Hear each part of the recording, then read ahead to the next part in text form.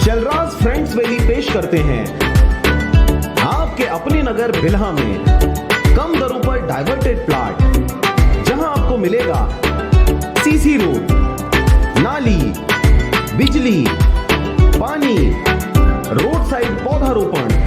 तो देर किस बात की, आज ही संपर्क करें शलराज बिल्डकॉम में। मोबाइल नंबर है 9098605060 या फिर 7693940333 पर। नमस्कार, आप देख रहे हैं आरजे रणसागर और इस वक्त हम मुंगेली ज़िले के मंडी में उपस्थित हैं और मुंगेली की मंडी का आप नज़ारा देख सकते हैं कि कैसे लॉकडाउन की भी स्थिति में लोग सब्जी भाजी लेने आए हुए हैं। ये बड़ा मंडी है जहाँ से लोगों को ताज़े सब्जी मिल जाता है, इसलिए सुबह से लोग सब्जी लेने के लिए आए हुए हैं। कोई गमछा का यूज़ किया हुआ है, कोई मास्क लगाया हुआ है और कई लोग ऐसे भी हैं जो मास्क नहीं लगाए हुए हैं। जैसे आप देख सकते हैं ये सब्जी वाले हैं और इन्होंने मास्क नहीं लगाया हुआ है और ताज़ा सब्जी आई हुई है। अभी सुबह का माहौल है और सब सब्जी लेने आए हुए हैं यहाँ पे और कैसे लोग यहाँ पे भीड़ भी लगाए हुए हैं और कहीं ना कहीं सोशल डिस्टेंसिंग का पालन भी करते दिख रहे हैं। कई लोग भीड़ पे खड़े हुए हैं और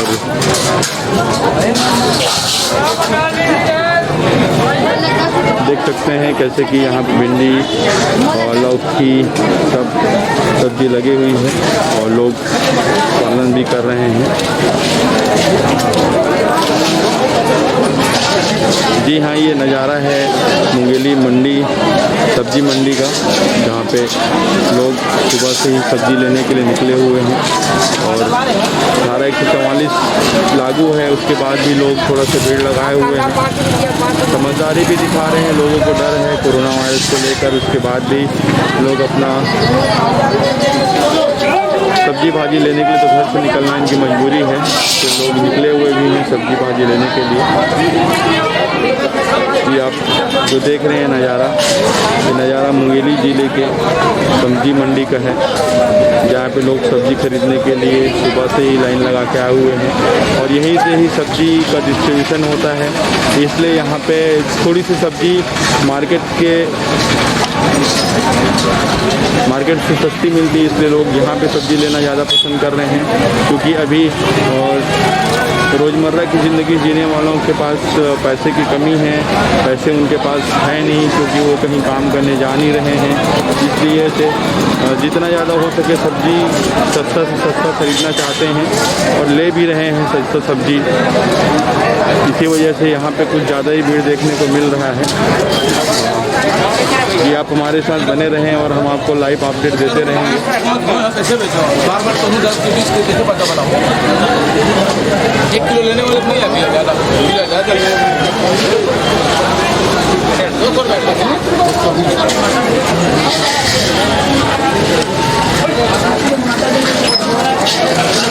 जी हाँ, यह नज़ारा मुंगेली ज़िले के सब्जी मंडी का है, जहाँ पे लोग मास्क लगा के आए हुए हैं, अपना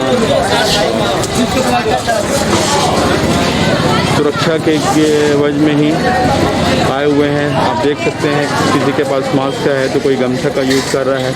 सभी लोगों को अब कोरोना वायरस का डर सताने लग गया है और हाल ही में फिर छत्तीसगढ़ में पॉजिटिव मरीज बढ़ने का संदेश आया हुआ है। जैसे कि कटघोरा से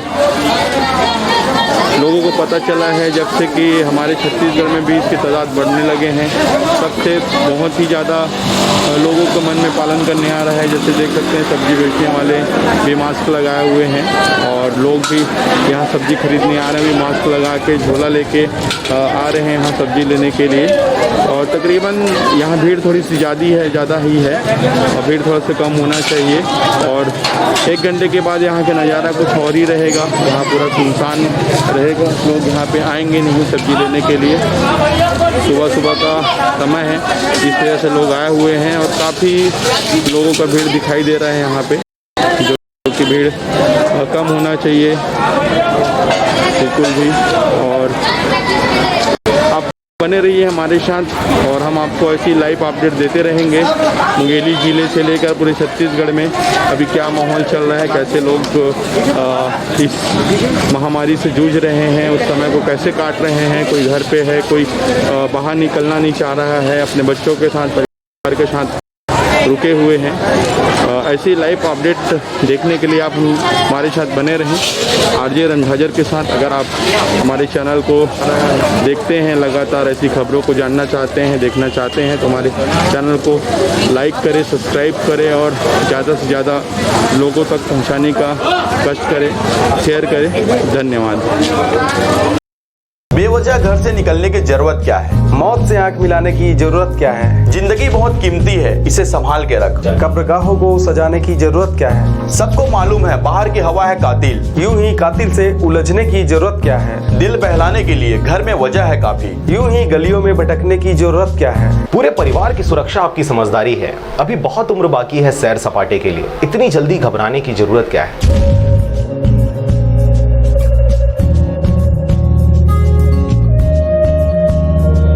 और अब एक खास बात, आरजे रणझाजर के दर्शकों से निवेदन है, ताबड़तोड़ बेबाक व बेझिझक खबर देखने व जानने के लिए आज ही चैनल को सब्सक्राइब करें। लाल कलर का बटन सब्सक्राइब बटन है, उसे दबाते ही बेल आइकन आ जाएगा, उसे क्लिक करके ऑल ऑप्शन सेलेक्ट कर दें, जिससे सबसे पहले हमारे द्वारा डाले गए वीडियो आपके पास पहुंचेंगे और आप निर्बाध तरीके से इस चैनल के माध्यम से सारे खबर सबसे पहले देख सकते हैं। नमस्कार जी सर, बताएं जो खबरें जो वायरल हो रही हैं सोशल मीडिया पे कि आपके द्वारा किसी पत्रकार को गाली गलौज किया गया है, क्या कहेंगे इस विषय में? नहीं, मेरे द्वारा किसी भी पत्रकार को किसी भी तरीके का कोई गाली गलौज ही नहीं किया गया है। अगर कोई इस तरीके की अपुष्ट अगर घटनाक्रम अगर चल रहा है तो आपसे ही आग्रह है कि आप मुझे वो बताएं, है ना। और बाकी आप यहाँ के पत्रकार बंधुओं से भी जो सीनियर जर्नलिस्ट हैं उनसे भी पूछ सकते हैं। जी, तो जैसा कि उसने कहा था सर कि वो पत्रकार है और पेपर वगैरह में भी छपा हुआ है, आपके सोशल मीडिया पे ये चीज़ें आ रही हैं कि वो नई दुनिया का पत्रकार है। आपने ये जानने की कोशिश की थी क्या कि वो एक्चुअल में पत्रकार है कि नहीं? आईडी वगैरह आपने चेक किया था? उसने तो उस दिन किसी भी प्रकार की आईडी ही नहीं दिखाई। यहाँ तक कि जिस गाड़ी में वो घूम रहा था, बिना नंबर प्लेट की गाड़ी थी, गाड़ी का कोई कागजात नहीं था, लाइसेंस नहीं था, बेतरतीब तरीके से बिना मास्क लगाए, बिना नंबर प्लेट की गाड़ी में घूम रहा था। जब उससे किसी भी तरीके का दस्तावेज मांगा गया तो अपना आधार कार्ड तक के नहीं दिखा पाया वो व्यक्ति। तो अच्छा, मतलब दस्तावेज वगैरह उसके पास नहीं था? दस्तावेज नहीं थे उसके। अच्छा, ये बताएं सर, उसको एक्चुअल में आपने कहाँ पर पकड़ा था, कितने समय की ये घटना है, पूरा थोड़ा सा विस्तार से आप बताएं कि क्या कुछ हुआ था उस दिन? ये परसों की घटना है, शाम को 6:30 बजे की। जब उससे पूछा गया तो उसने बताया कि मैं गैस एजेंसी गया था। जब गैस एजेंसी संचालक से पूछा गया तो उन्होंने बताया कि 3:30 बजे ही दुकान बंद करके चला गया था। जब उससे और कड़ाई से पूछताछ की गई तो वो बोला कि बैंक गया था, परंतु उस दिन गुड फ्राइडे होने के नाम से बैंक भी बंद था। फिर जब अंतिम में पूछा गया तो वो बोला कि बस घूमने ही निकला था। तब उसको समझाइश दी गई, उसके भाई को भी बुला के समझाइश दी गई। उसने लिखित में अपनी गलती स्वीकारी भी और स्वीकार करने के बाद अपने भाई से खुद माफ़ी मांग के वो अपने घर चला गया। वो चलिए, मतलब माफ़ी मांग के वो वापस चला गया। लिखित में भी उसने माफ़ी मांगी, अपने भाई से भी उसने माफ़ी मांगी और पूरी पेट्रोलिंग गश्त के दौरान माफ़ी मांगी और अपनी गलती भी उसने स्वीकार करी। अगर किसी भी प्रकार का वो अनर्गल आरोप लगाता है तो बिल्कुल वो असत्य है वो। चलिए, तो ये जो घटना है सर, इसकी सूचना आपने कहीं पर किसी थाने वगैरह में कुछ दिया हो, कुछ FIR वगैरह या लिखित में कोई शिकायत वगैरह? नहीं, ये जो उसने जो लिखित में माफ़ी मांगी थी, जो उसको पूर्व में भी समझाइश दी गई थी, इसको एक सूचना दे दी गई है पुलिस को ताकि वो इस संबंध में अपनी कार्रवाई करे। चलिए ठीक। चलिए, तो ये थे पथरिया। कोरोना को लेकर सर क्या कहेंगे? मैं अपने अनुभाग के समस्त नागरिकों से ये अनुरोध करता हूँ कि अभी ये जो महामारी कोरोना 19 आई है उसके संबंध में पर्याप्त बचाव करें। इसका सबसे इजी रास्ता है कि आप सोशल डिस्टेंसिंग का पालन करें। अधिक से अधिक समय तक कि आप अपने घर में रहें और अनावश्यक बाहर में ना घूमें। अगर आपका कोई विशिष्ट कार्य हो तो बिल्कुल अकेले में जाएं और उस कार्य को संपादित करें। अभी भी मैं पुनः समस्त नागरिकों को अपेक्षा करता हूं कि शासन प्रशासन द्वारा जो भी कार्य किया जा रहा है आपकी भलाई के लिए है किया जा रहा है, क्योंकि आप स्वस्थ रहेंगे तब हम और हमारा प्रशासन स्वस्थ रहेगा। नमस्कार, मैं अंबालिका साहू, जिला पंचायत सदस्य मुंगेली।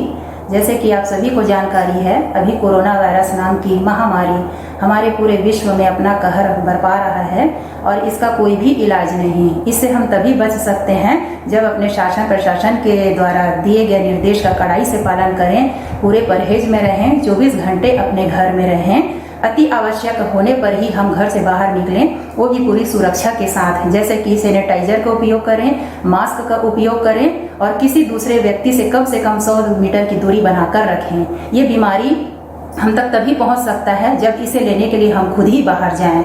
इसके अलावा अगर आपकी जानकारी में कोई भी ऐसा व्यक्ति बाहर से आया हुआ है तो तुरंत टोल फ्री नंबर 104 पे सूचित करें, ताकि स्वास्थ्य विभाग उसे तब तक आइसोलेशन में रखे जब तक इस बात की पुष्टि नहीं हो जाती कि कहीं वह इस वायरस से संक्रमित तो नहीं। और अपने सभी व्यापारी भाइयों से मैं निवेदन करना चाहती हूँ, जब देश इस संकट पे है तो उस वक्त आप एक अच्छे व्यापारी होने का, एक अच्छे नागरिक होने का परिचय देते हुए उन सब की मदद करें जिनको आपकी ज़रूरत है, ना कि किसी की तरह की कालाबाजारी करें। अगर किसी भी व्यापारी के द्वारा कालाबाजारी करते हुए पाया जाता है तो आप प्रशासन के द्वारा हेल्पलाइन नंबर बनाया गया है, उस पर आप सूचित कर सकते हैं 07755 274274। इसके साथ ही मैं आप सब से फिर एक बार विनती करती हूँ कि आप पूरे टाइम घर में रहें, अपने लिए, अपनों के लिए और उन सब के लिए जो अपने जान को जोखिम में डालकर हम सब को 24 घंटे अपनी सेवा दे रहे हैं। जय हिंद, जय छत्तीसगढ़। बेवजह घर से निकलने की जरूरत क्या है? मौत से आंख मिलाने की जरूरत क्या है? जिंदगी बहुत कीमती है, इसे संभाल के रख। कब्रगाहों को सजाने की जरूरत क्या है? सबको मालूम है बाहर की हवा है कातिल। यूं ही कातिल से उलझने की जरूरत क्या है? दिल बहलाने के लिए घर में वजह है काफी। यूं ही गलियों में भटकने की जरूरत क्या है? पूरे परिवार की सुरक्षा आपकी समझदारी है। अभी बहुत उम्र बाकी है सैर सपाटे के लिए, इतनी जल्दी घबराने की जरूरत क्या है?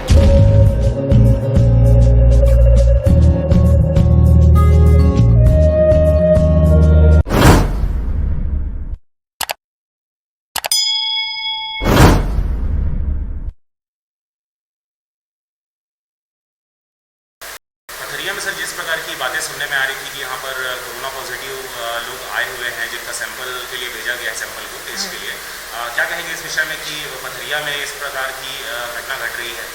नहीं, सबसे पहले तो मैं आपको बता दूं कि जो कोरोना पॉजिटिव की आप जो खबर बता रहे हो बिल्कुल ही असत्य है। कुछ एक लोगों को आइसोलेट किया गया है, वो लोगों की बचाव और सुरक्षा को लेके किया गया है, जिनका सैंपल भी दिया गया है। अभी टेस्ट रिपोर्ट आई नहीं है, टेस्ट रिपोर्ट आने के बाद ही कुछ कहा जा सकता है।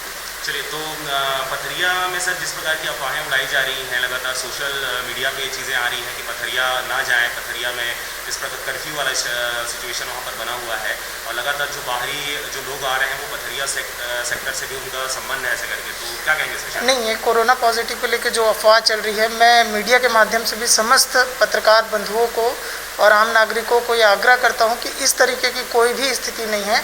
कृपया गलत अफवाहों से आप बचें और व्हाट्सएप में किसी भी प्रकार के कोविड-19 से रिलेटेड मैसेज आप ना करें। आप फॉल्स खबर जो है से बचाव ही हमारी असली सुरक्षा। सर, अभी लॉकडाउन की स्थिति में जो ग्रामीण सेक्टर है वहाँ पर जो दुकान है, तो दुकानों के एवज में जो बिचौलिए हैं वो पैसा ले रहे हैं कि अगर वो 5 मिनट भी खोलता है रात में या अचानक से अगर खुला हुआ पाया जाता है तो जो पेट्रोलिंग टीम होती है या जो गश्ती में निकले हुए होते हैं वो 5 या 10 हज़ार रुपये ले लेते हैं उनसे।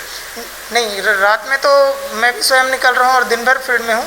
अगर इस तरीके का कोई शिकायत आता है तो तत्काल उसके ऊपर कार्रवाई की जाएगी। ऐसी अभी तक की कोई शिकायत नहीं है हमारे पास। अच्छा, जो हमारे छत्तीसगढ़ के और पथरिया मुंगेली जिला की जो बाहर में फंसे हुए लोग हैं सर, यहाँ के रहने वाले हैं, बाहर खाने कमाने गए हुए हैं, उनको लाने के लिए क्या कुछ आप लोग के द्वारा अब तक प्रयास किया गया है? क्या किसी को लाया गया है और क्या कुछ हुआ है? अभी समस्त राज्यों की जो सीमाएँ हैं वो सील है। जो भी हमारे श्रमिक बंधु बाहर प्रदेशों में हैं उनको उनके अकाउंट नंबर लेके या उनसे संपर्क साध के उस राज्य के कलेक्टर के माध्यम से उनका जो है उनका जीविकोपार्जन के लिए या उनके दैनिक जीवन यापन के लिए सुविधाएं मुहैया कराई जा रही है।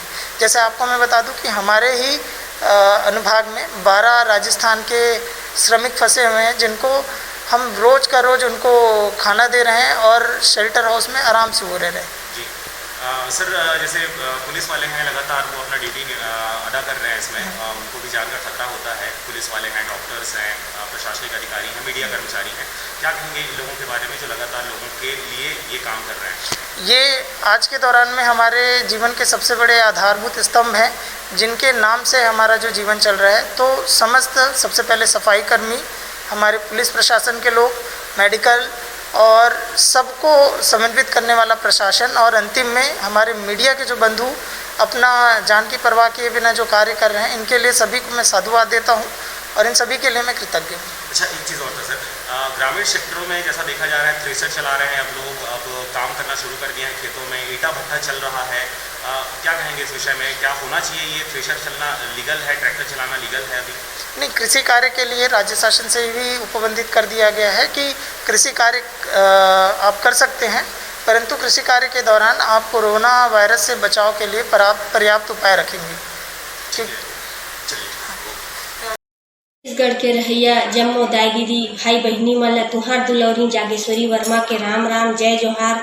आप सब जाना था कि छत्तीसगढ़ में नहीं भारत देश में बल्कि पूरा विश्व में कोरोना वायरस जेला विश्व स्वास्थ्य संगठन है वैश्विक महामारी घोषित कर चुके हैं। ओखर संक्रमण तेजी से फैला थे। हमारे छत्तीसगढ़ के मुख्यमंत्री आदरणीय भूपेश बघेल जी एवं स्वास्थ्य मंत्री आदरणीय टी.एस. सिंहदेव जी है आप सबसे अपील करे है कि कोरोना वायरस संक्रमित बीमारी है, एखर से बचना है और हमला बार बार साबुन से हाथ धोना है, सैनिटाइजर के उपयोग करना है, मुंह में मास्क लगाना है, घर से निकलना है तो अति आवश्यक हो तभी हमला घर से निकलना है। कोरोना वायरस से हमला डरना नहीं है, हम सब ला मिल के लड़ना है। छत्तीसगढ़ के रहिया जम्मो दाई दीदी बहनी मन से अपील है कि हम सब ला कोरोना वायरस से मिलजुल के लड़ना है। जब कभी बाहर जात हो तो मुंह में मास्क लगा के जावा और अति साफ सुथरा जगह में ही रहो, घर ला साफ सुथरा रखो। आप सब से मोर विनम्र अपील। जय हिंद, जय भारत, जय छत्तीसगढ़। नमस्कार। जैसा कि आप सभी जानते हैं, कोरोना एक वैश्विक महामारी का रूप धारण कर चुका है। इस बीमारी को हम तभी हरा सकते हैं जब हम शासन के समस्त निर्देशों का कड़ाई से पालन करेंगे। अतः आप सभी से विनम्र निवेदन है कि कृपया घर से बाहर न निकलें। यदि अति आवश्यक हो और घर से बाहर निकल रहे हैं तो सावधानी से निकलें, हाथ हमेशा धोते रहें, एक दूसरे से दूरी बनाकर रखें और मास्क पहनें। सावधानी और जागरूकता ही इस बीमारी को दूर भगा सकती है और हम यह जंग जीत सकते हैं। अतः घर पे रहें, सुरक्षित रहें। धन्यवाद। चलिए बताइए, कोरोना को लेकर आपके क्षेत्र में किस प्रकार की अफवाहें जो उड़ रही हैं उनके बारे में आपको क्या कहना है? आपके एसडीएम के ऊपर आरोप लगाया गया है कि पत्रकार ने उनके साथ या पत्रकार के साथ एसडीएम ने इस प्रकार की हरकत की है, क्या कहेंगे इस विषय में? हमारे नगर पंचायत पथरिया में जो लॉकडाउन हुआ है उसमें प्रशासनिक स्तर से हमको बहुत सहयोग मिल रहा है। वो हमारी रक्षा के लिए अपने दिलो जान से लेकर के लगे हुए हैं। पुलिस प्रशासन एवं समस्त स्टाफ लॉकडाउन के पालन के लिए लोगों को जागरूक कर रहे हैं और इस जागरूकता में यदि कोई आ भी जाते हैं समय बेसमय तो उनको निर्देशन करना कोई गलत बात नहीं है। नहीं, तो जैसा अभी पत्रकार ने आरोप लगाया है कि इनके साथ गाली गलौज हुई है, मारपीट हुई है, पहले तो ये बताएं कि वो भी जिसने अपने आप को पत्रकार कहा है वो इसी क्षेत्र का रहने वाला है क्या एक्चुअली? क्योंकि आप यहाँ के रहने वाले हैं, लोकल पद में भी अभी बैठे हुए हैं, नगर पंचायत अभी अध्यक्ष हैं आप, तो क्या वो व्यक्ति रियल में पत्रकार है? क्या कहेंगे आप? जी, रियल में तो पत्रकार अब किसी को देख करके नहीं बताया जा सकता कि कौन पत्रकार है, कौन क्या है, कैसा है। अब वो आईडी यदि दिखाता क्या है, कैसा है, उसको तब समझ आता कि कौन पत्रकार है, कौन पत्रकार नहीं है। अब जागरूकता के लिए लोग बाहर निकलेंगे तो उससे टेस्ट किया जाएगा। जी चलिए, अगर पत्रकार भी है, अगर मान लेते हैं हम, तो क्या पत्रकारों को भी इस प्रकार की चीज़ों को गलती करने के लिए क्या छूट दी जानी चाहिए? बगैर मास्क के, बगैर सैनिटाइज़र के उसको निकलने की छूट दी जानी चाहिए, क्या लगता है आपको? जी नहीं, हमारे नगर पंचायत में कोई ऐसा हुआ है, नहीं होना चाहिए। कोई बताएंगे? मैं doctor Shubha Grewal, Bilha BMO. Corona virus से बचाव के लिए मैं कुछ उपाय बताना चाहूँगी। एक तो सबसे पहला है कि लोगों से संपर्क कम करें, घरों में रहें। दूसरा, साबुन से बार बार हाथ धोएं। किसी भी चीज़ को छूने के बाद यदि साबुन से हाथ नहीं धो पा रहे हैं तो सैनिटाइज़र का उपयोग करें। खांसते टाइम पे मुंह पे कपड़ा बांधें या मास्क का उपयोग करें। कोई भी भीड़ वाली जगह में जाने से बचें। घरों में रहना अभी ज़्यादा प्रभावशाली रहेगा, क्योंकि अभी जो हमारे यहाँ स्टेज चल रही है वो बहुत ही संक्रमित होने वाली स्टेज है, जिससे बचें। बाहर भीड़ में कहीं भी जाना नहीं करें। एक व्यक्ति जाए और अधिक से अधिक अस्पताल भी आना है तो केवल सर्दी खांसी के मरीज ही अस्पताल आएँ और दूसरे व्यक्तियों को ना लाएं। बच्चे और बुजुर्ग जो हैं वो घर में रहें। अपनी सेफ्टी भी करना, अपनी बचाव भी खुद करना है, जिससे हम दूसरों को बचा सकेंगे। और गांव-गांव में अभी बाहर से बहुत से लोग पलायन होके आ रहे हैं, उनको भी हम लोगों की टीम जो स्वास्थ्य कार्यकर्ता है वहाँ जा जा के उनको घरों में रहने की सलाह दे रहे हैं। होम क्वारंटाइन उनको कर रहे हैं कि वो घर से बाहर ना निकलें, और यदि उनको खांसी सर्दी है तो वो हॉस्पिटल आएँ, उनको वहाँ पे इलाज दिया जाएगा। और यदि ज़्यादा तबीयत ख़राब उनकी हो तो उन्हें हम सिम्स रेफ़र करेंगे या जिला अस्पताल रेफ़र करेंगे। इस तरीके से। और अभी जो स्थिति चल रही है, कोई भी सामान यदि आप बाहर से ख़रीद रहे हैं तो उस सामान को आप घर के बाहर छोड़ें, क्योंकि 24 घंटे तक उसमें वायरस होता है और वो वायरस हमारे घर के अंदर ना आए, उसको 24 घंटे तक सामानों को बाहर रखना है। और हर वक्त अपनी सुरक्षा के साथ घर में घुसना है। और लोगों को भी यही जागरूकता, हमें हर गांव में आज भी बहुत से गांव घूमे हैं और यही जागरूकता फैलाए हैं कि लोग घर से कम बाहर निकले। यही इस देश को बचाने का प्रमुख उपाय है। जी, हमारे नगर पंचायत में हमारी सुरक्षा के लिए लगे हुए हैं। इस बीच में यदि कोई पत्रकार अपनी मर्यादा का अवहेलना करते हुए पाए भी जाते हैं तो समझाइश दिया जाएगा। ये ऐसा होना चाहिए। चलिए ठीक है। आपके क्षेत्र में जो अफवाहें उड़ रही थी सर कि यहाँ पर बाहर से बहुत सारे लोग आए हुए हैं जिनकी वजह से इस क्षेत्र में कोरोना पॉजिटिव जो लोग हैं उनका सैंपल ज़्यादा कलेक्ट किया जा रहा है। एक फ़ोटो वीडियो भी वायरल हुआ था व्हाट्सएप ग्रुप में, बहुत सारे ग्रुप में वहाँ पे आया हुआ था, जिसमें कुछ लोगों के मुस्लिम फैमिली से वो बिलोंग करते थे, उनका सैंपल लिया जा रहा था। क्या कहेंगे इस विषय में? क्या ऐसा करना चाहिए? अगर कोई पॉजिटिव है भी नहीं भी है, अगर सैंपल भी लिया गया है तो क्या उनका नाम, फ़ोटो, वीडियो वायरल होना चाहिए? जी, उनका तो फ़ोटो वायरल दरअसल होना नहीं चाहिए। और हमारे आसपास में ऐसा खुलासा हुआ है कि मैया से कोई आए हुए हैं करके। इस नाम से हम अपने नगर पंचायत पथरिया को सेफ रखने के लिए बहुत कड़ाई ढंग से पेश आ रहे हैं, ताकि हमारा पथरिया सेफ रहे, सुरक्षित रहे। चलिए, तो अभी तक पथरिया को सेफ रखने के लिए आपके द्वारा पर्सनल क्या कुछ किया गया है? क्योंकि शासन प्रशासन तो अपने हद में कोशिशें कर रही हैं, जैसा कि एसडीएम साहब भी मोटरसाइकिल में लगातार गश्त कर रहे हैं, लोगों को हिदायत दे रहे हैं घरों से ना निकलें। आपके द्वारा क्या कुछ किया जा रहा है? जी, हमारे द्वारा पूरा समर्थन किया जा रहा है उन लोगों का। और हम अपने पथरिया नगर पंचायत को सैनिटाइज़ किए हैं, पूरी घर घर को सब नगर पंचायत के द्वारा किया गया है और आगे हम लोग सहयोग करते भी रहेंगे। चलिए, तो अभी लॉकडाउन के चक्कर में, 144 धारा के चक्कर में, कोरोना वायरस महामारी के फैलाव के चक्कर में आपकी जो नगर पंचायत को जो काम है उस काम में कितना प्रभाव पड़ा है? क्या लगता है आपको, प्रभाव पड़ा है? जी, बहुत प्रभाव पड़ा है। हमारे यहाँ नगर पंचायत पथरिया में जितने भी ऑफिस है, दुकान है और जितने भी ठेला खुल रहा है सब्जी वगैरह मार्केट का, उसको सब लोग हम सैनिटाइज़ किए हैं, प्लस उसको मास्क वगैरह सबका वितरण किए हैं ताकि पथरिया सेफ रहे। अच्छा, लगातार ये बातें सुनने में आती है सर कि रात में गाहे बगाहे शटर तो बंद करके, क्योंकि 5 बजे तक प्रशासन ने कहा है कि 5 बजे तक आप दुकान खोल सकते हो, और भी कुछ जो ज़रूरी सामान वाले हैं दुकान वही खुलेंगे, लेकिन उसके बाद भी 6 बजे, रात को 8 बजे, 10 बजे भी अगर आप जाएंगे, जो दुकान है वहाँ पर कोई आदमी खड़ा हुआ रहता है, आप उसको पैसा दे दो, वो सामान निकाल के आपको दे देगा। क्या कहेंगे इस विषय में, जो कानून को ताक पर रखकर इसके फैलाव में वो सहयोग कर रहे हैं? क्या कहेंगे? जी, ऐसा तो अभी तक सुनने नहीं आया है। यदि ऐसा कोई कर रहे हैं तो उनकी गलती है और अब नेक्स्ट में हम लोग ऐसा गलत करने नहीं देंगे।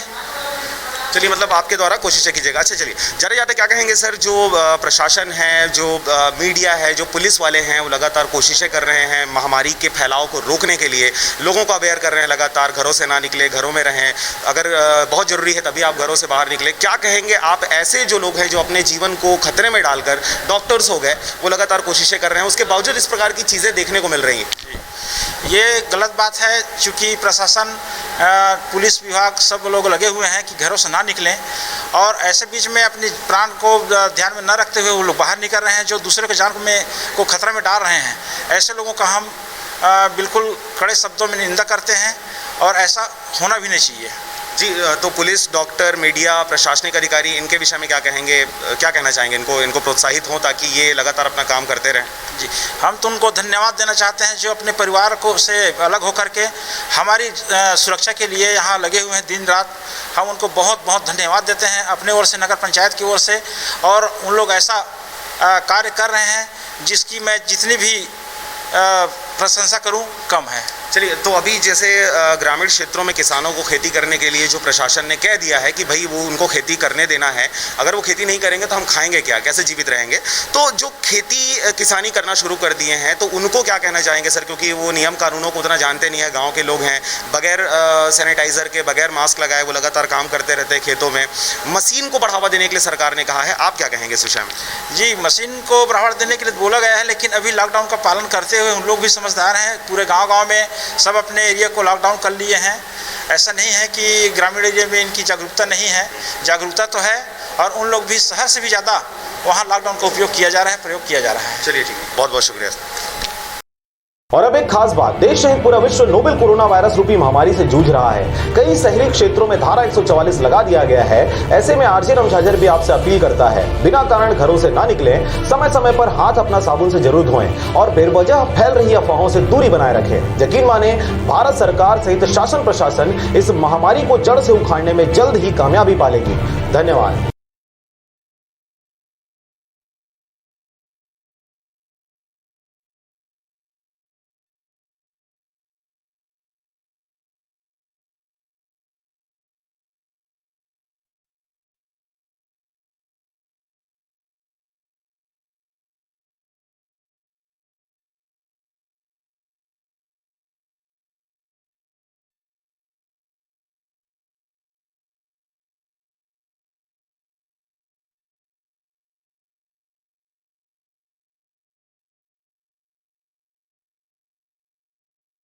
आप सब जान रहे हैं, नोवेल कोरोना वायरस भारत देश के लिए महामारी का रूप ले लिया है।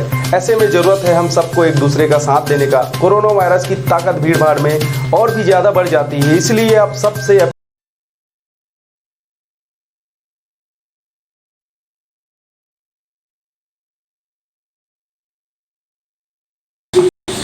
नमस्कार, स्वागत है आपका आरजे रमझाझर में, और आप देख रहे हैं कार्यक्रम खास सामान्य परिचर्चा।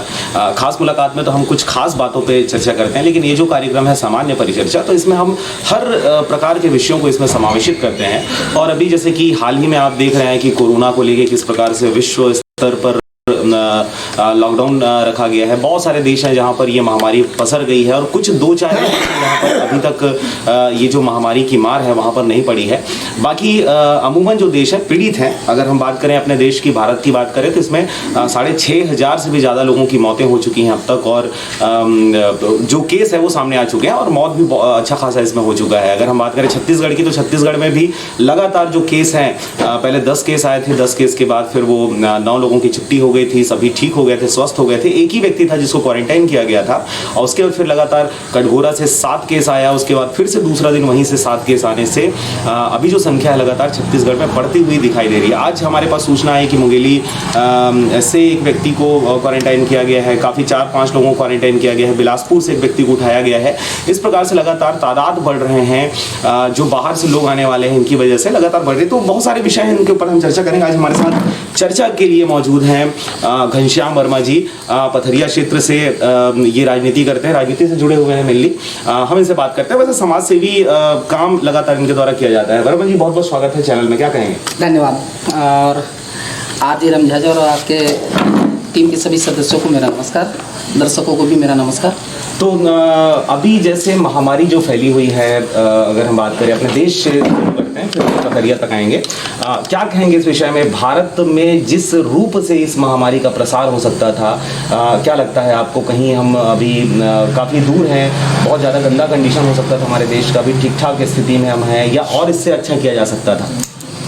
देखिए, सबसे पहले तो ये है कि हम जो कोरोना वायरस है इनको हम उतनी गंभीरता से नहीं लिए, जबकि हमारे देश की इंटेलिजेंस को ये सब पता था, बावजूद हम इसको बहुत लाइटली लिए।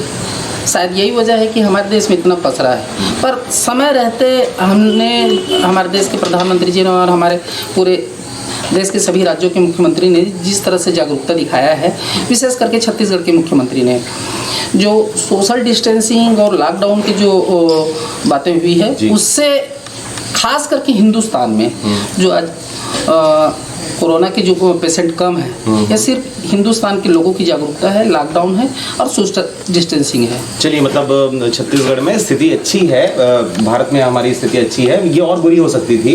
प्रधानमंत्री की बात करें, सभी राज्यों के हमारे मुख्यमंत्रियों की बात करें, उन्होंने समय रहते अच्छे निर्णय लिए, जिसकी वजह से स्थिति हम सुधार रहे हैं या स्थिति हमारी अच्छी है। मैं आपसे जानना चाहूँगा, भारत में तो इस प्रकार की स्थिति है, छत्तीसगढ़ जहाँ पर 10 केस ही देखे गए थे और उसके बाद फिर अचानक से अब आज के डेट में अगर हम बात करें, 12 अप्रैल की बात हम कर रहे हैं, तो आज हमारे पास 14 नए केस आ गए हैं और पिछला एक केस तो है ही है। क्या कहेंगे इस विषय में? एक अच्छा पोजीशन हम गेन कर रहे थे, हम बाकी राज्यों के लिए एक उदाहरण पेश हो रहे थे कि हमने किस प्रकार से अपने क्षेत्र को लॉकडाउन करके रखा हुआ है, लोगों को ऐसा जागरूक करके रखे हुए हैं, लेकिन अचानक से जो केस आए हैं सामने, क्या कहेंगे इस विषय में? दरअसल क्या है कि ये केस का जो लक्षण है एक दिन में नहीं पता चलता, ये केस का लक्षण 12 से 14 दिन के बाद पता चलता है। ये केस और भी ज़्यादा हो सकता है। दरअसल हमारे यहाँ लॉकडाउन तो पूरे हिंदुस्तान में सबसे पहले अगर लॉकडाउन हुआ है तो छत्तीसगढ़ में हुआ है। शायद यही वजह है कि दूसरे प्रदेश से हमारे यहाँ लोगों का आना कम हुआ है और इसका संक्रमण कम हुआ है। तबलीगी जमात के कुछ साथी जो गए हुए थे, उनके कारण ये जो अभी जो कोरबा जिला में जो 15 केसेस मिला है, वो तबलीगी जमात से रिलेटेड लोग हैं। और ये मुंगेली जिले में भी इस तरह से आइसोलेट किए थे 4 लोगों को। मुझे अभी पता चला है, अधिकृत रूप से तो मैं नहीं जानता, लेकिन मुझे जो जानकारी मिल रही है उससे पता चला है कि ये नेगेटिव आया रिपोर्ट। तो छत्तीसगढ़ की स्थिति वो एक तरह से पूरे देश के और विदेश के हिसाब से छत्तीसगढ़ काफ़ी कंट्रोल में है। काफ़ी कंट्रोल में है। चलिए ठीक है। तबलीगी जमात ये बातें सामने आ रही है। वैसे मीडिया ने इस शब्द को परिभाषित नहीं किया है अब तक, इसलिए जिस हिसाब से जिस शब्द का यूज़ किया जा रहा है, लगातार लोग यही कह रहे हैं Tablighi Jamaat in the sense ये सामने आ रहा है कि ये एक विशेष कौम से बिलोंग करते हैं, ये एक विशेष धर्म से बिलोंग करते हैं। आप क्या कहना चाहेंगे इस विषय में? तबलीगी जमात आपकी नज़र में क्या है? जी देखिए, ये तो शुरू से है तबलीगी जमात के लोग हैं, इनका जमात चलता है पूरे हिंदुस्तान में, पूरी दुनिया में जमात चलता है। हुआ क्या कि ये तबलीगी जमात या इस तरह से लोग जो एक साथ नमाज अदा करते हैं, और अभी सोशल डिस्टेंसिंग की जो बात हुई, इसके बावजूद भी जिस तरह से भीड़ भाड़ की स्थितियां बनी, इसके कारण एक दूसरे में ये जो वायरस है फैला है, उसके कारण ये तीसरे स्टेज पर आने की स्थिति में हुई है। जो आज हम देख रहे हैं, एक व्यक्ति से दूसरा और दूसरे से फिर तीसरे व्यक्ति में, ये 3rd स्टेज में है। हालांकि छत्तीसगढ़ में 3rd स्टेज काफ़ी कमज़ोर है, ईश्वर की कृपा है समझ लीजिए, और हमारे डॉक्टर और हमारे मुख्यमंत्री जी के, स्वास्थ्य मंत्री जी के सूझबूझ है, और जिसके वजह से यहाँ काफ़ी नियंत्रण में है। अच्छा है, नहीं कहना चाहिए, नियंत्रण में है। नियंत्रण में, चलिए ठीक है। अब जैसे मैंने आपसे सवाल किया तबलीगी जमात करके, मेरे पूछने का उद्देश्य ये था सर, तबलीगी जमात कहने से तात्पर्य जो लोग समझ रहे हैं, आम जनमानस जो समझ रहे हैं, वो एक मुस्लिम कौम को लेके समझ रहे हैं कि इनके द्वारा ही, इस जमात के द्वारा ही लगातार इसको फैलाया जा रहा है। मैं जिनको जानकारी नहीं उनको जानकारी दे दूँ कि जमात का मतलब होता है एक संगठन, एक संस्था, एक जमा हुआ 2-4 लोगों का झुंड, एक तरह से हम कह सकते हैं। तो ये जमात है। जैसे हम मीडिया से बिलोंग करते हैं तो ये मीडिया जमात हो गई, आप अगर राजनीतिक से बिलोंग करते हैं तो आपकी जो जमात है वो राजनीतिक जमात हो गई। तो ये जो जमात शब्द है ये किसी एक कौम के लिए नहीं है, ये अलग अलग सेक्टर में काम करने वालों को, ये उर्दू शब्द है, उसको हम जमात कहते हैं। रही बात तबलीगी जमात की, तो जो बाहर से आने वाले लोग हैं, जो दिल्ली गए हुए थे, नमाज अदा करने गए हुए थे और नाना प्रकार के काम काज करने गए हुए थे, ये जो जमाती लोग हैं, ये जो झुंड है, ये सभी जब वापस वापस अपने अपने राज्य पहुंच रहे हैं, अपने अपने गांव जब पहुंच रहे हैं, तो एक्चुअल में इनके द्वारा ही वो जो वायरस है वो फैल रहा है। लेकिन चूंकि जिस प्रकार से मीडिया में, पेपर में, पत्र पत्रिकाओं में इस शब्द का प्रयोग किया जा रहा है, तो उससे एक विशेष धर्म को आघात पहुंच रहा है। सबके द्वारा ये बातें करी जा रही है। आप भी शायद, अगर लोग आपसे मिल रहे होंगे, फ़ोन में बात हो रही होगी, तो मुसलमानों के द्वारा फैलाया जा रहा है, मुसलमान आ रहे हैं, तबलीगी जमात के लोग आ रहे हैं। तो तबलीगी जमात का मतलब केवल एक धर्म से नहीं है। जो बाहर खाने कमाने गए हुए हैं, बाहर किसी प्रकार से गुजर बसर करते हैं, वो अगर आ रहे हैं अपने देश, अपने राज्य आ रहे हैं, तो उनके द्वारा ये वायरस फैल रहा है। चलिए, बहरहाल ये बात तो हो गई। मैं आपसे ये भी जानना चाहूँगा, जो अभी आप सोशल वर्कर भी हैं, आप समाज से भी जुड़े हुए हैं लगातार, जब ये 144 धारा लगा दिया गया, कोरोना तो फैल रहा है छत्तीसगढ़ में, हालांकि उसका प्रसार का जो स्पीड है वो कम है, पर इससे फ़र्क किस कौम को आप ज़्यादा देखते हैं, किस कौम को सबसे ज़्यादा इस चीज़ का फ़र्क पड़ रहा है? देखिए, सीधी सी बात है कि लॉकडाउन का मतलब तालाबंदी मतलब हर व्यक्ति को अपने घर में बंद होके रहना है, आइसोलेट रहना है। अब जो रोज़ कमाते हैं रोज़ खाते हैं, खास करके आप देखेंगे पूरे हिंदुस्तान में छत्तीसगढ़ के लोग ज़्यादातर पलायन करते हैं। छत्तीसगढ़ के अभी आपके पास, आप तो प्रेस से जुड़े हैं, आपके पास हज़ारों लोगों की जानकारी होगी। मेरे पास जब जानकारी है तो आपके पास तो बहुत ज़्यादा जानकारी होगी। ऐसे लोग जो दिल्ली में, मुंबई में और अन्य स्टेट में जो लोग जीने खाने गए हैं, कमाने खाने गए हैं, ये रोज़ कमाने वाले, रोज़ खाने वाले हैं। ऐसे लोगों की संख्या हमारे बहुत ज़्यादा है। आज गरीबी रेखा के नीचे में जीवन यापन करने वाले हमारे यहाँ 47% लोग हैं।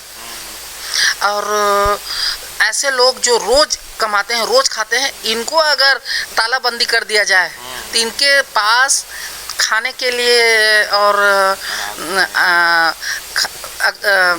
क्या स्थिति होगी आप कल्पना कर सकते हैं। दूसरी बात, सरकार ने इसके लिए व्यवस्था किया हुआ है। सरकार ने ये व्यवस्था किया हुआ है कि हर ग्राम पंचायत में 2 कुंटल चावल, दाल, अन्य सूखा खाद्य सामग्री सरपंच 14वें वित्त के पैसा से खरीदे और दे भी रहे हैं। हमारे जनप्रतिनिधि सारे तरफ लगे हुए हैं, सोशल वर्कर लोग लगे हुए हैं। लेकिन सिर्फ चावल दाल दे देने से पूरा परिवार तो नहीं चल जाएगा ना। चल पाएगा जी, बिल्कुल सही। अच्छा, ये इसमें एक चीज़ मैं आपसे जानना चाहूँगा सर। चलिए, बहुत सारे लोग हैं जो मुख्यमंत्री सहायता कोष में, प्रधानमंत्री सहायता कोष में बहुत ज़्यादा फंड दे रहे हैं, और चलिए, देना अच्छी बात है। चाहे वो सोशल वर्कर हो, चाहे वो कोई व्यापारी हो, पत्रकारों ने भी बहुत सारा पैसा दिया हुआ है। क्या लगता है आपको, ये जो पैसा दिया जा रहा है मुख्यमंत्री सहायता कोष में, प्रधानमंत्री सहायता कोष में, चूँकि ये बातें निकल कर सामने नहीं आ पाती हैं कि कितना एक्चुअल में फ़ंड आया और उस फंड को किस हिसाब से किस किस क्षेत्र में उसको वितरित किया गया और कितने लोगों को उससे फ़ायदा हुआ, आपको क्या लगता है? मुख्यमंत्री सहायता कोष में पैसा देना सही होगा, प्रधानमंत्री सहायता कोष में देना सही होगा, या फिर डायरेक्टली जो आज की जो जनरेशन कर रही है, बहुत सारे ऐसे कौम के लोग हैं जो सीधे जाकर गरीबों को, जो क्वारंटाइन में रखे गए लोग हैं, उनको जूस पिलाया जा रहा है, उनको खाने पीने की चीज़ें उपलब्ध कराई जा रही हैं। आपको क्या लगता है कि सहयोग किस हिसाब से किया जाना चाहिए, एक राजनीतिज्ञ के रूप में, एक कॉमन पर्सन के रूप में? जी देखिए, सहयोग तो दोनों तरह से किया जाना चाहिए। अगर हम प्रधानमंत्री या मुख्यमंत्री राहत कोष में अगर पैसा देते हैं तो वो प्लान करेंगे, सामान परचेज करेंगे, खरीदेंगे, फिर जाके केंद्र स्टेट को, स्टेट फिर डिस्ट्रिक्ट को, डिस्ट्रिक्ट फिर ब्लॉक को, फिर ब्लॉक ग्राम पंचायत, और ग्राम पंचायत से ज़रूरतमंद लोगों तक पहुंचाएंगे राहत। अगर हमारे देश के जो सोशल वर्कर हैं, जागरूक लोग हैं, ये सीधे अगर किसी के लाभ पहुंचा रहे हैं तो उसमें बुराई क्या है? बहुत अच्छी बात है। पर ये एक सीमित संसाधन तक पहुंचाएंगे। बड़े और लार्ज स्केल पर बड़े प्रोग्राम बनाने के लिए प्रधानमंत्री रिलीफ फंड है, मुख्यमंत्री रिलीफ फंड है, ऐसे कोष में पैसा जाना चाहिए। लेकिन मैं ये कहना चाहता हूँ आपके चैनल के माध्यम से, मीडिया के माध्यम से, ये पूरी तरह से पारदर्शी होना चाहिए। बड़े इसमें आता है कि ये क्या बोलते हैं, आप जो दान कर रहे हैं इनके इनकम टैक्स के धारा 80 या क्या किस इसके अंतर्गत ये टैक्स से फ्री रहेगा। ये बातें तो ठीक है, ये तो आप कर रहे हैं, लेकिन आप ये बात भी तो लिखें कि आपका एक एक पैसा का हिसाब भी हम देंगे। आपके पैसे से हमने मास्क खरीदा, चावल खरीदा, कि हमने क्या किया? हम अगर दे रहे हैं, दरअसल क्या है, हमारे देश की अवधारणा है दान दान अगर दिए तो दान का क्या हुआ ये नहीं पूछते, इसलिए दान कर रहे हैं इसलिए कोई पूछता नहीं।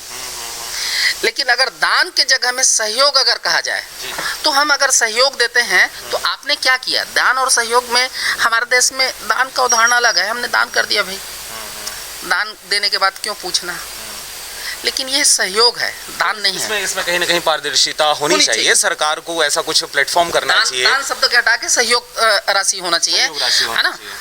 और सहयोग राशि कहने से हम खुल जाते हैं कि हम जो पैसा दिए हैं उसका आपने क्या किया, ये हमको पता चलना चाहिए। अच्छा, इससे एक बात चीज़ और समझ में आती है, जैसे कि हर कोई अपील कर रहा है, प्रशासन अपील कर रहा है, राजनीतिक के लोग अपील कर रहे हैं, बड़े बड़े नेता हैं, मंत्री हैं, सभी अपील कर रहे हैं कि दान करें, डोनेट करें, अपने आसपास में जो ज़रूरतमंद लोग हैं उनका सहयोग करें। अच्छी बात है, सब लोग अपने आगे आके वो लोग मदद करने की कोशिश कर भी रहे हैं, लेकिन ये बातें सामने आती है कि अभी बहुत सारे मंदिर हैं, हमारे बड़े बड़े मंदिर हैं जहाँ पर अरबों खरबों और बिलियनों पैसा वहाँ पर इकट्ठा है। छोटे छोटे मंदिरों से लेकर बड़े बड़े मंदिरों तक सब जगह पे दान पात्र भरे हुए हैं, सभी मंदिरों को बंद कर दिया गया है और उस पैसे को ना निकाल कर और जो गरीब हैं और जो व्यापारी वर्ग हैं उनसे पैसे लिया जा रहा है और उसको उस चीज़ में रिलीज़ किया जा रहा है, जबकि होना ये चाहिए था कि भाई ईश्वर से हम अपने अच्छाई के लिए वहाँ पर मांग करते हैं, लोगों को अच्छा रखें, समाज को अच्छा रखें, इसलिए हम वहाँ पर दान करते हैं अपनी खुशी के लिए कि चलिए आपने ये काम किया तो हम खुशी खुशी आपको दे रहे हैं। वहाँ पर वो पैसा जमा है, आपको नहीं लगता कि उस पैसे को समाज हित में अभी यूज़ करना चाहिए था?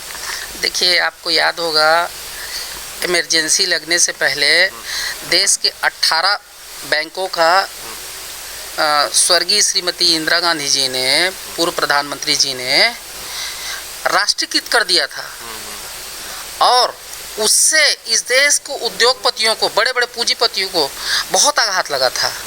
दूसरा, उसने राजाओं को जो ये मिलता था, प्रिविलेंस बोलते हैं कि उसको मैं शब्द नहीं, हाँ वो मिलता था, उनको भी बंद करा दिया उसने। साहस का काम किया उसने। पेंशन जो दिया जाता था। आज ज़रूरत है देश की वो तमाम जो बड़े मंदिर हैं उनका राष्ट्रीयकृत किया जाना चाहिए। ये राष्ट्र की संपत्ति है, इसलिए सारे, मेरा अपना निजी राय है, देश के तमाम मंदिर, मस्जिद और गिरजाघर, ऐसा सिर्फ मंदिर की बातें नहीं कर रहा हूँ, मंदिर, मस्जिद, गिरजा, धार्मिक संस्थान, सारे धार्मिक संस्थान, जो ईश्वर को कुछ ज़रूरत नहीं है, इंसान को ज़रूरत है। और अगर हम, हमारे छोटे बच्चे गुल्लक में पैसा डालते हैं, बाद में हम उनको उपयोग करते हैं, ऐसा नहीं कि गुल्लक को गड़ा देते हैं, छोड़ देते हैं। वैसे ही ईश्वर को दिया हुआ दान ईश्वर के बनाए हुए इंसान के लिए, ईश्वर के बनाए हुए सारे लोगों के लिए खर्च होना चाहिए, उनकी भलाई के लिए। अभी आपने गुल्लक की बात करी सर, तो बिलासपुर में कुछ बच्चे हैं जो 7 साल के हैं, 8 साल के हैं, वो जो बच्चियां हैं, छोटी छोटी बच्चियां, वो गुल्लक में एक एक का सिक्का डाल डाल के वो जमा किए हुए थे और अपने बर्थडे के दिन, एक बच्ची है बिलासपुर की, अपने बर्थडे के दिन वो चली गई सीधा कोतवाली और वहाँ पर टीआई से मिलकर उन्होंने कहा कि मैं ये जो पैसा है मेरा जमा किया हुआ गुल्लक, इस पैसे को मैं जो पीड़ित हैं, हमारे जो शोषित हैं, अभी के टाइम में जो शोषित हो रहे हैं, जिनको काम करने नहीं दिया जा रहा, घर में अनाज नहीं है, ऐसे लोगों को मैं हेल्प करना चाहती हूँ। ये ऐसे छोटे छोटे बच्चे सामने आ रहे हैं, तो ये अच्छी बात है। चलिए, लगातार ये बातें सामने आ रही है कि भाई बच्चों को प्रेरित करो, बड़ों को प्रेरित करो, व्यापारी वर्ग को प्रेरित करो, लेकिन ये एक बात अपने अच्छी कही कि भाई मंदिरों को, मस्जिदों को, गिरजाघरों को, जो धार्मिक हमारे क्षेत्र हैं, उनको भी सामने आना चाहिए और उनको भी इस समय कम से कम मदद करना चाहिए। चलिए, हमारे साथ जागेश्वरी वर्मा जी भी हैं, हम इनसे भी बात करते हैं। मैडम, पहले तो बहुत बहुत स्वागत है चैनल में। धन्यवाद आपका जी। अभी के इस वैश्विक महामारी को देखते हुए आप क्या कहना चाहेंगे अपने क्षेत्र के लोगों को, अपने राज्य के लोगों को, अपने देश के लोगों को? मैं आपके चैनल के माध्यम से मेरे क्षेत्रवासी, प्रदेशवासी और देशवासी को संदेश देना चाहती हूँ कि जितना ज़्यादा हो सके सावधानी ही बचाव है। हमको सोशल डिस्टेंसन का पालन करना चाहिए। लॉकडाउन में अभी हमको ज़्यादा ज़रूरी हो तभी घर से बाहर निकलना चाहिए। अच्छी तरह से साबुन से हाथ धोना चाहिए, ये सब है। और रही बात लॉकडाउन में सबसे ज़्यादा परेशानी तो दैनिक जीवन जीने वाले जो गरीब परिवार हैं, जो रोज़ कमाते हैं, रोज़ खाते हैं, इन लोगों को ज़्यादा परेशानी हो रही है। है। तो हमको सब इनके मदद के लिए ज़्यादा से ज़्यादा आगे आना चाहिए। चलिए, आपका अपील तो लगातार चैनल में आप देख ही रहे होंगे, जागेश्वरी घनश्याम वर्मा जी हैं, इनका अपील लगातार आ ही रहा है, हाथ धोते रहें। बहुत बहुत हो गया। अच्छा, हाथ धो के ये घिस नहीं रहा है क्या हाथ, क्या लगता है आपको?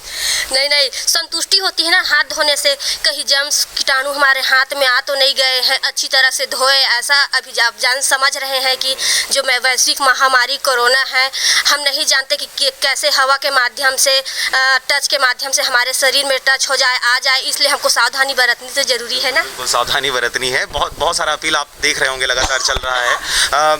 चलिए, मैं आपसे पूछना चाहता हूँ, चलिए सावधानी तो लोगों के द्वारा बरती जा रही है, जो कहा जा रहा है 4-6 लाइनों में कि आप मास्क लगाएं, सोशल डिस्टेंसिंग का पालन करें, साथ ही साथ सैनिटाइज का यूज़ करें, साबुन कम से कम आप यूज़ करें, सारी चीज़ें हो रही हैं। लेकिन जब बात आती है कि सवेरे से लेके शाम 5 बजे तक दुकान खुले रहेंगे सर, जहाँ पर आप दूध ले सकते हैं, आप सब्जी ले सकते हैं, आप अनाज ले सकते हैं, तो ऐसे जब दुकानों की बात आती है, जब मेडिकल स्टोर्स की बात आती है, तो वहाँ पर जिस समय दुकान को खुला होना चाहिए था, उस समय खुलता तो है, लेकिन उस समय अगर दुकानों की स्थिति आप देखेंगे तो वहाँ पर ना ही सोशल डिस्टेंसिंग दिखती है, ना ही इक्का दुक्का मास्क लगाए हुए दिख जाते हैं, और सैनिटाइज़र की अगर बात करें तो वो तो दूर दूर तक नज़र नहीं आता, इक्का दुक्का दुकानों को छोड़ के। क्या कहेंगे इस विषय में? इस समय शासन क्या करे, प्रशासन क्या करे? लोगों को जिम्मेदारी होनी चाहिए, शासन प्रशासन को जिम्मेदारी होनी चाहिए, क्या लगता है आपको? देखिए, कोरोना जो वायरस है एक जगह से शुरू होता है, चीन के वुहान शहर से, और पूरी दुनिया में फैलता है। आज हमारे यहाँ लगभग आज के तारीख में 7,000 पॉजिटिव केसेस हैं, 250 लोगों की मौत हो गई है, जबकि यही केस अमेरिका में 2 लाख से ऊपर हो गया है और 20,000 से भी अधिक लोग मारे जा चुके हैं। अमेरिका एडवांस है, उसकी तुलना में हिंदुस्तान कम एडवांस है।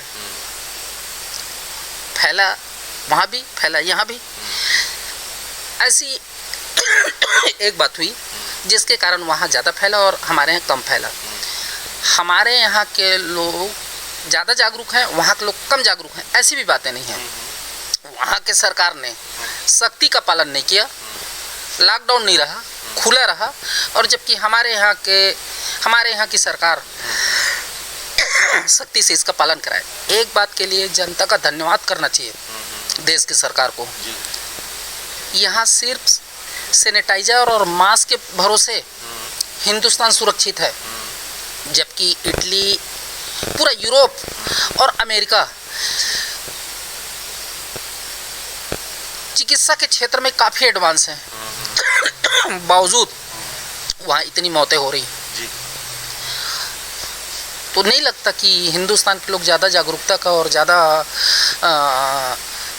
इस महामारी से बचने के लिए ज़्यादा अच्छा काम कर रहे हैं। ज़्यादा अच्छा काम कर रहे हैं, जागरूक हैं तो अच्छी बात है सर, लेकिन कहीं ना कहीं ये तो लगता है कि भाई जब दूध दुकान में आप दूध खरीदने जाएं, जब आप मेडिकल स्टोर में मेडिकल सामान खरीदने जाएं, तो मेडिकल वाला तो अपने हद में कोशिश कर रहा है कि वो राउंड सर्कल बना के रखा हुआ है 1-1 मीटर की दूरी पे, लेकिन कई दुकान है जिसमें उसने वो नहीं किया हुआ है, तो ऐसे दुकान में भगदड़ देखी जाती है। आपको क्या लगता है कि इसमें कम से कम थोड़ी बहुत तो अब ये समझदारी आनी चाहिए? हालांकि हम दूसरे देशों की अपेक्षा समझदार हैं, अपनी काम को जिम्मेदारी से कर रहे हैं, लेकिन थोड़ी सी और जिम्मेदारी जी इसकी। देखिए, हाँ, दूसरे देश से हम ज़्यादा समझदार हैं ऐसा कहना ठीक नहीं है।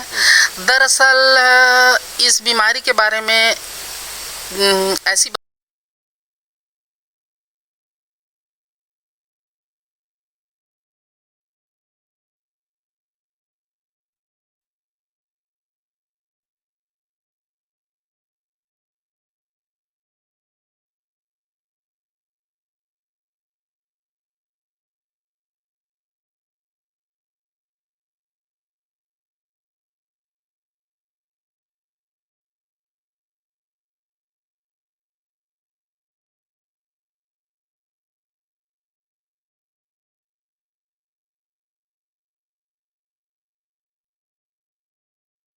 रेडी। नमस्कार, आप देख रहे हैं आरजे रमझाझर। मैं हूं पुखराज सिंह और आज हम आए हुए हैं पथरिया की अगर बात करें तो बहुत सारी ये बातें सामने आ रही थी कि यहाँ पर कोरोना पॉजिटिव की संख्या अचानक से बढ़ गई है। यहाँ पर लॉकडाउन के बाद भी यहाँ पर लॉकडाउन के अलावा यहाँ पर कर्फ्यू जैसी स्थिति लगी हुई है। लगातार यहाँ से बहुत सारी बातें आ रही थी सामने। आज इन्हीं सब विषयों को लेकर हम चर्चा करने वाले हैं। हमारे साथ पथरिया सेक्टर के बहुत सारे पत्रकार उपस्थित हैं। नवभारत है, नई दुनिया है, दैनिक भास्कर, हरिभूमि, सारे क्षेत्र के हमारे पास मीडिया कर्मी हैं। हम सबसे बात करेंगे। हमारे साथ अभी ईश्वर साहू जी हैं। जी बताएं, आपके पथरिया सेक्टर में किस प्रकार की चीज़ें कोरोना को लेके यहाँ पर देखी जा रही हैं, क्या कहेंगे इस विषय में? जी, कोरोना अभी उनका प्रकोप जारी है। बीच में हमारे छत्तीसगढ़ में 10 केस थे, वो 11 हुआ। उसके बाद जैसे ही लॉकडाउन खुलने वाला था, कटघोरा में अचानक नया जीमात लोगों वालों के नाम से शुरू हो गया। उसके बाद उनकी संख्या 8 हुई और वहाँ से कुछ बगड़ुआ है, पथरिया बगड़ुआ, तब से यहाँ की स्थिति थोड़ा सा अलग हुआ। इसके बाद एक घटना यहाँ घटी आज, वहाँ क्या बोलते हैं उसको, व्हाट्सएप के माध्यम से ये पता चला कि एक पत्रकार द्वारा हमारे एसडीएम महोदय छत्री जी को उनके द्वारा गाली गलौज किया है करके आरोप लगाया गया, जिस कारण से हम सभी पत्रकार यहाँ उपस्थित हुए। मेरा कहना यह है कि हम निरंतर लगातार देख रहे हैं छत्री जी दिन रात एक करके अपने पूरे टीम, पुलिस प्रशासन और अपने राजस्व के पूरे अधिकारी सहित दिन रात एक करके घूम रहे हैं, देख रहे हैं। और पत्रकारिता का जो अर्थ है वो आज हमको लज्जा कर रही है। इस तरह की कोई भी बिना नंबर के गाड़ी में इधर उधर घूमना और ऐसे लॉकडाउन की स्थिति में घूमना, उसके बाद अधिकारियों से गलत ढंग से पेश आना और ऊपर से ये लांछन लगाना कि मैं पत्रकार हूं और मैं ये कर दूंगा, वो कर दूंगा, इस तरह से किसी उच्च अधिकारी के द्वारा उनको दबावपूर्वक बोलना और मैं पत्रकार हूं करके धमकी देना, ये वास्तव में जो पत्रकार है उनको गाली देने के बराबर है। जो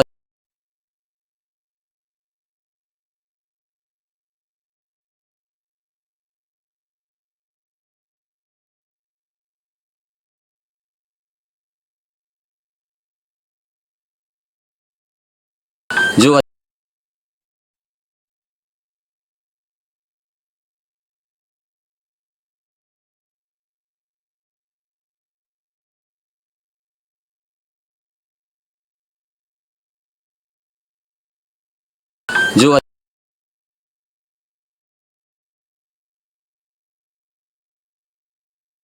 नोवेल कोरोना वायरस विश्वव्यापी महामारी का रूप इख्तियार कर लिया। ऐसे में जरूरत है हम सबको एक दूसरे का साथ देने का, क्योंकि यह खतरनाक बीमारी न बंदूक से डरता है, न तलवार से, न तोप से डरता है, न ही बम से। यह डरता है तो सिर्फ अकेलेपन से, और इसकी ताकत भीड़ भाड़ में और भी ज्यादा बढ़ जाती है। इसलिए आप सबसे अपील है, कृपया घरों में रहे और घर में रहकर जाबाज सैनिक की तरह इस खतरनाक बीमारी को लड़ने में शासन प्रशासन की मदद करें। धन्यवाद।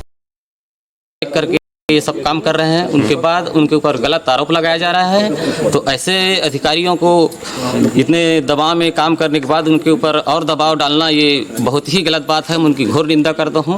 जी जी, ये बिल्कुल भी गलत बात है कि जैसे कि अभी छत्तीसगढ़ टॉप 1 पे आ गया था। यहाँ पर बिल्कुल 7 जो केस आए थे, फिर बाद में वो 8 केस हो गया, फिर बाद में 9 केस हो गया और लास्ट में 10 केस था। और धीरे से फिर क्या है, सभी लोग ठीक होते गए। 9 लोगों के ठीक होने के बाद मात्र एक व्यक्ति ही क्वारंटाइन था, लेकिन अचानक से कटघोरा में 7 नए लोगों के आ जाने से, 7 नए पॉजिटिव पाए जाने के बाद ये संख्या 8 हो गई थी। और उसके बाद आज सवेरे ये सूचना आई है कि वहां पर 7 हो गए।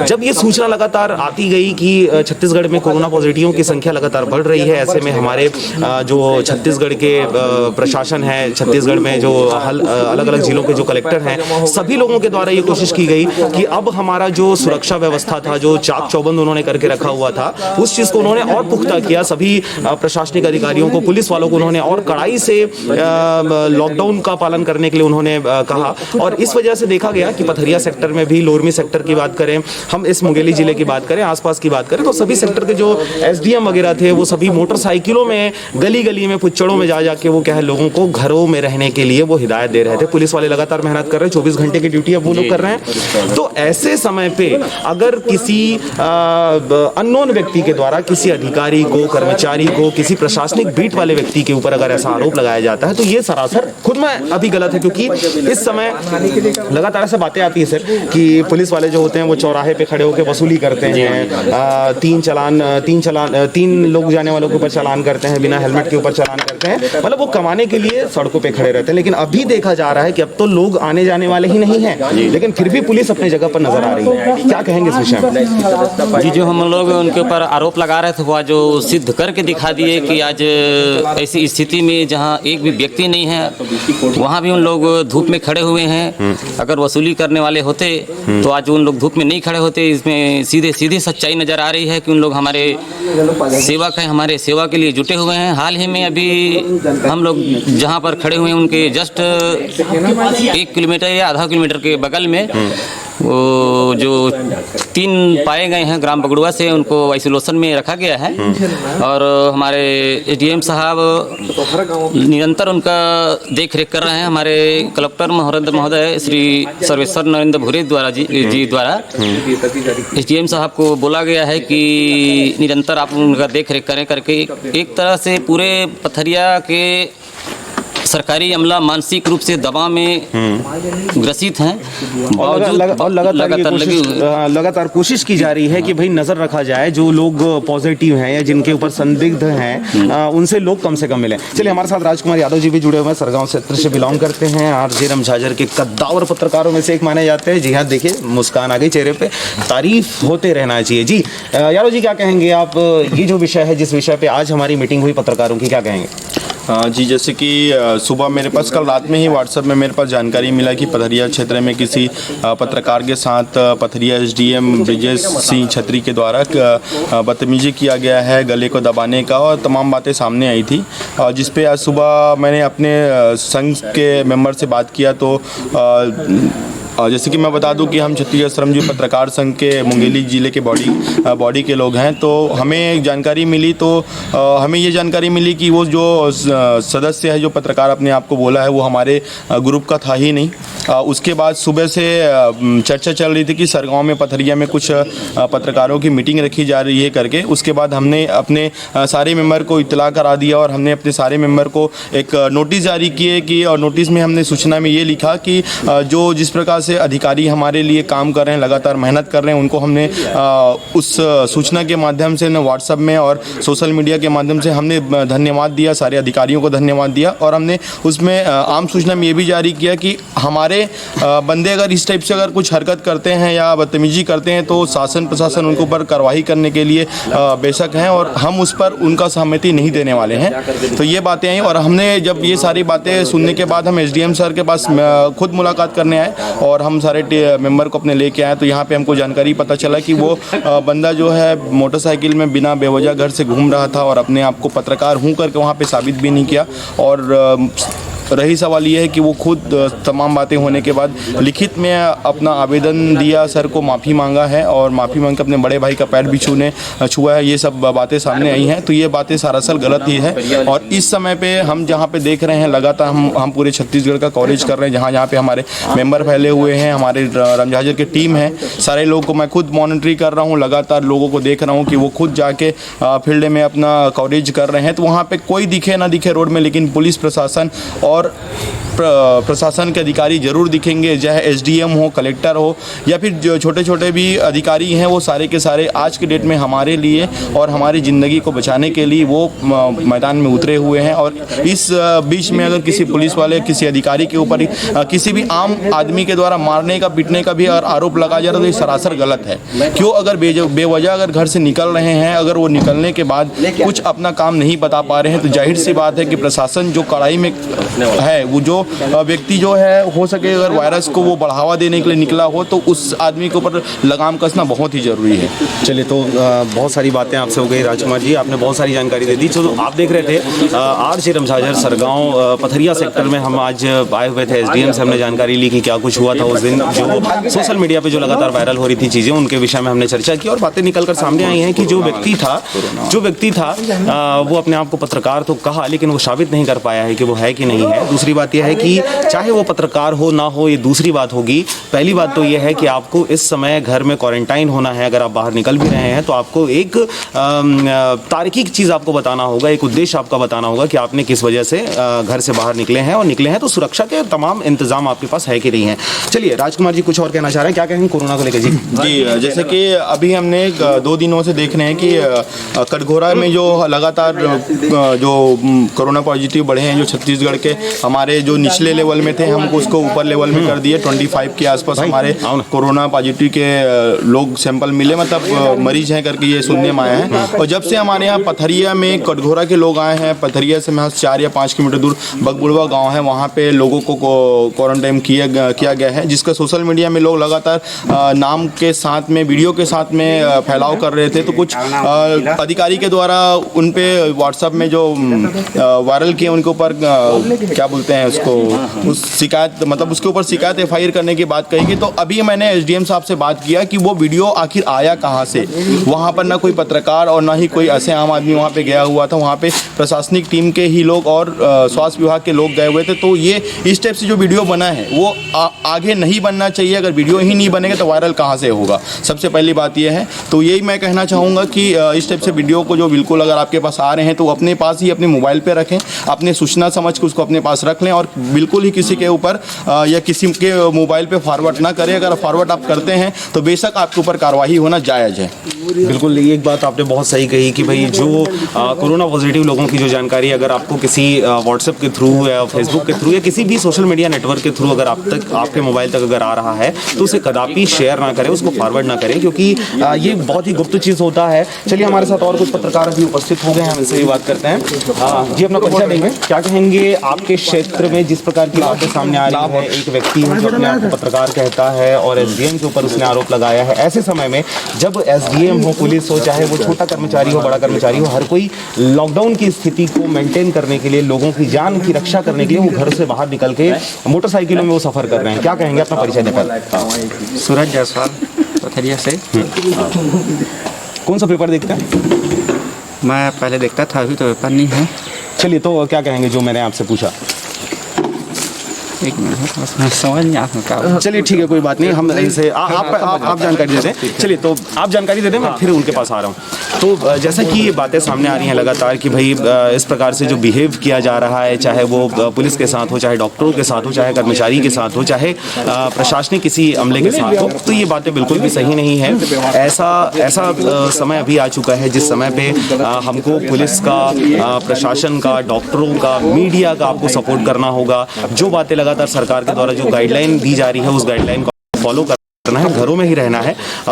दूसरी बात यह है कि अगर सोशल प्लेटफॉर्म पे कोई जानकारी आप तक आ रही है किसी पर्टिकुलर कोरोना विषय को लेके, तो आप बिल्कुल भी शेयर ना करें, कदापि ना करें, चाहे वो कितना अच्छा हो, चाहे वो कितना बुरा हो, क्योंकि ऐसे वक्त में दिग्भ्रामक जो चीज़ें हैं वो ज़्यादातर प्रसारित हो रही हैं, जिसकी वजह से बहुत सारी तकलीफ़ों का लोगों को सामना करना पड़ रहा है। अगर कोरोना से रिलेटेड सरकारी कोई अगर चीज़ें आ रही हैं, सरकार अगर उसको जारी कर रहा है, तो ऐसी चीज़ों को आप शेयर कर सकते हैं, लेकिन बाकी चीज़ों को आप बेबुनियादी चीजों को शेयर ना करें। चलिए, बात करेंगे, नहीं करेंगे ना? चलिए, तो आप देख रहे थे आरजे रंझाजर, हमारे साथ तमाम पत्रकार इस क्षेत्र के मौजूद थे और सारी बातों के ऊपर हमने चर्चा किया। बहरहाल अभी तो उसमें पंचनामा कर दिया गया है, उनकी शिकायत भी हो गई है। अब आने वाले समय में देखने वाली बात होगी किस प्रकार से कार्रवाई होती है उस व्यक्ति के ऊपर जिसने अपने आप को पत्रकार कहा है और प्रशासनिक व्यक्ति के ऊपर इस प्रकार के आरोप लगाए हैं। चलिए, नमस्कार। आपको मैं भेज दिया, ये अभी जारी किया है लोग। बंद करो। तो कोरोना वायरस को लेकर क्या कहना चाहेंगे? इस समय भारत ही नहीं, अभी तो पूरा विश्व जो है इस कोरोना के संक्रमित बीमारी से जूझ रहा है। मेरा ऐसा संदेश है देशवासियों के प्रति, प्रदेशवासियों के प्रति, अपने वार्ड वासियों के प्रति कि जो भी दिशा निर्देश स्वास्थ्य विभाग के द्वारा, जिला प्रशासन के द्वारा हमें जो दिशा निर्देश मिल रहा है उसको हम लोग कतई उसको मजाक ना बनाएं, हल्के में ना लें और उनके बताए हुए निर्देशों का पालन करें। निश्चित तौर पे भारत जो है बहुत ही जल्द विजयी होगा। 14 अप्रैल को यह महामारी जो है पूरी तरीक़े से समाप्त हो जाएगी। निश्चित तौर पे कड़ियाँ जो बनते जा रही है उसको तोड़ने से ही इस महामारी से विजय पाया जा सकता है। इसका भी वैक्सीन नहीं बना है दुनिया में, इसलिए इसका एकमात्र उपाय है कि हम लोग आपस में एक दूसरे से जो डिस्टेंस बना के रखे हुए हैं, सोशल डिस्टेंस, वो निश्चित तौर पे बनाए रखें और आपस में ना मिले जुले, जितना कम हो सके बाहर निकलें। बल्कि हो सके तो जो खाना बच रहा है, आप जो घर में खाना बना रहे हैं, जो पालतू जानवर बाहर में भूखे प्यासे घूम रहे हैं, उसको अपने गेट के पास दे दे ताकि जानवर की भी ज़िंदगी जो है वो बचा रहे। और यही मेरा संदेश है कि आप लोग अच्छे से हाथ धोएं, जितना अधिक से अधिक हो सके हाथ धोएं, जितना ज़्यादा हो सके मास्क का उपयोग करें, सैनिटाइज़र का यूज़ करें और आपस में थोड़ी दिन के संयम बरतें। देश निश्चित तौर पे बहुत ही जल्द फिर से पटरी पे दौड़ने लगेगा और खुशहाल ज़िंदगी हो जाएगी। बेवजह घर से निकलने की जरूरत क्या है? मौत से आंख मिलाने की जरूरत क्या है? जिंदगी बहुत कीमती है, इसे संभाल के रख। कब्रगाहों को सजाने की जरूरत क्या है? सबको मालूम है बाहर की हवा है कातिल। यूं ही कातिल से उलझने की जरूरत क्या है? दिल बहलाने के लिए घर में वजह है काफी। यूं ही गलियों में भटकने की जरूरत क्या है? पूरे परिवार की सुरक्षा आपकी समझदारी है। अभी बहुत उम्र बाकी है सैर सपाटे के लिए, इतनी जल्दी घबराने की जरूरत क्या है?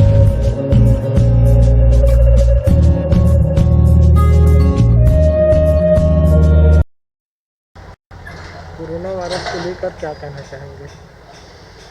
इस समय भारत ही नहीं, अभी तो पूरा विश्व जो है इस कोरोना के संक्रमित बीमारी से जूझ रहा है। मेरा ऐसा संदेश है देशवासियों के प्रति, प्रदेशवासियों के प्रति, अपने वार्ड वासियों के प्रति कि जो भी दिशा निर्देश स्वास्थ्य विभाग के द्वारा, जिला प्रशासन के द्वारा हमें जो दिशा निर्देश मिल रहा है उसको हम लोग कतई उसको मजाक ना बनाएं, हल्के में ना लें और उनके बताए हुए निर्देशों का पालन करें। निश्चित तौर पे भारत जो है बहुत ही जल्द विजयी होगा। 14 अप्रैल को यह महामारी जो है पूरी तरीक़े से समाप्त हो जाएगी। निश्चित तौर पे कड़ियाँ जो बनते जा रही है उसको तोड़ने से ही इस महामारी से विजय पाया जा सकता है।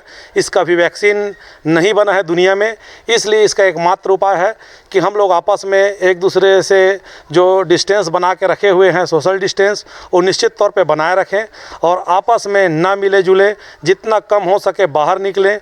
बल्कि हो सके तो जो खाना बच रहा है, आप जो घर में खाना बना रहे हैं, जो पालतू जानवर बाहर में भूखे प्यासे घूम रहे हैं, उसको अपने गेट के पास दे दे ताकि जानवर की भी ज़िंदगी जो है वो बचा रहे। और यही मेरा संदेश है कि आप लोग अच्छे से हाथ धोएं, जितना अधिक से अधिक हो सके हाथ धोएं, जितना ज़्यादा हो सके मास्क का उपयोग करें, सैनिटाइज़र का यूज़ करें और आपस में थोड़ी दिन के संयम बरतें। देश निश्चित तौर पे बहुत ही जल्द फिर से पटरी पे दौड़ने लगेगा और खुशहाल ज़िंदगी हो जाएगी।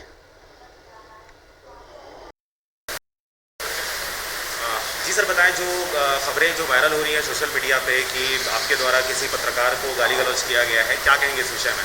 नहीं, मेरे द्वारा किसी भी पत्रकार को किसी भी तरीके का कोई गाली गलौज ही नहीं किया गया है। अगर कोई इस तरीके की अपुष्ट अगर घटनाक्रम अगर चल रहा है तो आपसे ही आग्रह है कि आप मुझे वो बताएं, है ना। और बाकी आप यहाँ के पत्रकार बंधुओं से भी जो सीनियर जर्नलिस्ट हैं उनसे भी पूछ सकते हैं। जी, तो जैसा कि उसने कहा था सर कि वो पत्रकार है और पेपर वगैरह में भी छपा हुआ है, आपके सोशल मीडिया पे ये चीज़ें आ रही हैं कि वो नई दुनिया का पत्रकार है।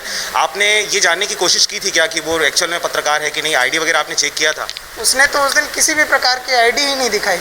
यहाँ तक कि जिस गाड़ी में वो घूम रहा था, बिना नंबर प्लेट की गाड़ी थी, गाड़ी का कोई कागजात नहीं था, लाइसेंस नहीं था, बेतरतीब तरीके से बिना मास्क लगाए, बिना नंबर प्लेट की गाड़ी में घूम रहा था। जब उससे किसी भी तरीके का दस्तावेज मांगा गया तो वो अपना आधार कार्ड तक के नहीं दिखा पाया वो व्यक्ति को। अच्छा, मतलब दस्तावेज वगैरह उसके पास नहीं था? दस्तावेज नहीं थे उसके। अच्छा, ये बताएं सर, उसको एक्चुअल में आपने कहाँ पर पकड़ा था, कितने समय की ये घटना है, पूरा थोड़ा सा विस्तार से आप बताएं कि क्या कुछ हुआ था उस दिन? ये परसों की घटना है, शाम को 6:30 बजे की। जब उससे पूछा गया तो उसने बताया कि मैं गैस एजेंसी गया था। जब गैस एजेंसी संचालक से पूछा गया तो उन्होंने बताया कि 3:30 बजे ही दुकान बंद करके चला गया था। जब उससे और कड़ाई से पूछताछ की गई तो वो बोला कि बैंक गया था, परंतु उस दिन गुड फ्राइडे होने के नाम से बैंक भी बंद था। फिर जब अंतिम में पूछा गया तो वो बोला कि बस घूमने ही निकला था। तब उसको समझाइश दी गई, उसके भाई को भी बुला के समझाइश दी गई। उसने लिखित में अपनी गलती स्वीकारी भी और स्वीकार करने के बाद अपने भाई से खुद माफ़ी मांग के वो अपने घर चला गया। चलिए, मतलब माफ़ी मांग के वो वापस चला गया। लिखित में भी उसने माफ़ी मांगी, अपने भाई से भी उसने माफ़ी मांगी और पूरी पेट्रोलिंग गश्त के दौरान माफ़ी मांगी और अपनी गलती भी उसने स्वीकार करी।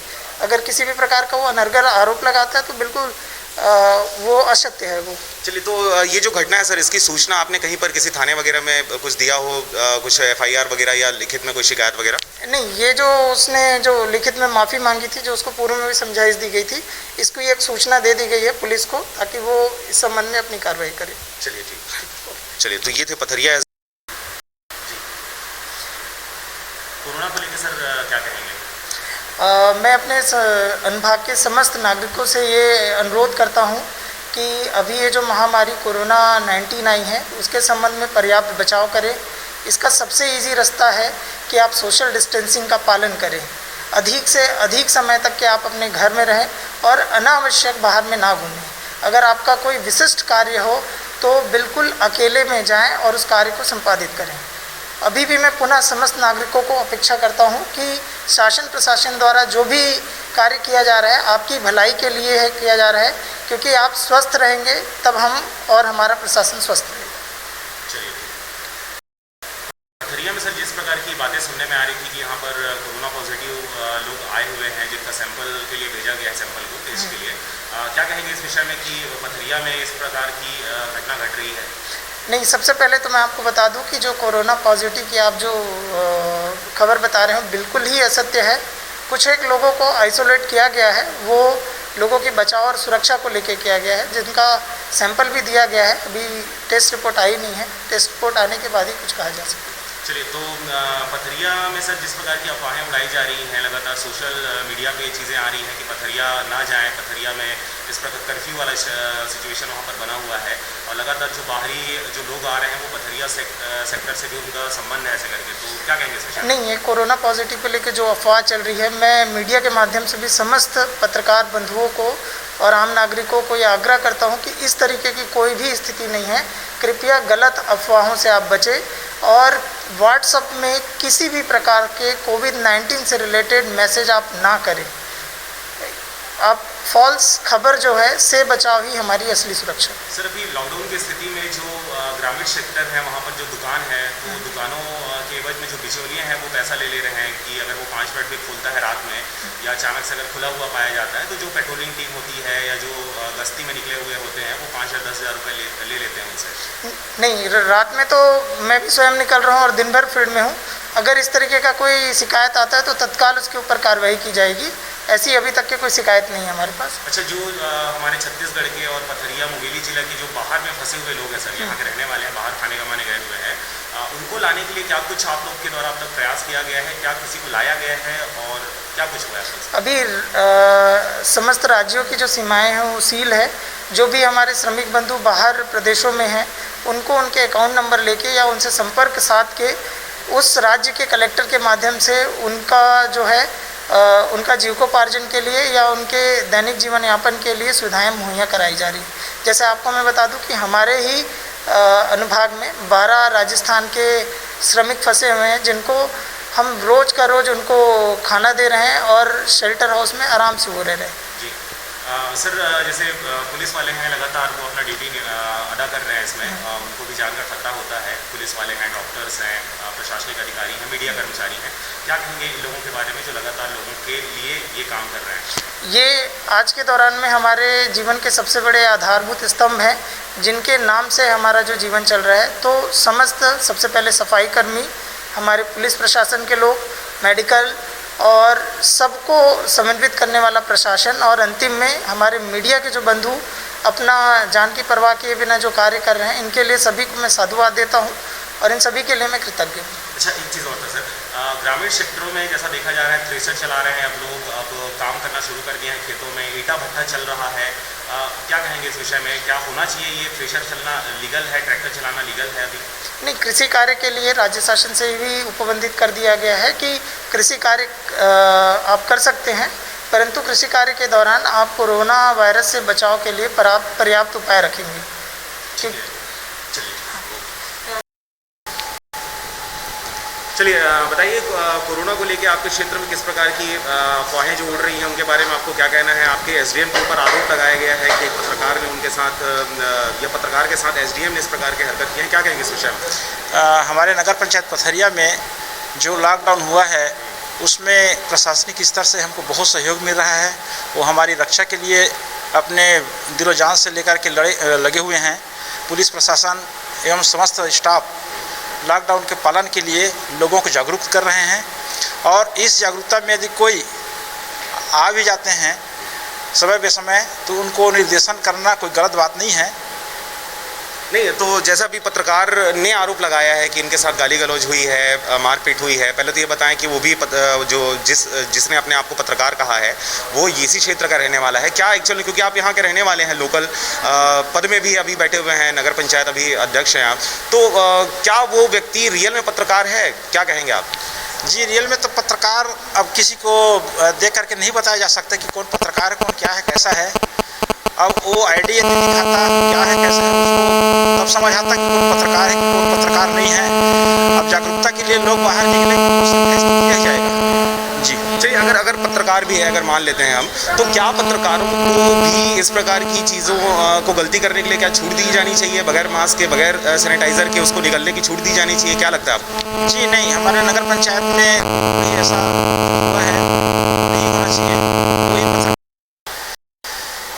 जी, हमारे नगर पंचायत में हमारी सुरक्षा के लिए लगे हुए हैं। इस बीच में यदि कोई पत्रकार अपनी मर्यादा का अवहेलना करते हुए पाए भी जाते हैं तो समझाइश दिया जाएगा, ये ऐसा होना चाहिए। चलिए ठीक है, आपके क्षेत्र में जो अफवाहें उड़ रही थी सर कि यहाँ पर बाहर से बहुत सारे लोग आए हुए हैं जिनकी वजह से इस क्षेत्र में कोरोना पॉजिटिव जो लोग हैं उनका सैंपल ज़्यादा कलेक्ट किया जा रहा है, एक फ़ोटो वीडियो भी वायरल हुआ था व्हाट्सएप ग्रुप में, बहुत सारे ग्रुप में वहाँ पर आया हुआ था जिसमें कुछ लोगों के मुस्लिम फैमिली से वो बिलोंग करते थे, उनका सैंपल लिया जा रहा था।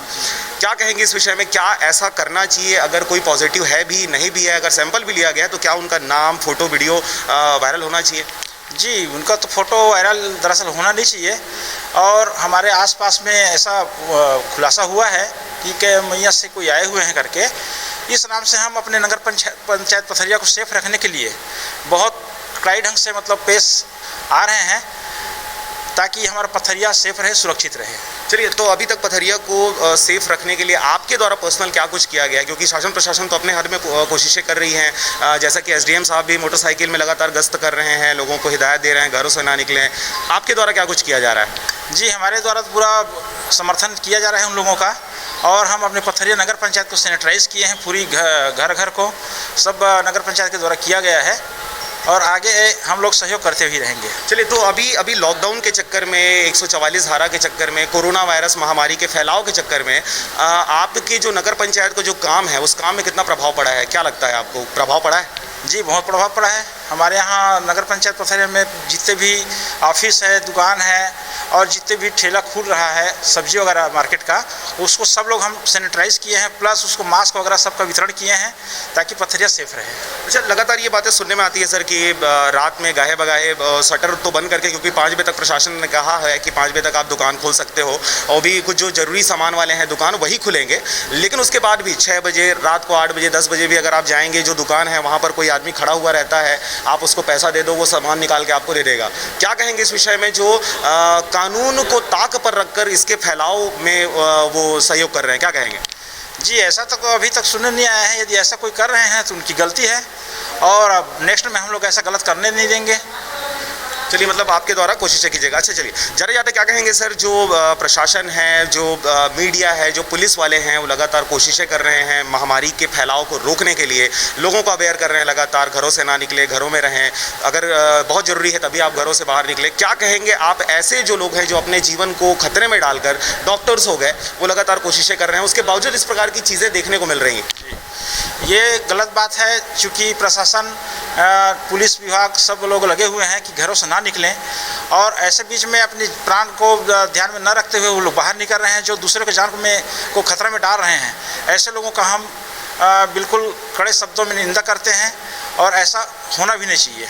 जी, तो पुलिस, डॉक्टर, मीडिया, प्रशासनिक अधिकारी, इनके विषय में क्या कहेंगे, क्या कहना चाहेंगे? इनको प्रोत्साहित हों ताकि ये लगातार अपना काम करते रहें। जी, हम तो उनको धन्यवाद देना चाहते हैं जो अपने परिवार को से अलग होकर के हमारी सुरक्षा के लिए यहाँ लगे हुए हैं दिन रात।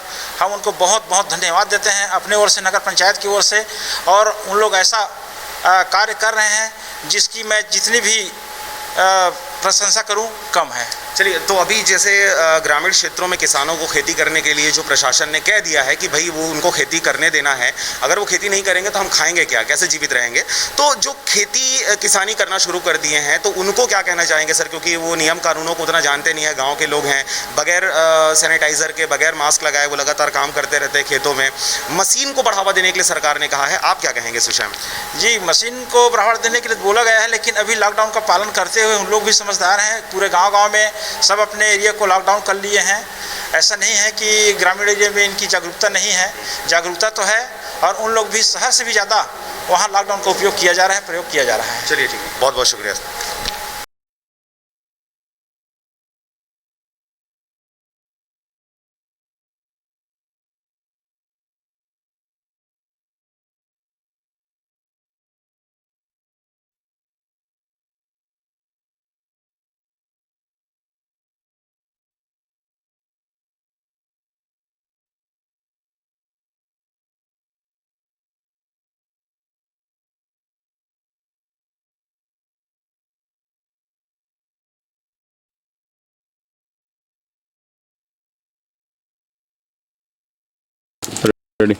नमस्कार, आप देख रहे हैं आरजे रम झाझर, मैं हूं पुखराज सिंह और आज हम आए हुए हैं पथरिया की अगर बात करें तो बहुत सारी ये बातें सामने आ रही थी कि यहाँ पर कोरोना पॉजिटिव की संख्या अचानक से बढ़ गई है। यहाँ पर लॉकडाउन के बाद भी यहाँ पर लॉकडाउन के अलावा यहाँ पर कर्फ्यू जैसी स्थिति लगी हुई है। लगातार यहाँ से बहुत सारी बातें आ रही थी सामने। आज इन्हीं सब विषयों को लेकर हम चर्चा करने वाले हैं। हमारे साथ पथरिया सेक्टर के बहुत सारे पत्रकार उपस्थित हैं, नवभारत है, नई दुनिया है, दैनिक भास्कर, हरिभूमि, सारे क्षेत्र के हमारे पास मीडिया कर्मी हैं। हम सबसे बात करेंगे। हमारे साथ अभी ईश्वर साहू जी हैं। जी बताएं, आपके पथरिया सेक्टर में किस प्रकार की चीज़ें कोरोना को लेके यहाँ पर देखी जा रही हैं, क्या कहेंगे इस विषय में? जी, कोरोना अभी उनका प्रकोप जारी है। बीच में हमारे छत्तीसगढ़ में 10 केस थे, वो 11 हुआ। उसके बाद जैसे ही लॉकडाउन खुलने वाला था, कटघोरों में अचानक नया जीमात लोगों वालों के नाम से शुरू हो गया। उसके बाद उनकी संख्या 8 हुई और वहाँ से कुछ बगड़ुआ है, पथरिया बगड़ुआ, तब से यहाँ की स्थिति थोड़ा सा अलग हुआ। इसके बाद एक घटना यहाँ घटी। आज वहाँ क्या बोलते हैं उसको, व्हाट्सएप के माध्यम से ये पता चला कि एक पत्रकार द्वारा हमारे एसडीएम महोदय छत्री जी को उनके द्वारा गाली गलौज किया है करके आरोप लगाया गया, जिस कारण से हम सभी पत्रकार यहाँ उपस्थित हुए। मेरा कहना यह है कि हम निरंतर लगातार देख रहे हैं छत्री जी दिन रात एक करके अपने पूरे टीम, पुलिस प्रशासन और अपने राजस्व के पूरे अधिकारी सहित दिन रात एक करके घूम रहे हैं, देख रहे हैं। और पत्रकारिता का जो अर्थ है वो आज हमको लज्जा कर रही है। इस तरह की कोई भी बिना नंबर के गाड़ी में इधर उधर घूमना और ऐसे लॉकडाउन की स्थिति में घूमना, उसके बाद अधिकारियों से गलत ढंग से पेश आना और ऊपर से ये लांछन लगाना कि मैं पत्रकार हूं और मैं ये कर दूंगा, वो कर दूंगा। इस तरह से किसी उच्च अधिकारी के द्वारा उनको दबावपूर्वक बोलना और मैं पत्रकार हूं करके धमकी देना, ये वास्तव में जो पत्रकार है उनको गाली देने के बराबर है। जो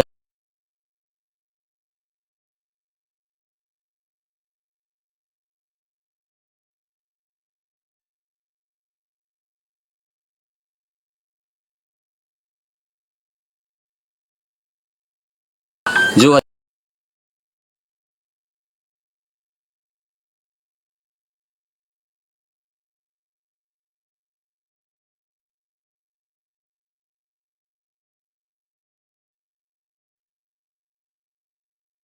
जो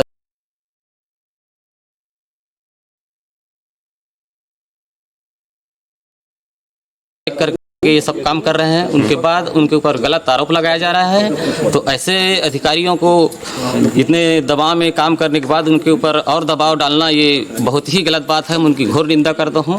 जी जी, ये बिल्कुल भी गलत बात है कि जैसे कि अभी छत्तीसगढ़ टॉप 1 पे आ गया था। यहाँ पर बिल्कुल 7 जो केस आए थे, फिर बाद में वो 8 केस हो गया, फिर बाद में 9 केस हो गया और लास्ट में 10 केस था। और धीरे से फिर क्या है, सभी लोग ठीक होते गए। 9 लोगों के ठीक होने के बाद मात्र एक व्यक्ति ही क्वारंटाइन क्वारंटाइन था, लेकिन अचानक से कटघोरा में 7 नए लोगों के आ जाने से 7 नए पॉजिटिव पाए जाने के बाद ये संख्या 8 हो गई थी और उसके बाद आज सवेरे ये सूचना आई है कि वहाँ पर 7 हो गए।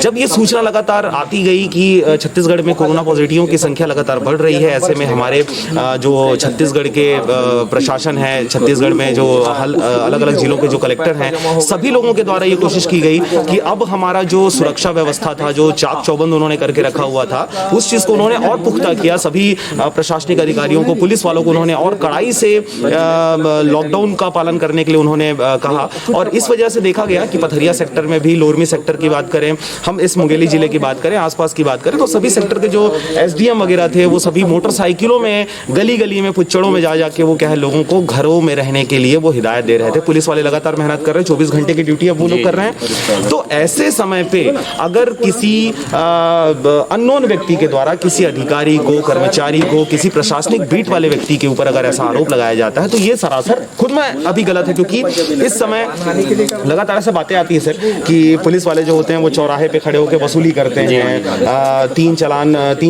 3 लोग जाने वालों के ऊपर चालान करते हैं, बिना हेलमेट के ऊपर चालान करते हैं, मतलब वो कमाने के लिए सड़कों पे खड़े रहते हैं। लेकिन अभी देखा जा रहा है कि अब तो लोग आने जाने वाले ही नहीं हैं, लेकिन फिर भी पुलिस अपनी जगह पर नजर आ रही है। क्या कहेंगे इस विषय में? जी, जो हम लोग उनके ऊपर आरोप लगा रहे थे वो जो सिद्ध करके दिखा दिए कि आज ऐसी स्थिति में जहां एक भी व्यक्ति नहीं है वहां भी उन लोग धूप में खड़े हुए हैं। अगर वसूली करने वाले होते तो आज उन लोग धूप में नहीं खड़े होते। इसमें सीधे सच्चाई नजर आ रही है कि उन लोग हमारे सेवक हैं, हमारे सेवा के लिए जुटे हुए हैं। हाल ही में अभी हम लोग जहां पर खड़े हुए हैं उनके जस्ट 1 किलोमीटर या आधा किलोमीटर के बगल में वो जो 3 पाए गए हैं ग्राम बगड़ुआ से, उनको आइसोलेशन में रखा गया है और हमारे एडीएम साहब निरंतर उनका देख रेख कर रहे हैं। हमारे कलेक्टर महोदय श्री सर्वेश्वर नरेंद्र भूरे द्वारा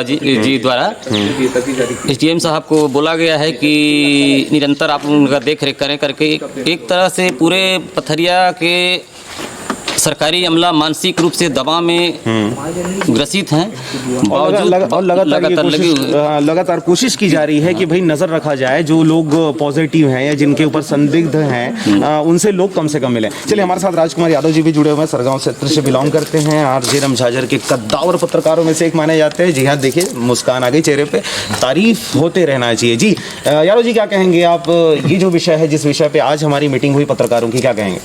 जी, जैसे कि सुबह मेरे पास कल रात में ही व्हाट्सएप में मेरे पास जानकारी मिला कि पथरिया क्षेत्र में किसी पत्रकार के साथ पथरिया एसडीएम ब्रिजेश सिंह छत्री के द्वारा बदतमीजी किया गया है, गले को दबाने का, और तमाम बातें सामने आई थी।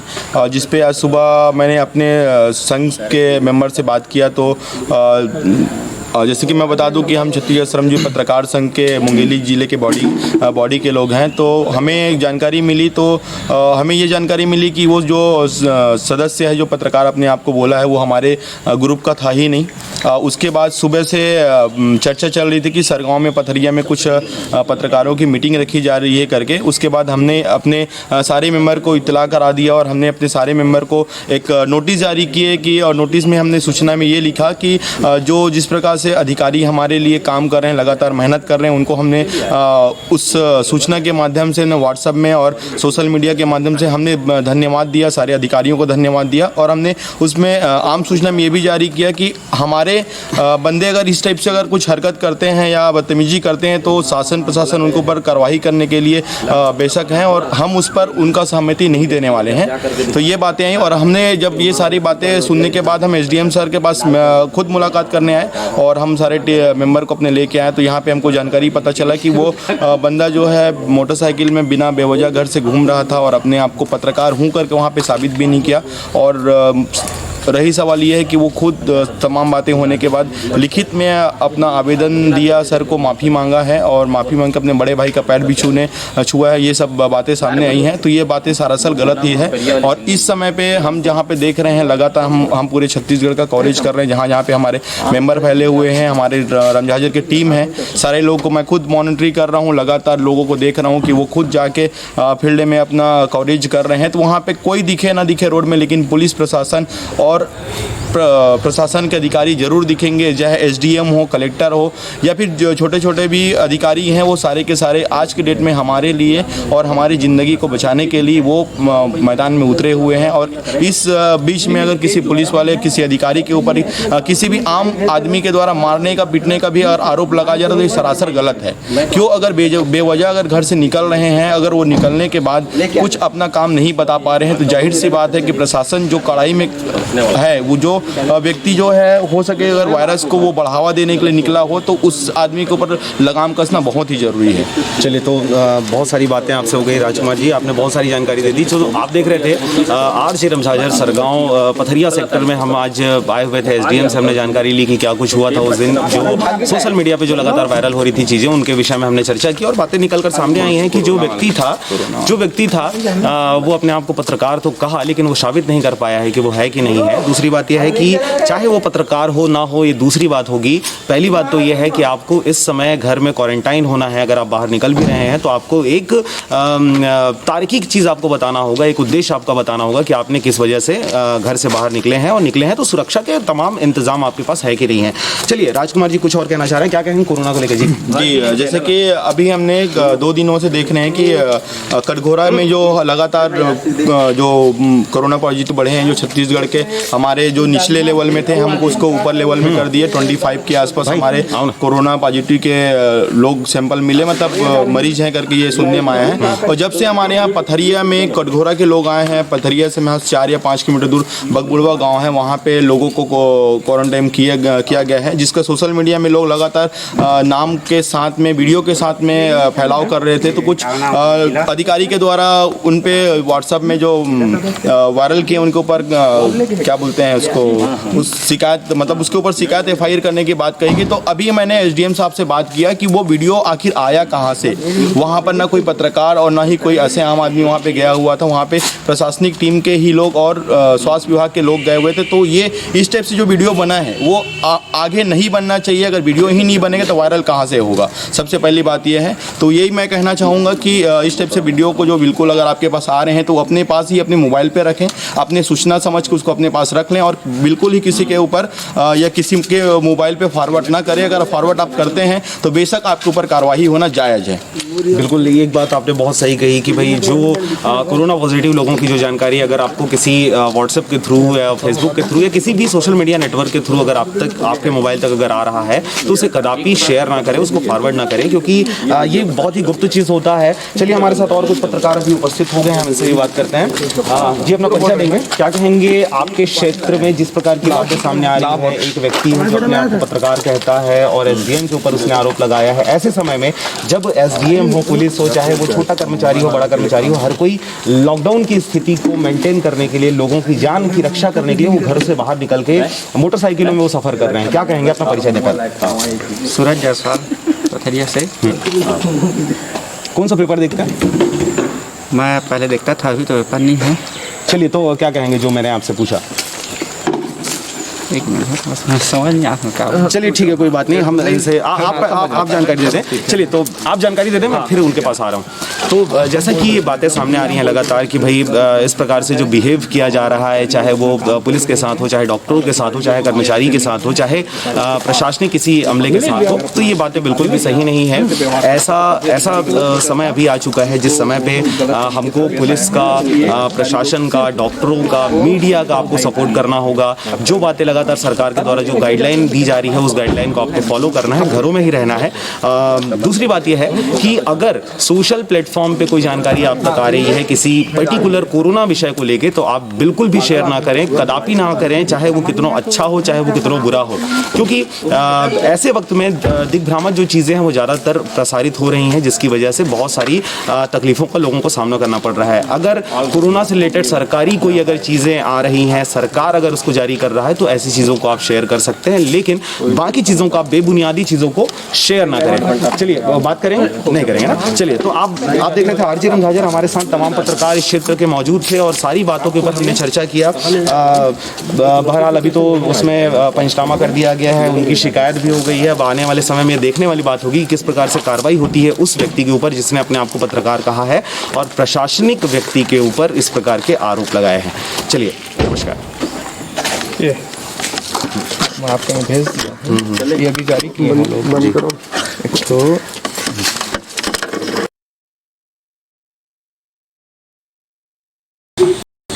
नमस्कार, स्वागत है आपका आरजे रमझाझर में और आप देख रहे हैं कार्यक्रम खास सामान्य परिचर्चा। खास मुलाकात में तो हम कुछ खास बातों पे चर्चा करते हैं, लेकिन ये जो कार्यक्रम है सामान्य परिचर्चा, तो इसमें हम हर प्रकार के विषयों को इसमें समावेशित करते हैं। और अभी जैसे कि हाल ही में आप देख रहे हैं कि कोरोना को लेकर किस प्रकार से विश्व स्तर पर लॉकडाउन रखा गया है। बहुत सारे देश हैं जहाँ पर ये महामारी पसर गई है और कुछ दो चार देश हैं जहाँ पर अभी तक ये जो महामारी की मार है वहाँ पर नहीं पड़ी है। बाकी अमूमन जो देश पीड़ित हैं, अगर हम बात करें अपने देश की, भारत की बात करें, तो इसमें 6,500 से भी ज़्यादा लोगों की मौतें हो चुकी हैं अब तक। और जो केस है वो सामने आ चुके हैं और मौत भी अच्छा खासा इसमें हो चुका है। अगर हम बात करें छत्तीसगढ़ की, तो छत्तीसगढ़ में भी लगातार जो केस हैं, पहले 10 केस आए थे, 10 केस के बाद फिर वो 9 लोगों की छुट्टी हो गई थी, सभी ठीक हो गए थे, स्वस्थ हो गए थे। एक ही व्यक्ति था जिसको क्वारंटाइन किया गया था और उसके बाद फिर लगातार कटघोरा से 7 केस आया, उसके बाद फिर से दूसरा दिन वहीं से 7 केस आने से अभी जो संख्या है लगातार छत्तीसगढ़ में बढ़ती हुई दिखाई दे रही है। आज हमारे पास सूचना है कि मुंगेली से एक व्यक्ति को क्वारंटाइन किया गया है, काफ़ी 4-5 लोगों को क्वारंटाइन किया गया है, बिलासपुर से एक व्यक्ति को उठाया गया है। इस प्रकार से लगातार तादाद बढ़ रहे हैं, जो बाहर से लोग आने वाले हैं इनकी वजह से लगातार बढ़ रही। तो बहुत सारे विषय हैं, इनके ऊपर हम चर्चा करेंगे। आज हमारे साथ चर्चा के लिए मौजूद हैं घनश्याम वर्मा जी, पथरिया क्षेत्र से ये राजनीति करते हैं, राजनीति से जुड़े हुए हैं मेनली। हम इनसे बात करते हैं। वैसे समाज सेवी काम लगातार इनके द्वारा किया जाता है। वर्मा जी, बहुत बहुत स्वागत है चैनल में, क्या कहेंगे? धन्यवाद। और आरजे रमझाझर और आपके टीम के सभी सदस्यों को मेरा नमस्कार, दर्शकों को भी मेरा नमस्कार। तो अभी जैसे महामारी जो फैली हुई है, अगर हम बात करें अपने देश से करते हैं, फिर पथरिया तक आएंगे, क्या कहेंगे इस विषय में? भारत में जिस रूप से इस महामारी का प्रसार हो सकता था, क्या लगता है आपको? कहीं हम अभी काफ़ी दूर हैं, बहुत ज़्यादा गंदा कंडीशन हो सकता था हमारे देश का, अभी ठीक ठाक स्थिति में हम हैं, या और इससे अच्छा किया जा सकता था? देखिए, सबसे पहले तो ये है कि हम जो कोरोना वायरस है इनको हम उतनी गंभीरता से नहीं लिए, जबकि हमारे देश के इंटेलिजेंस को ये सब पता था, बावजूद हम इसको बहुत लाइटली लिए।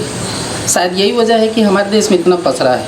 पर समय रहते हमने, हमारे देश के प्रधानमंत्री जी ने और हमारे पूरे देश के सभी राज्यों के मुख्यमंत्री ने जिस तरह से जागरूकता दिखाया है, विशेष करके छत्तीसगढ़ के मुख्यमंत्री ने जो सोशल डिस्टेंसिंग और लॉकडाउन की जो बातें हुई है, उससे खास करके हिंदुस्तान में जो आज कोरोना के जो पेशेंट कम है, यह सिर्फ हिंदुस्तान के लोगों की जागरूकता है, लॉकडाउन है और सोशल डिस्टेंसिंग है। चलिए, मतलब छत्तीसगढ़ में स्थिति अच्छी है, भारत में हमारी स्थिति अच्छी है, ये और बुरी हो सकती थी।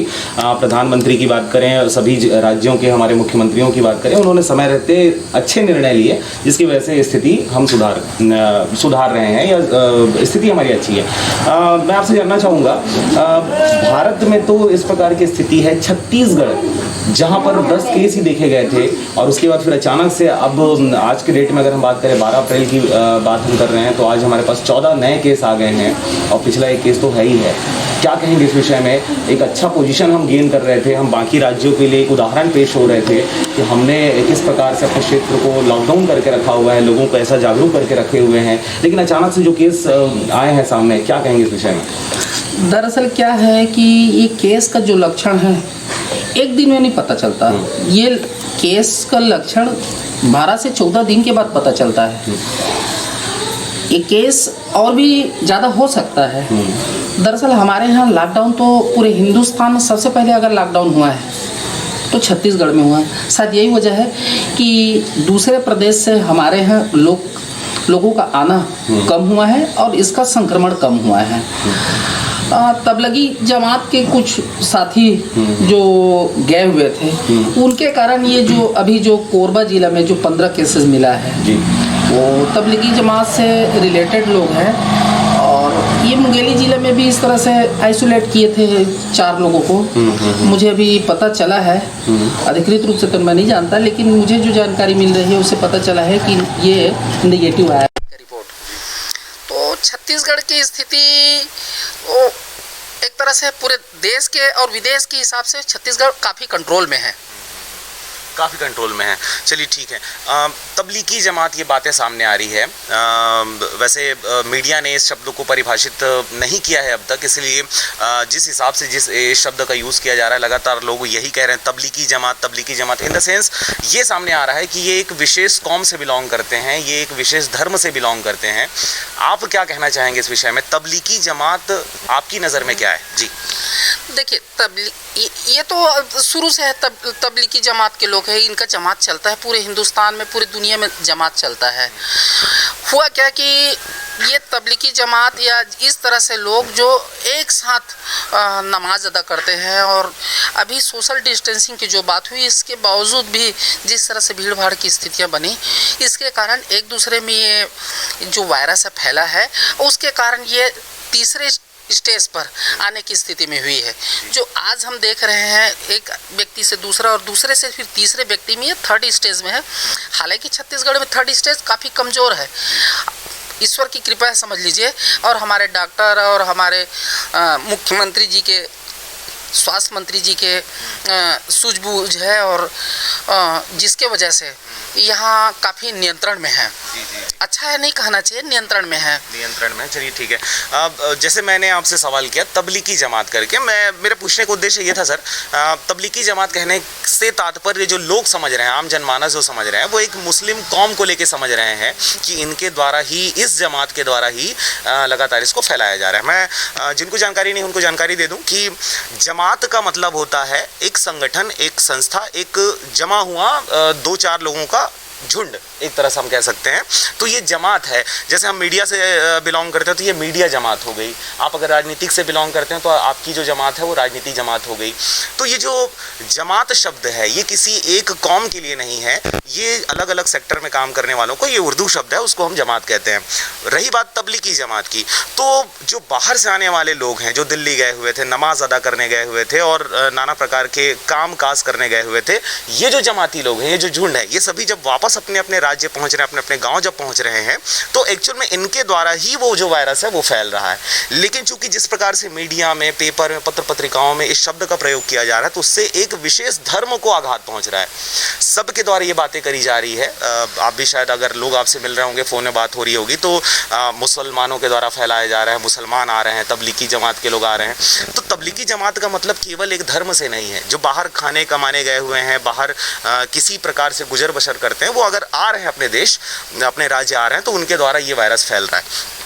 चलिए, बहरहाल ये बात तो हो गई। मैं आपसे ये भी जानना चाहूँगा, जो अभी आप सोशल वर्कर भी हैं, आप समाज से भी जुड़े हुए हैं लगातार, जब ये 144 धारा लगा दिया गया, कोरोना तो फैल रहा है छत्तीसगढ़ में, हालांकि उसका प्रसार का जो स्पीड है वो कम है, पर इससे फ़र्क किस कौम को आप ज़्यादा देखते हैं, किस कौम को सबसे ज़्यादा इस चीज़ का फ़र्क पड़ रहा है? देखिए, सीधी सी बात है कि लॉकडाउन का मतलब तालाबंदी। तालाबंदी मतलब हर व्यक्ति को अपने घर में बंद होके रहना है, आइसोलेट रहना है। अब जो रोज़ कमाते हैं रोज़ खाते हैं, खास करके आप देखेंगे पूरे हिंदुस्तान में छत्तीसगढ़ के लोग ज़्यादातर पलायन करते हैं। छत्तीसगढ़ के अभी आपके पास, आप तो प्रेस से जुड़े हैं, आपके पास हज़ारों लोगों की जानकारी होगी। मेरे पास जब जानकारी है तो आपके पास तो बहुत ज़्यादा जानकारी होगी। ऐसे लोग जो दिल्ली में, मुंबई में और अन्य स्टेट में जो लोग जीने खाने गए हैं, कमाने खाने गए हैं, ये रोज़ कमाने वाले, रोज़ खाने वाले हैं। ऐसे लोगों की संख्या हमारे बहुत ज़्यादा है। आज गरीबी रेखा के नीचे में जीवन यापन करने वाले हमारे यहाँ 47% लोग हैं। और ऐसे लोग जो रोज़ कमाते हैं, रोज़ खाते हैं, इनको अगर तालाबंदी कर दिया जाए तो इनके पास खाने के लिए और क्या स्थिति होगी आप कल्पना कर सकते हैं। दूसरी बात, सरकार ने इसके लिए व्यवस्था किया हुआ है। सरकार ने ये व्यवस्था किया हुआ है कि हर ग्राम पंचायत में 2 कुंटल चावल, दाल, अन्य सूखा खाद्य सामग्री सरपंच 14वें वित्त के पैसा से खरीदे और दे भी रहे हैं। हमारे जनप्रतिनिधि सारे तरफ लगे हुए हैं, सोशल वर्कर लोग लगे हुए हैं। लेकिन सिर्फ चावल दाल दे देने से पूरा परिवार तो नहीं चल जाएगा ना। चल पाएगा जी, बिल्कुल सही। अच्छा, ये इसमें एक चीज़ मैं आपसे जानना चाहूँगा सर। चलिए, बहुत सारे लोग हैं जो मुख्यमंत्री सहायता कोष में, प्रधानमंत्री सहायता कोष में बहुत ज़्यादा फंड दे रहे हैं, और चलिए देना अच्छी बात है, चाहे वो सोशल वर्कर हो, चाहे वो कोई व्यापारी हो, पत्रकारों ने भी बहुत सारा पैसा दिया हुआ है। क्या लगता है आपको, ये जो पैसा दिया जा रहा है मुख्यमंत्री सहायता कोष में, प्रधानमंत्री सहायता कोष में, चूँकि ये बातें निकल कर सामने नहीं आ पाती हैं कि कितना एक्चुअल में फ़ंड आया और उस फंड को किस हिसाब से किसको किस क्षेत्र में उसको वितरित किया गया और कितने लोगों को उससे फ़ायदा हुआ, आपको क्या लगता है?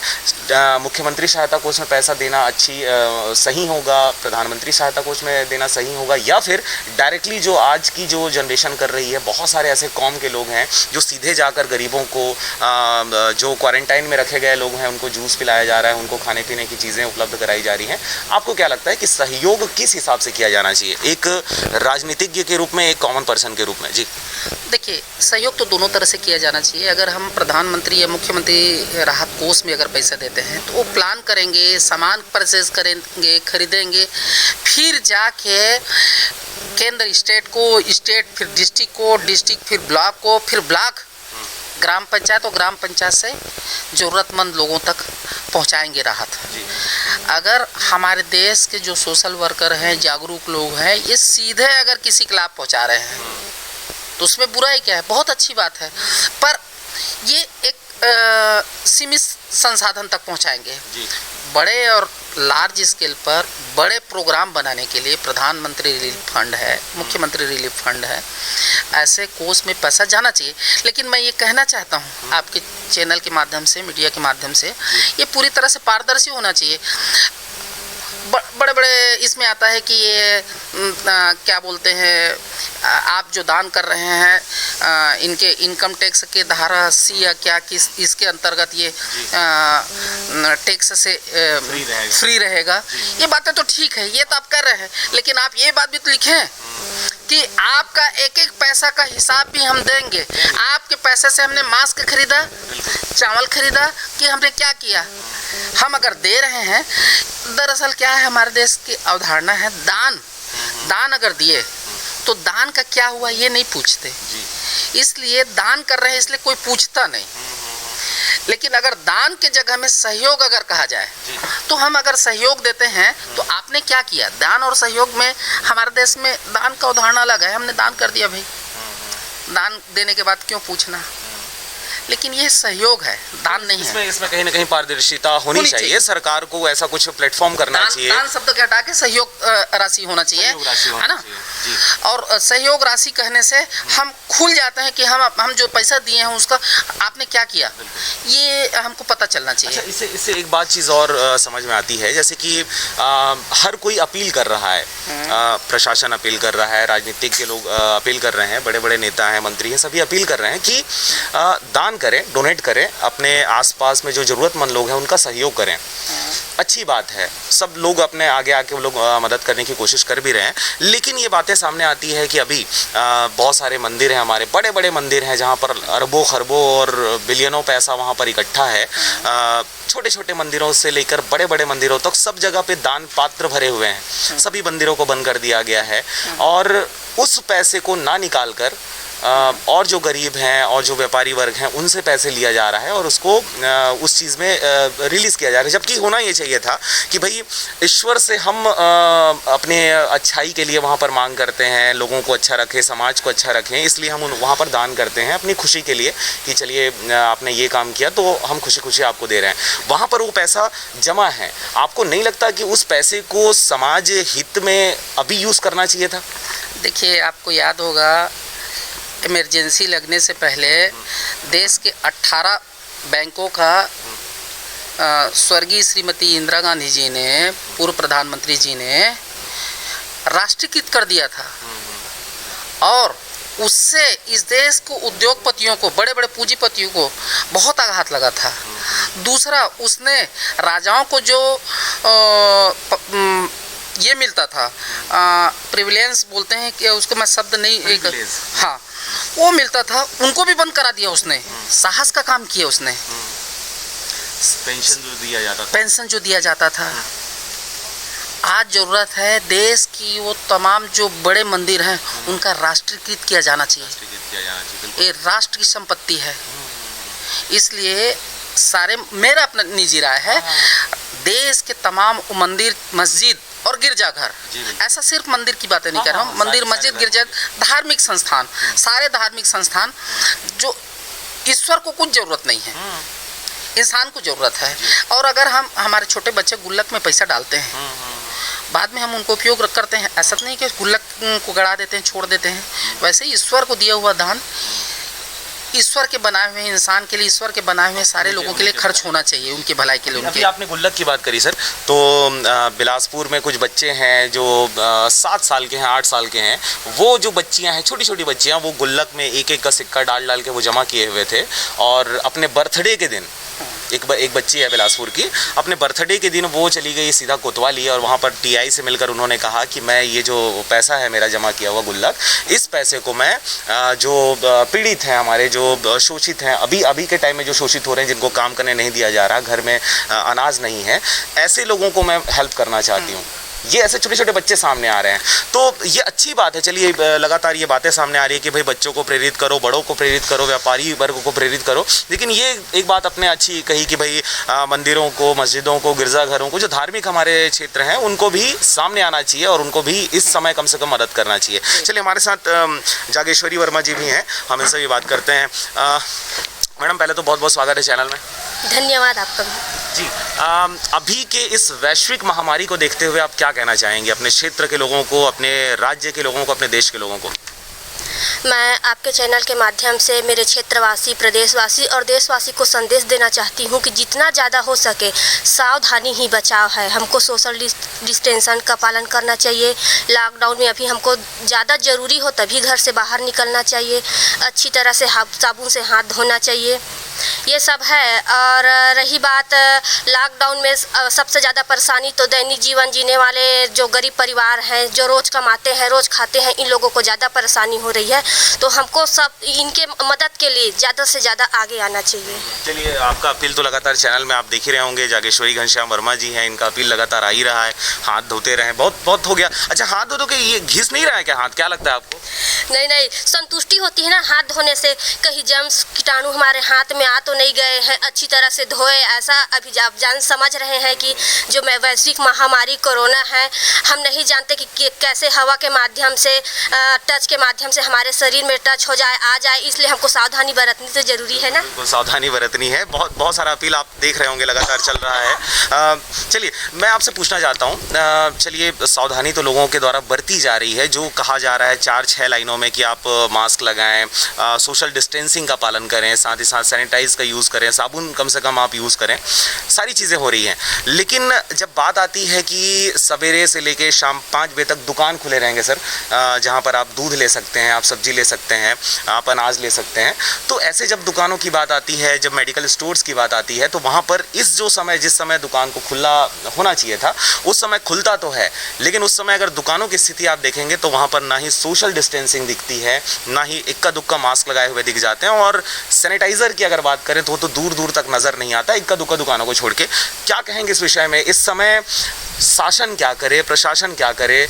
लोगों को जिम्मेदारी होनी चाहिए, शासन प्रशासन को जिम्मेदारी होनी चाहिए, क्या लगता है आपको? देखिए, कोरोना जो वायरस है एक जगह से शुरू होता है, चीन के वुहान शहर से, और पूरी दुनिया में फैलता है। आज हमारे यहाँ लगभग आज के तारीख में 7,000 पॉजिटिव केसेस हैं, 250 लोगों की मौत हो गई है, जबकि यही केस अमेरिका में 2 लाख से ऊपर हो गया है और 20,000 से भी अधिक लोग मारे जा चुके हैं। अमेरिका एडवांस है, उसकी तुलना में हिंदुस्तान कम एडवांस है। फैला वहाँ भी, फैला यहाँ भी। ऐसी एक बात हुई जिसके कारण वहाँ ज़्यादा फैला और हमारे यहाँ कम फैला। हमारे यहाँ के लोग ज़्यादा जागरूक हैं, वहाँ के लोग कम जागरूक हैं, ऐसी भी बातें नहीं हैं। वहाँ के सरकार ने सख्ती का पालन नहीं किया, लॉकडाउन नहीं रहा, खुला रहा, और जबकि हमारे यहाँ की सरकार सख्ती से इसका पालन कराए। एक बात के लिए जनता का धन्यवाद करना चाहिए देश की सरकार को।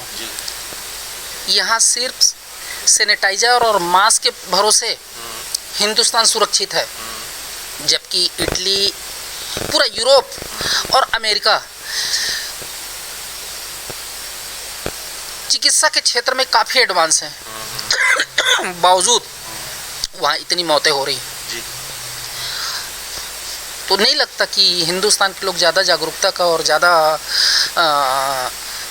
इस महामारी से बचने के लिए ज़्यादा अच्छा काम कर रहे हैं। ज़्यादा अच्छा काम कर रहे हैं, जागरूक हैं तो अच्छी बात है सर, लेकिन कहीं ना कहीं ये तो लगता है कि भाई जब दूध दुकान में आप दूध खरीदने जाएं, जब आप मेडिकल स्टोर में मेडिकल सामान खरीदने जाएं, तो मेडिकल वाला तो अपने हद में कोशिश कर रहा है कि वो राउंड सर्कल बना के रखा हुआ है 1-1 मीटर की दूरी पे, लेकिन कई दुकान है जिसमें उसने वो नहीं किया हुआ है, तो ऐसे दुकान में भगदड़ देखी जाती है। आपको क्या लगता है कि इसमें कम से कम थोड़ी बहुत तो अब ये समझदारी आनी चाहिए? हालांकि हम दूसरे देशों की अपेक्षा समझदार हैं, अपनी काम को जिम्मेदारी से कर रहे हैं, लेकिन थोड़ी सी और जिम्मेदारी जी इसकी। देखिए, दूसरे देश से हम ज़्यादा समझदार हैं ऐसा कहना ठीक नहीं है।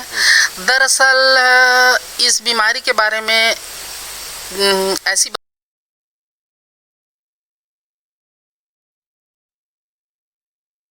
फंसा हुआ है, जो बाहर के लोग हैं वो यहाँ पर फंसे हुए हैं, और जो यहाँ के लोग हैं वो बाहर के राज्यों में फंसे हुए हैं। ऐसे लोग हैं जिनकी दिहाड़ी ख़त्म हो चुकी है, जिनके पास अब मजदूरी का पैसा नहीं आ रहा है, जिनके पास खाने के अब सारे अनाज ख़त्म हो गए हैं। लोकल प्रशासन कोई मदद नहीं कर रही है उनको। हमारी जो सरकार है वो कहती है कि आप अपने घरों में ही रहें। ऐसी स्थिति में क्या उनको किया जाना चाहिए और आपको क्या लगता है? देखिए, ऐसा नहीं है कि हमारी सरकार अच्छा काम कर रही है, दूसरी स्टेट की सरकार अच्छा काम नहीं कर रही है, ऐसा नहीं है। सारे जगह हिंदुस्तानी विचारधारा के लोग हैं, भारतीय हैं, और सब एक दूसरे की मदद कर रहे हैं, सारे प्रदेश में मदद कर रहे हैं। सिर्फ लोगों को ऐसा लग रहा है कि हम अपने परिवार से इतने दूर हैं, कैसे करें, क्या करें, लेकिन सरकार की भी मजबूरी है, लॉकडाउन को तोड़ना नहीं है और सीमाओं को सील कर दिया गया है। अभी 2 दिन से, तो आज तीसरा दिन हो गया, उत्तर प्रदेश, मध्य प्रदेश, दिल्ली, ऐसे राज्य जहां काफ़ी तेज़ी से कोरोना का वायरस फैल रहा है, वहां लॉकडाउन के अलावा सील कर दिया गया है। लॉकडाउन तो है, लॉकडाउन के अलावा सील कर दिया गया है। जैसे कि अभी हमारे यहाँ छत्तीसगढ़ में कोरबा को कर दिया जाना चाहिए पूरी तरह से, हॉट स्पॉट है छत्तीसगढ़ के लिए, और कोरबा को पूरी तरह से सील कर दिया जाना चाहिए।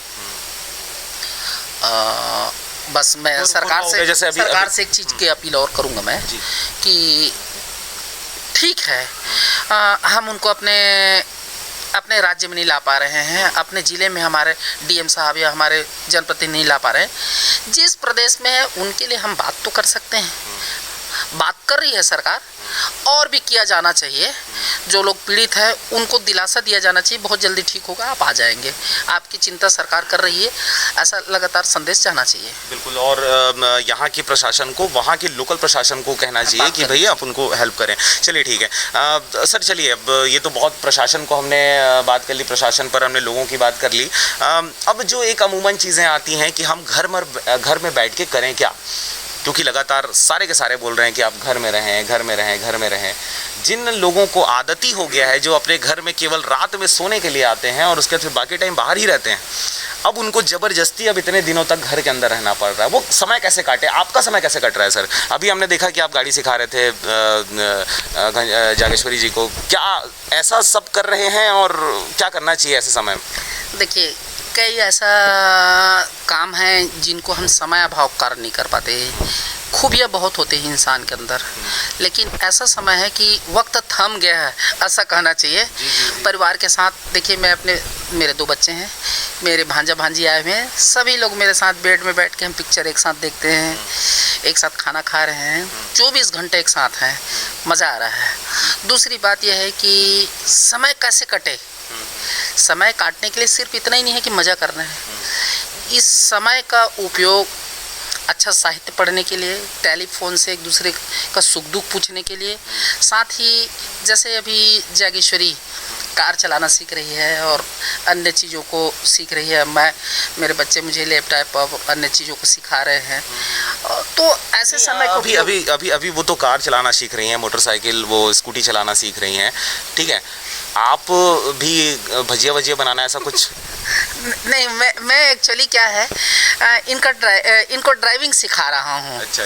आखिर मैं भी कुछ तो कर रहा हूँ ना। हाँ। नहीं ठीक है, आप कर रहे हैं, लेकिन कुछ सीखना मैं इनसे पूछना चाहूँगा। अच्छा, आपने ट्राई किया क्या इनको कुछ सब्जी वब्जी बनाने के लिए, भजिया वजिया पकौड़ा? नहीं, अभी तक तो किचन वाला काम वर्मा जी किए ही नहीं है। हाँ। अच्छा, ऐसा दिल में ऐसा कुछ है क्या, कुछ आप चाहती हैं कुछ सिखाना, इनको सीखें? नहीं, ये वैसे मेरे राजनीति गुरु हैं, मेरे पति हैं, मेरे बड़े भैया हैं। किचन के सुनिए ना, है, लेकिन किचन का काम इनके लिए छोटा है। अच्छा। इनको बड़े बड़े काम करना है। अच्छा, किचन का काम छोटा है बोल दिया सर। देखिए, ये बहुत जिम्मेदारी वाली चीज़ है, क्योंकि किचन नहीं है तो फिर आप कैसे बाकी चीज़ों कर सकते हैं। देखिए, कुछ कीड़ा आपके अंदर जा रहा है सर। तो क्या कहेंगे आप, किचन की तरफ बिल्कुल भी इंटरेस्ट नहीं है, केवल राजनीति की तरफ ही सोच रखनी है? नहीं, राजनीति की तरफ ही सोच नहीं है, बच्चों के अच्छी परवरिश के लिए भी सोच है, बिजनेस है। अभी तो मेरा बिजनेस बहुत 10% में आ गया है। पेट्रोल पंप आप पीछे देख सकते हैं, पेट्रोल दे नहीं रहे हैं, बहुत ही ज़रूरतमंद लोगों को पेट्रोल दे रहे हैं। हम खुद बैठ रहे हैं पेट्रोल पंप में, बैठने का अवसर मिलता नहीं था, पेट्रोल पंप पर बैठ रहे हैं बिना मास्क के, बिना हेलमेट के, बिना परमिशन के प्रशासन के। पेट्रोल डीजल उपलब्ध नहीं दे रहे हैं डब्बे में। पेट्रोल डीजल की भी किल्लत अब आगे आने वाले समय में देखी जा सकती है। किल्लत नहीं है, पेट्रोल डीजल पर्याप्त है।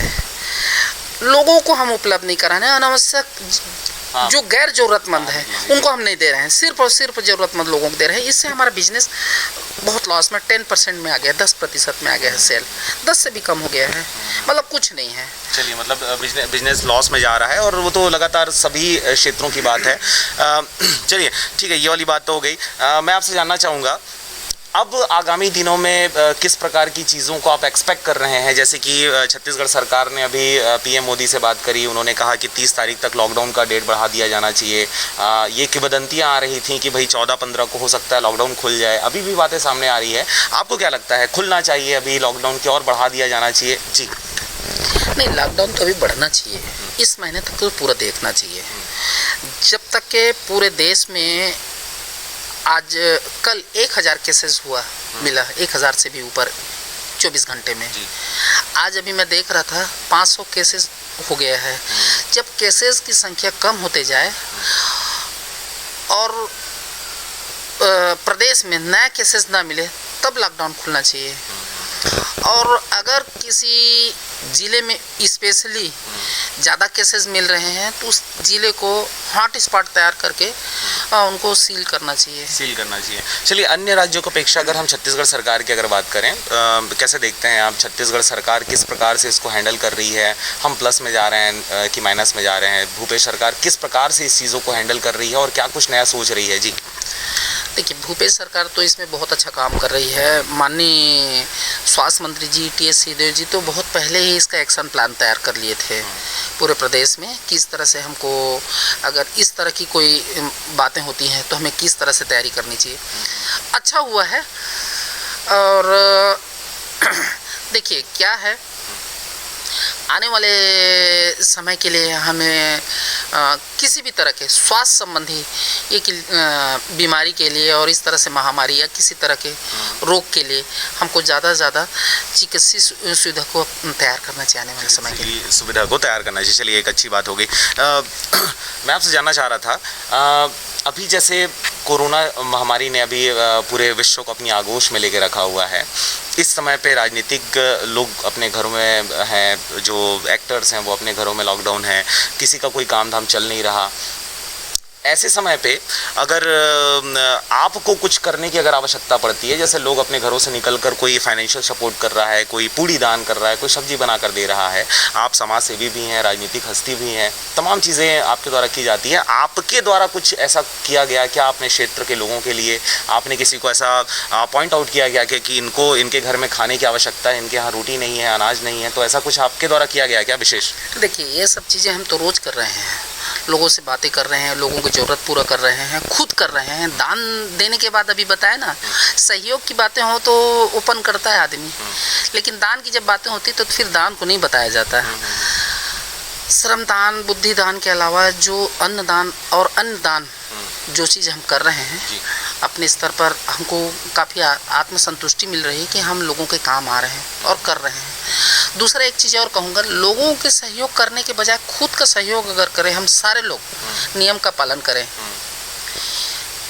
आप में एक कहावत है ना, आप मेरे ऊपर एक एहसान करो कि मेरे ऊपर कोई एहसान मत करो। वैसे ही आप एक सहयोग करो कि कोई सहयोग मत करो। अच्छा, सारे लोग अपने ही सहयोग कर लो, लॉकडाउन का पालन कर लो। ज़रूरतमंद, आज की डेट में मोबाइल किसी के पास नहीं है, ऐसा नहीं है। ज़रूरतमंद लोगों के सारे लोग जागरूक हैं, सारे लोग सोशल मीडिया से जुड़े हुए हैं, बात करेंगे। जिनको ज़रूरत है सरकार ने नंबर दिया हुआ है, पहुँचे। अनावश्यक रूप से हम फोटो खिंचाने के लिए, भीड़ भाड़ बढ़ाने के लिए, दिखाने के लिए कि हम ये कर रहे हैं, नहीं होना चाहिए। अभी तक के इस वैश्विक महामारी में हमारा एक भी फोटो, श्रीमती जागेश्वरी वर्मा जी का, मेरा एक भी फोटो हमने सोशल मीडिया में, किसी मीडिया में नहीं डाला है जी। तो ये बहुत अच्छी बात है सर, शायद इसीलिए हो सकता है आज हम आपके साथ बैठे हुए हैं, क्योंकि हमने अभी तक अपडेट नहीं देखा। जागेश्वरी जी, मैं आपसे एक चीज़ जानना चाहूँगा, जो आपके क्षेत्र की बात है। अभी आपके क्षेत्र के एसडीएम के ऊपर कुछ पत्रकारों के द्वारा, या एक पत्रकार जो अपने आप को कहता है, उसने आरोप लगाया है कि भाई मेरे साथ गाली गलौज किया गया है, मारपीट किया गया है। और इसी विषय को लेकर आज हम पत्रकारों को यहाँ पर बुलाया गया था, हम सब एकत्रित हुए थे और हम जानकारी इकट्ठा कर रहे थे। आपको क्या लगता है इस विषय में पर्टिकुलर कि क्या कुछ हुआ है, क्या सोचते हैं आप इस विषय में?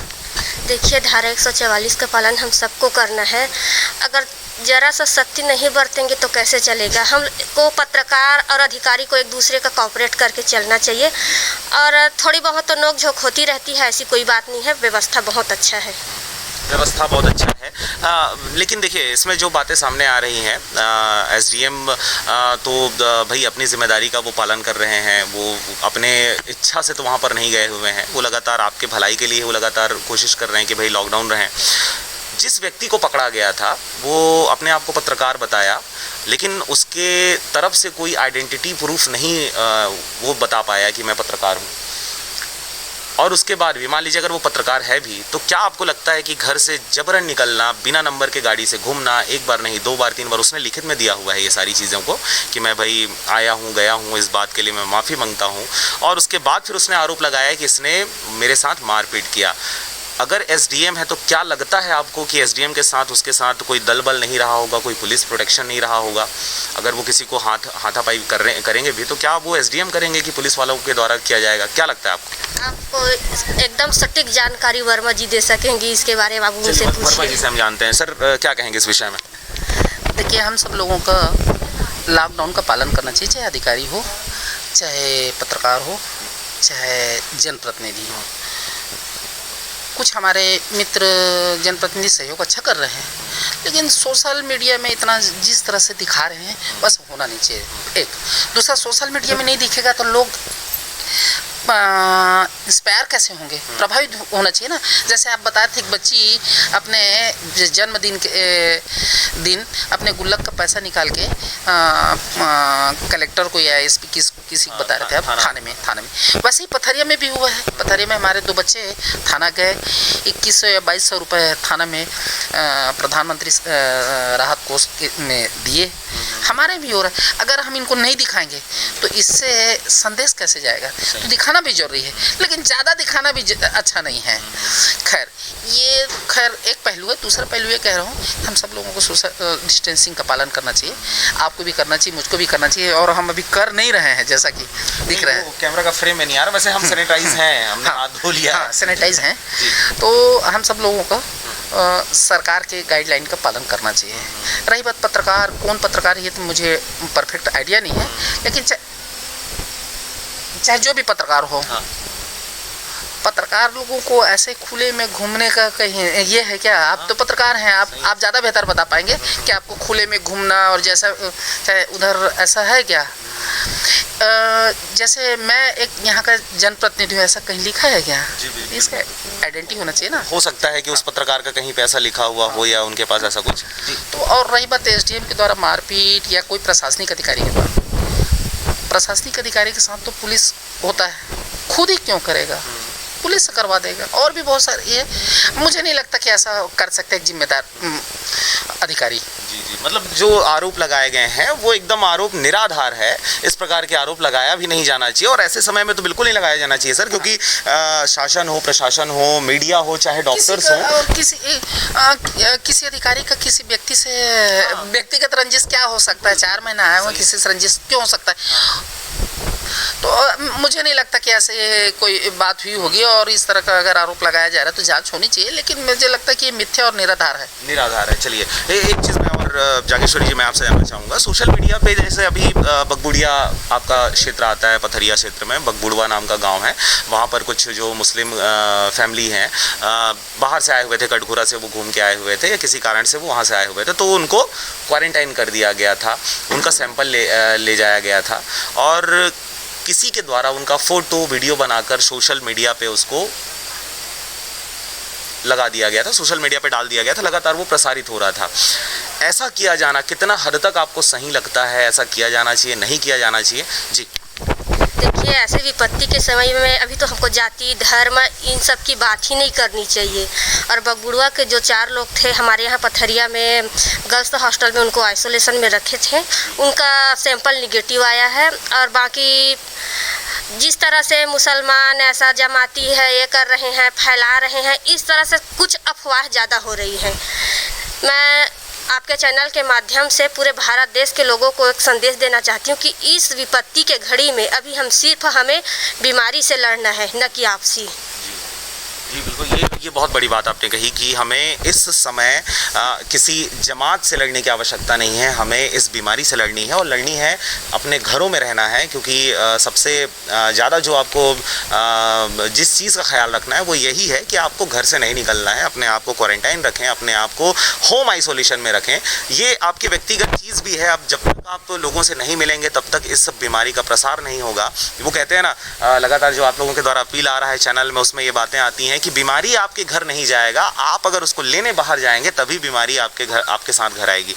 इन्हीं सब बातों के साथ आज हमारे साथ बने हुए थे जागेश्वरी घनश्याम वर्मा जी भी थे। अच्छा, जाते जाते कुछ कहना चाहेंगे सर? कुछ अगर जाते जाते आखिरी 2 शब्दों में अगर कुछ कहना चाहें तो? जी देखिए, जान है तो जहान है। हाँ। हम सब लोगों की अपनी जिम्मेदारी संभालनी चाहिए, अपने परिवार की जिम्मेदारी संभालनी चाहिए, पूरा देश संभल जाएगा। सावधानी ही बचाव है। हम सब लोग मास्क लगाएं, सोशल डिस्टेंसिंग का पालन करें, हाथ को दिन में 5 से 7 बार 10 बार जितना ज़्यादा हो सके धोएं और कोशिश करें कि हम लोगों के संपर्क में कम से कम आए, हाथ ना मिलाएं। बहुत ज़रूरी हो तभी हम घर से निकलें, अन्यथा ना निकलें। कुछ हीरो लोग देखने निकलते हैं कि कोई निकला तो नहीं है, ऐसे कोई दूसरा भी उसको देखने निकलता है, तीसरा भी देखने निकलता है कि कोई निकला कि नहीं, घर से देख लेते हैं, सड़क सुनी। बहुत दिन हो गए अपन घर में बैठे बैठे, चल तो चौंक ले आज थन का होते।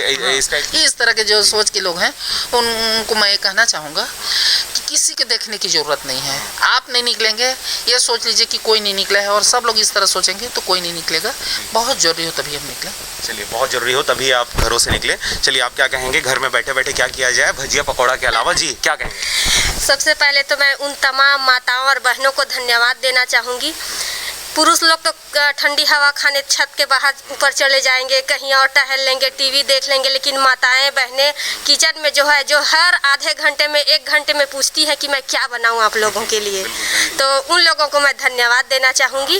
और साथ ही साथ आप सबको भी बस इतना लास्ट में कहूँगी कि इस संकट के घड़ी में हम सबको मिलजुल कर एकता और भाईचारे के साथ रहना है, ना हमको किसी से लड़ाई करना है, ना झगड़ा करना है। और साथ ही साथ इतना कहूँगी कि मैं पर्सनल अपने विषय में बोलूँगी, मेरे बच्चों को शिकायत रहती है, हमेशा रहती थी कि मम्मी पापा के पास हमारे लिए समय नहीं होता है, तो मैं अपने बच्चों को फुल टाइम दे रही हूँ। फुल टाइम दे रहे हैं। और ऐसे समय में सर जो माताएं हैं, बहनें हैं, जो घर में कामकाज करती हैं, इनका काम ज़्यादा बढ़ गया है। आपको नहीं लगता आपका काम बढ़ गया है अभी? नहीं, तो महिलाओं को भी था, पत्नी लोगों को शिकायत रहता है ना कि पति हमको घर में समय नहीं देते हैं, अपने काम को ज़्यादा महत्व देते हैं, तो वो पर्याप्त समय दे रहे हैं ना। अच्छा, कई लोगों को ये भी शिकायत होता है कि कि आप ज़्यादातर घर में रहते हैं, आप घर से निकले तो सही, अब उनको क्या कहेंगे? पुरुषों के लिए तो अब मुश्किल की घड़ी है, घर में रहेंगे तो भी सुनेंगे, बाहर निकल जाएंगे तो भी, तो उन लोगों को समझदारी से काम लेना है। चलिए, बहुत बहुत बड़ी जिम्मेदारी आ गई। हम आपकी दुख को समझते हैं, जो जिन महिलाओं का अभी घर में काम बढ़ गया है सर, क्योंकि आप जब पुरुष दिन भर घर में रहेगा, बेटा घर से बाहर नहीं निकलेगा, पति घर में रहेंगे तो बार बार चाय देना पड़ेगा। पहले 2 टाइम दे के काम बन जाता था, अभी 4 टाइम 5 टाइम चाय बनाना पड़ रहा है।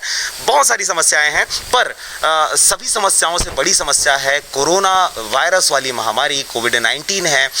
इस महामारी से बचने के लिए आप घरों में रहें। हमारे साथ आज बने हुए थे जागेश्वरी घनश्याम वर्मा। बहुत चुटीली बातें हमने इनके साथ करी। हमारे साथ घनश्याम वर्मा जी थे, इन्होंने बहुत जो तार्किक चीज़ें हैं उनके बारे में जानकारी दी। ये सोशल वर्कर भी हैं, लगातार समाज सेवा करते रहते हैं, लेकिन अभी इन दिनों जो इनके द्वारा किया जा रहा है उसको ना ही सोशल प्लेटफॉर्म पे ना किसी भी प्रकार से प्रचारित नहीं कर रहे हैं।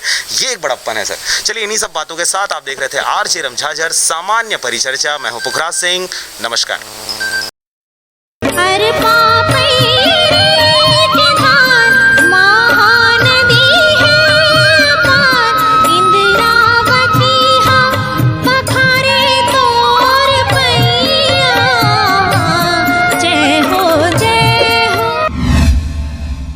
नमस्कार, आप देख रहे हैं आरजे रमझाझर और मैं हूं पुखराज सिंह। बेमेतरा जिला के नवागढ़ इंडियन गैस एजेंसी में गैस देने के समय स्टाफ के द्वारा गुंडागर्दी का मामला सामने आया है। देखिए रिपोर्ट। बेमेतरा के नवागढ़ में गैस एजेंसी खुला है तब से लेकर आज तक संचालक विवादों से घिरा रहता है। ग्राहकों के साथ दुर्व्यवहार भी किया जाता है, लेकिन आज तक किसी भी अधिकारी द्वारा कार्रवाई नहीं किया गया है। यह शिकायत लगातार मिल रहा है कि उज्ज्वला योजना के तहत हितग्राहियों का नाम आने के बाद भी लाभ नहीं मिल रहा है। लिस्ट में नाम होने के बावजूद गैस सिलेंडर नहीं दिया जा रहा है, बार बार घुमाया जाता है और बोलने पर मां बहन की गंदी गालियां दिया जाता है और साथ ही मारपीट भी करते हैं। पीड़ित युवक का नाम प्रेम प्रकाश वर्मा ग्राम दयालपुर का रहने वाला है। दयालपुर से नवागढ़ गैस एजेंसी की महज दूरी 20 किलोमीटर है। बुधवार को जब प्रेम प्रकाश अपने श्रीमती के साथ नवागढ़ इंडियन गैस एजेंसी गया, जो कि 1 साल पहले से उनके पत्नी के नाम पे आया हुआ है। बताइए पूरी घटना क्या हुआ था, क्या मामला है? कल मैं गया था नवागढ़ इंडियन गैस एजेंसी, जो कि मेरा नाम 1 साल से है और मेरा गैस सिलेंडर दिए नहीं जा रहा है। इसका मैं बार बार आवेदन दे चुका हूं मैं उसके पास, पर भी से मेरा सिलेंडर नहीं दिए जा रहे हैं। कितना दिनों से आप चक्कर लगा रहे हो गैस एजेंसी इंडियन का नवागढ़ से? मैं 1 साल से चक्कर लगा रहा हूं और 4 बार वहां आवेदन दे चुका हूं। मैं जाता हूं, मेरा डॉक्यूमेंट लिया जाता है, उसके बाद बोलते हैं कि मैं फ़ोन करके आपको बुलाऊँगा करके, और बुलाते नहीं हैं। आपका पूरा नाम? प्रेम प्रकाश वर्मा। वैसे कहाँ से आने जाने करते हो? वैसे दयालपुर से मैं जाता हूँ, 20 किलोमीटर है मेरा गाँव। किसके नाम से आए थे आपके गैस एजेंसी का उसका गैस नाम? मेरे पत्नी के नाम से आए हैं। क्या नाम से? रेणुका वर्मा। तो आप कितना दिनों से आप चक्कर लगा रहे हो? 1 साल से मैं चक्कर लगा रहा हूँ। तो उनके द्वारा क्या जाते हैं? उनके द्वारा यही कह जाते हैं कि मतलब ठीक है, हम आपको 3 दिन बाद हम फ़ोन करके बुलाएंगे करके। और कल गया था, इसी चीज़ को मैं बोला कि सर मेरे को साल भर हो गया करके, तो गाली गलौज करने लगा, मारपीट करने लगा। कौन गाली गलौज कर रहा था? वहाँ का शाखा प्रबंधक जो तेलक सर हैं, तो वो कॉलर पकड़ के मेरे को बाहर निकाला गया है, मारपीट किया गया है, माँ बहन की गाली दिया। साथ में मेरे पत्नी भी थी वहाँ पे, सारी लोग थे वहाँ। 200 लोगों के बीच में मुझे घसीटा गया है। तो आप इसकी शिकायत थाना वाना में दर्ज कराए हो रिपोर्ट? इसके शिकायत तो मैं टीआई सर से मौखिक बात किया हूँ, तहसीलदार से बात किया हूँ, टीआई सर गए भी थे, बात हुआ है उनसे। तो क्या बोले उन लोग? वो लोग बोले समझाइश किए गए हैं, तो 2 दिन के अंदर आपका सिलेंडर मिल जाएगा करके बोले हैं। तो मान लो जैसे कि अगर कहीं समझाइश हो जाता है तो उसके बाद क्या करना चाहेंगे आप? मुझे अपना सिलेंडर चाहिए, मुझे गुंडागर्दी नहीं करना है। जो करना है वो लोग करें, मारपीट जो भी करना है वो लोग करें, हम क्या कर सकते हैं, हम तो गरीब व्यक्ति हैं। आपके ऊपर उन लोग मारपीट गंदी गाली का प्रयोग किए गए हैं, इसके बारे में आपको क्या कहना, आप क्या करना चाहते हो? मैं तो यही कहना चाहता हूँ, माननीय प्रधानमंत्री महोदय से अपील करना चाहता हूँ, ऐसे एजेंसी चलाने वाले के लाइसेंस रद्द किया जाए, ये गुंडागर्दी जितना भी पाला गया ये बंद किया जाए। माननीय हमारे मुख्यमंत्री से मैं अनुरोध करता हूं, ऐसे एजेंसी वाले को सील किया जाए। आप कितने बार वहां जा चुके हो गैस एजेंसी? मैं 10 बार जा चुका हूं। मैं क्या करते हो वहां जाकर? कॉपी बस जमा करवाते हैं, उसके बाद में? मैं वहां जाता हूं तो सीधा चेक करते हैं, लिस्ट में नाम तो है ही, और आधार कार्ड है, राशन कार्ड है, उसको जमा कर लेते हैं, फिर फ़ोन करके आपको बुलाएंगे बोलते हैं, लेकिन बुलाता नहीं है।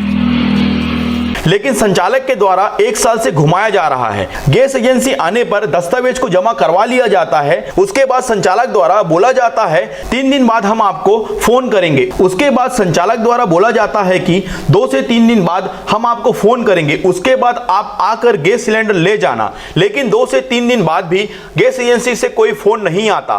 गैस एजेंसी जाने पर दस्तावेज जमा करने बोलते हैं, उसके बाद भी संचालक द्वारा कोई भी कार्रवाई नहीं की जाती है। इसी तरह कई हितग्राही नवगढ़ इंडियन गैस एजेंसी का चक्कर काटते नजर आते हैं। क्या था मामला? कटाई से हूँ मैं।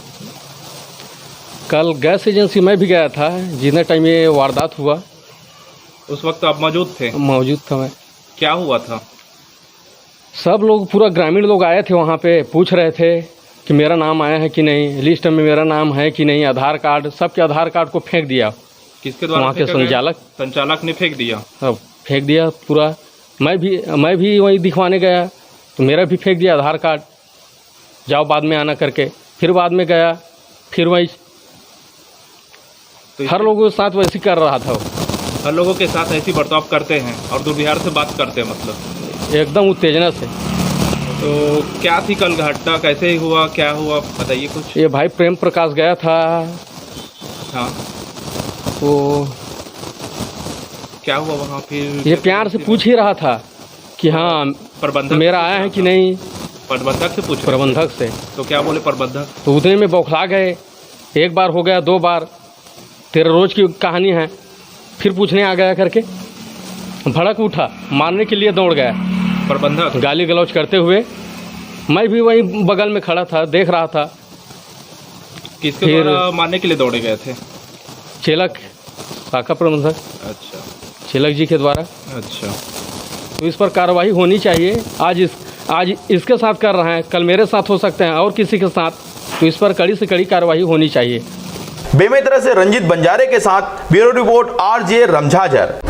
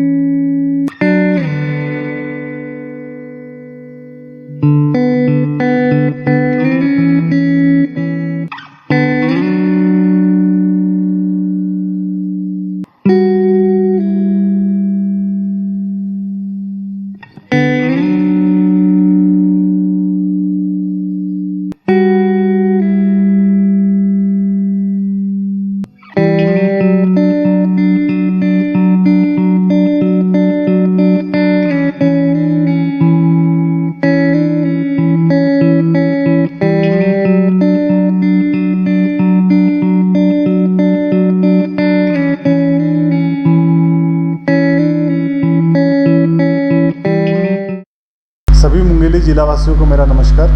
आप सब लोगों को मालूम है कि कोरोना को अभी वैश्विक महामारी घोषित किया गया है। तो आप सब लोगों से आग्रह है कि जो स्वास्थ्य विभाग द्वारा जो निर्देश दिए गए हैं उसका आप सब लोग अक्षरशः पालन करेंगे। नोवेल कोरोना वायरस विश्वव्यापी महामारी का रूप इख्तियार कर लिया। ऐसे में जरूरत है हम सबको एक दूसरे का साथ देने का, क्योंकि यह खतरनाक बीमारी न बंदूक से डरता है, न तलवार से, न तोप से डरता है, न ही बम से। ये डरता है तो सिर्फ अकेलेपन से, और इसकी ताकत भीड़ भाड़ में और भी ज्यादा बढ़ जाती है। इसलिए आप सबसे अपील है, कृपया घरों में रहे और घर में रहकर जाबाज सैनिक की तरह इस खतरनाक बीमारी को लड़ने में शासन प्रशासन की मदद करें। धन्यवाद। नमस्कार, आप देख रहे हैं RJ रमझाझर और मैं हूं पुखराज सिंह। ग्रीष्म ऋतु में आम लोगों को शुद्ध पेयजल की उपलब्धता एवं पेयजल स्रोतों के रखरखाव एवं मरम्मत के लिए जिला एवं विकास खंड स्तर पर नियंत्रण कक्ष की स्थापना की गई है। देखिए report. Collector doctor Sarveshwar Narendra भूरे के निर्देश पर चालू ग्रीष्म ऋतु में आम लोगों को शुद्ध पेयजल की उपलब्धता एवं पेयजल स्रोतों के रखरखाव एवं मरम्मत के लिए जिला एवं विकास खंड स्तर पर नियंत्रण कक्ष की स्थापना की गई है। जिला स्तरीय नियंत्रण कक्ष की स्थापना लोक स्वास्थ्य यांत्रिकी मुंगेली के कार्यपालन अभियंता के कार्यालय में की गई है। जिला स्तरीय नियंत्रण कक्ष का मोबाइल नंबर 9893825997 है। जिला स्तरीय नियंत्रण कक्ष के प्रभारी अधिकारी अनूप पांडे को बनाया गया है। इसी तरह विकासखंड मुख्यालय मुंगेली में स्थापित नियंत्रण कक्ष के प्रभारी अधिकारी उप अभियंता प्रतीक पाटनी को बनाया गया है। विकास खंड मुख्यालय लोरमी में स्थापित नियंत्रण कक्ष के प्रभारी अधिकारी उप अभियंता IS कश्यप को बनाया गया है। विकास खंड मुख्यालय पथरिया में स्थापित नियंत्रण कक्ष के प्रभारी अधिकारी उप अभियंता AK करैया को बनाया गया है। प्रभारी अधिकारियों के साथ हैंडपंप मैकेनिकल एवं तकनीशियन उपस्थित रहेंगे। मुंगेली से ब्यूरो रिपोर्ट RJ रमझाझर।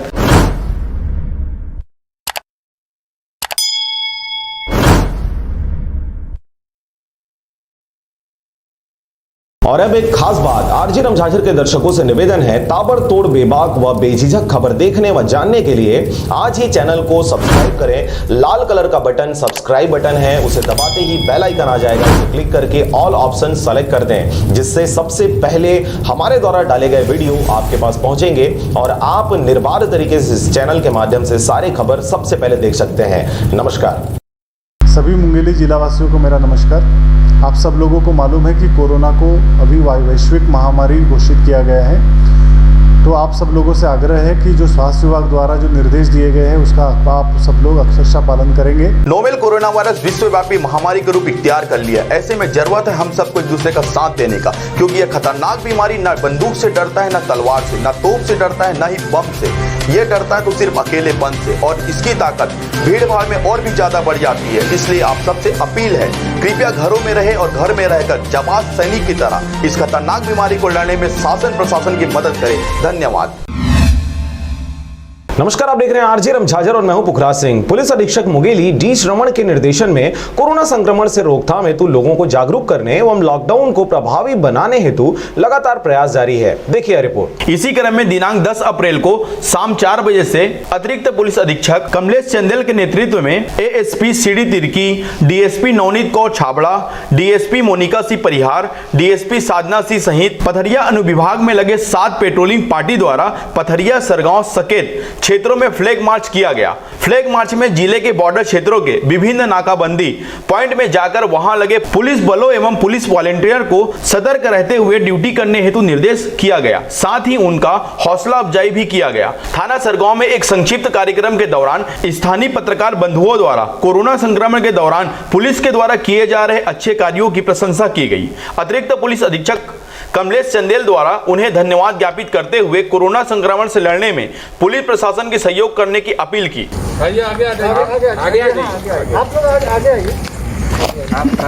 सभी पुलिस विभाग के सभी कर्मचारियों का स्वागत करते हैं और आपने जो लॉकडाउन में अपना नगर को और आसपास क्षेत्र को सहयोग दिया है उसके लिए आप धन्यवाद के पात्र हैं। कहीं पर भी आपको कोई ज़रूरत पड़े हमारी या हम में कोई कमी हो वो भी आप हमें धन्यवाद। कोरोना संक्रमण से पुलिस के कंधे से कंधा मिलाकर लड़ने वाले महिला कमांडो से फ्लैग मार्च की मुलाकात थाना सरगांव क्षेत्र के मत्कुद्वीप में हुई। उन्होंने कोरोना संक्रमण से लड़ने हेतु अपने द्वारा किए जा रहे कार्यों की जानकारी वरिष्ठ अधिकारियों को दी, जो कि अत्यंत प्रशंसनीय रहा। अतः उन्हें लगातार अपने कार्यों को जारी रखने हेतु निर्देश किया गया, साथ ही उन्हें प्रोत्साहित भी किया गया। साथ ही शहर के गली मोहल्ले में सोशल डिस्टेंसिंग को सुनिश्चित करने के लिए प्रभावी पेट्रोलिंग भी किया गया। बहुत बहुत धन्यवाद समस्त मीडिया के हमारे साथी।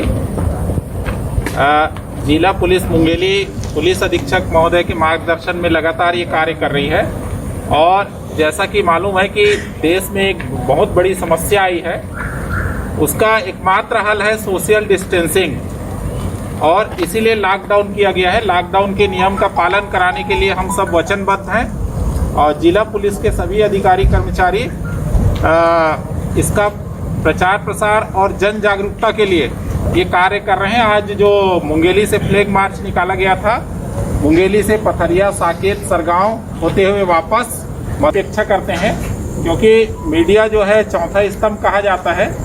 आप लोग अपने माध्यम से ज़्यादा प्रचार प्रसार करें ताकि लोग एक दूसरे को जागरूक करें और इस कोरोना के युद्ध में जंग में हम जीत सकें। धन्यवाद। मुंगेली से राजकुमार यादव की report, RJ रमझाझर।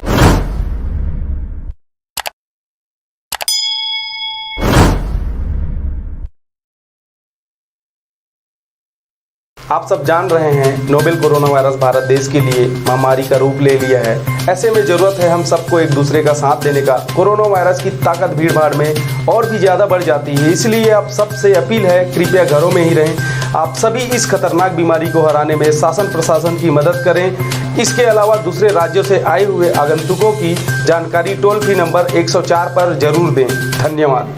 Novel corona virus विश्वव्यापी महामारी का रूप इख्तियार कर लिया। ऐसे में जरूरत है हम सबको एक दूसरे का साथ देने का, क्योंकि यह खतरनाक बीमारी न बंदूक से डरता है, न तलवार से, न तोप से डरता है, न ही बम से।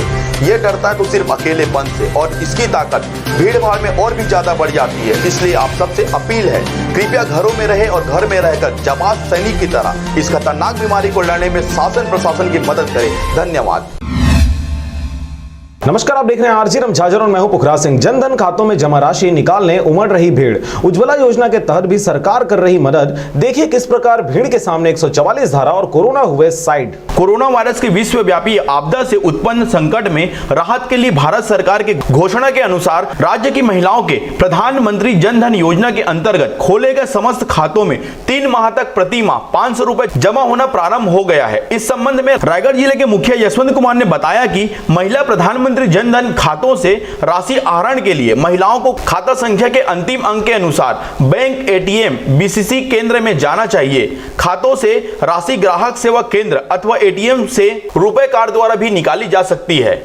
यह राशि निर्धारित तारीख के बाद कभी भी निकाली जा सकती है। उन्होंने कहा कि कोरोना वायरस के कारण बनी परिस्थितियों को ध्यान में रखते हुए हितग्राहियों को आहरण हेतु ज्यादा से ज्यादा एटीएम मशीन, रुपए कार्ड द्वारा ही आहरण करना चाहिए। एटीएम, बैंक शाखा अथवा बीसीसी केंद्रों में अनावश्यक भीड़ लगाने से बचने के साथ सोशल डिस्टेंसिंग का पालन करना चाहिए। साथ ही कलेक्टर ने यह भी कहा है कि इसके अलावा उज्ज्वला योजना के तहत गैस की रिफिलिंग के लिए भी जनधन योजना में जितने भी महिला अकाउंट होल्डर्स हैं वो सभी लोग के 3 महीने की राशि अकाउंट में उनके जमा कर दी गई है, जिसको वो अभी निकाल सकते हैं और खर्च कर सकते हैं। इसके लिए एक व्यवस्था बनाई गई है, बैंकों में अधिक भीड़ ना हो, इसके लिए 0 और 1 जिनके लास्ट में अकाउंट नंबर हैं उनको 3 तारीख यानी आज निकाल सकते हैं। 2 और 3 वाले कल निकाल सकते हैं। 4 और 5 वाले इस तरीके से अगले दिन निकाल सकते हैं। इसी तरीके से 9 तारीख तक निकाल सकते हैं, और 9 के बाद 9 तारीख के उपरांत कोई भी खाता धारक जो महिला खाता धारक हैं जनधन योजना के, वो अपने अकाउंट से 3 महीने की राशि निकाल सकते हैं। सरकार मदद कर रही है। इस संबंध में रायगढ़ के सांसद गोमती साय का भी कहना है कि इस तरह से कोरोना के कारण लॉकडाउन की स्थिति में गरीब महिलाओं के लिए यह योजना बहुत ही कारगर साबित हो रही है, जिसके कारण से राशि को आहरण करने महिलाओं की भीड़ गांवों से लेकर शहर तक उमड़ पड़ी है। जैसे भी लॉकडाउन की स्थिति में मुफ्त राशन के बाद सबसे कारगर साबित हो रही है ये दोनों सरकारी योजनाओं की मदद। मेरे देशवासियों, सादर नमस्कार। मैं श्रीमती गोमती साय, सांसद लोकसभा क्षेत्र रायगढ़, छत्तीसगढ़। केंद्र सरकार की प्रधानमंत्री उज्ज्वला योजना के तहत सरकार ने 3 महीना का रसोई गैस मुफ्त में देने की योजना बनाई है। इस योजना में सभी प्रधानमंत्री उज्ज्वला योजना के हितग्राही पात्र हैं। इसके लिए शासन ने प्रथम माह की राशि हितग्राहियों के खाते में जमा हो गया है, जिसे निकाल कर या स्वीप कर गैस भरा सकते हैं। आदरणीय प्रधानमंत्री जी की इस सराहनीय कार्य के लिए मैं उन्हें धन्यवाद देती हूँ, जिन्होंने समाज के हर वर्ग को ध्यान रख रहे हैं। जशपुर जिला के हितग्राही गैस सिलेंडर के लिए इंडेन ग्रामीण वितरक फरसाबहार, तबकरा, कुनकुरी, जशपुर, कासाबेल, बगीचा, पत्थलगांव, तमता, कोतबा से संपर्क करें। रायगढ़ जिला के हितग्राहियों के लिए भी अपने वितरक से संपर्क करें। इंडेन वितरक रायगढ़ एवं तबकरा से मेरी बात हुई है, सभी ने वितरण चालू कर दिए हैं। कृपया करके आप सब संपर्क करें और इस कठिन समय में आप सब के लिए प्रधानमंत्री जी योगदान दे रहे हैं, इसको आप लोग जरूर लाभ लें।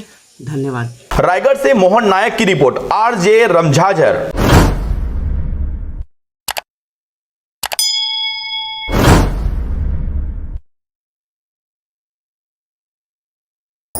नमस्कार, मैं अंबालिका साहू, जिला पंचायत सदस्य मुंगेली।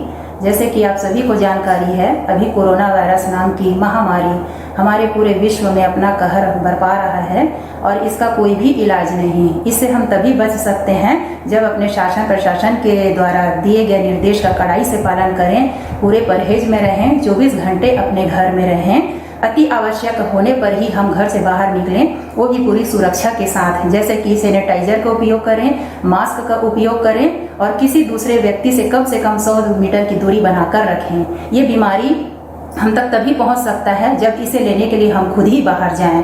इसके अलावा अगर आपकी जानकारी में कोई भी ऐसा व्यक्ति बाहर से आया हुआ है तो तुरंत टोल फ्री नंबर 104 पे सूचित करें, ताकि स्वास्थ्य विभाग उसे तब तक आइसोलेशन में रखे जब तक इस बात की पुष्टि नहीं हो जाती कि कहीं वह इस वायरस से संक्रमित तो नहीं।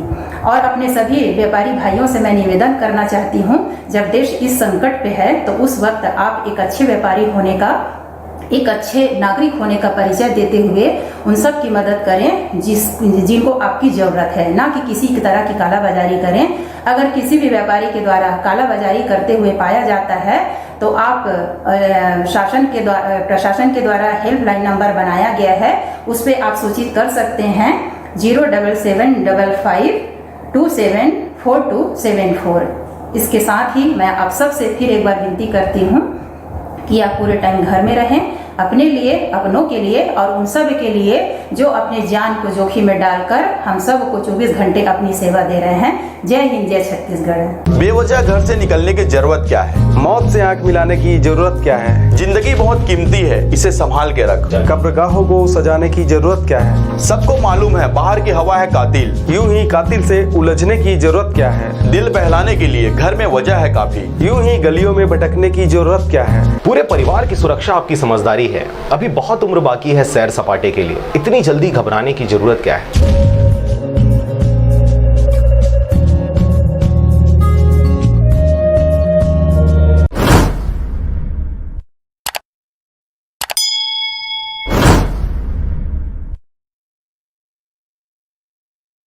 नोवेल कोरोना वायरस विश्वव्यापी महामारी का रूप इख्तियार कर लिया। ऐसे में जरूरत है हम सबको एक दूसरे का साथ देने का, क्योंकि यह खतरनाक बीमारी न बंदूक से डरता है, न तलवार से, न तोप से डरता है, न ही बम से। ये डरता है तो सिर्फ अकेलेपन से, और इसकी ताकत भीड़ भाड़ में और भी ज्यादा बढ़ जाती है। इसलिए आप सबसे अपील है, कृपया घरों में रहे और घर में रहकर जमात सैनिक की तरह इस खतरनाक बीमारी को लड़ने में शासन प्रशासन की मदद करें। धन्यवाद। बेवजह घर से निकलने की जरूरत क्या है? मौत से आंख मिलाने की जरूरत क्या है? जिंदगी बहुत कीमती है, इसे संभाल के रख। कब्रगाहों को सजाने की जरूरत क्या है? सबको मालूम है बाहर की हवा है कातिल, यूं ही कातिल से उलझने की जरूरत क्या है? दिल बहलाने के लिए घर में वजह है काफी, यूं ही गलियों में भटकने की जरूरत क्या है? पूरे परिवार की सुरक्षा आपकी समझदारी है। अभी बहुत उम्र बाकी है सैर सपाटे के लिए, इतनी जल्दी घबराने की जरूरत क्या है?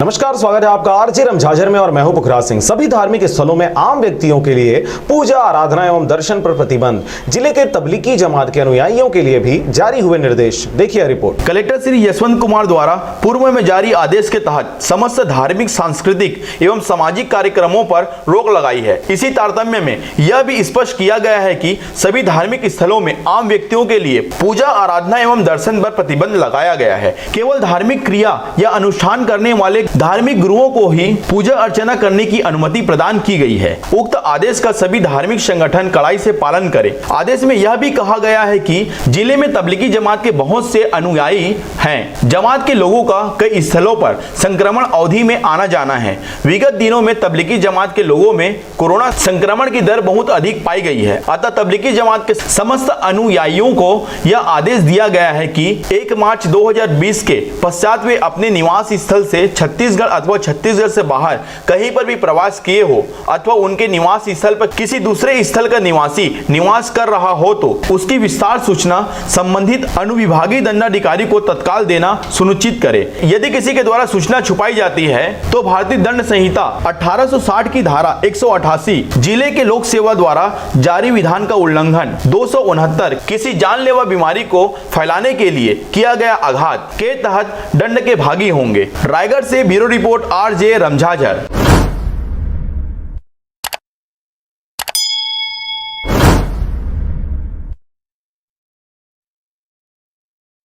नमस्कार। जैसा कि आप सभी जानते हैं, कोरोना एक वैश्विक महामारी का रूप धारण कर चुका है।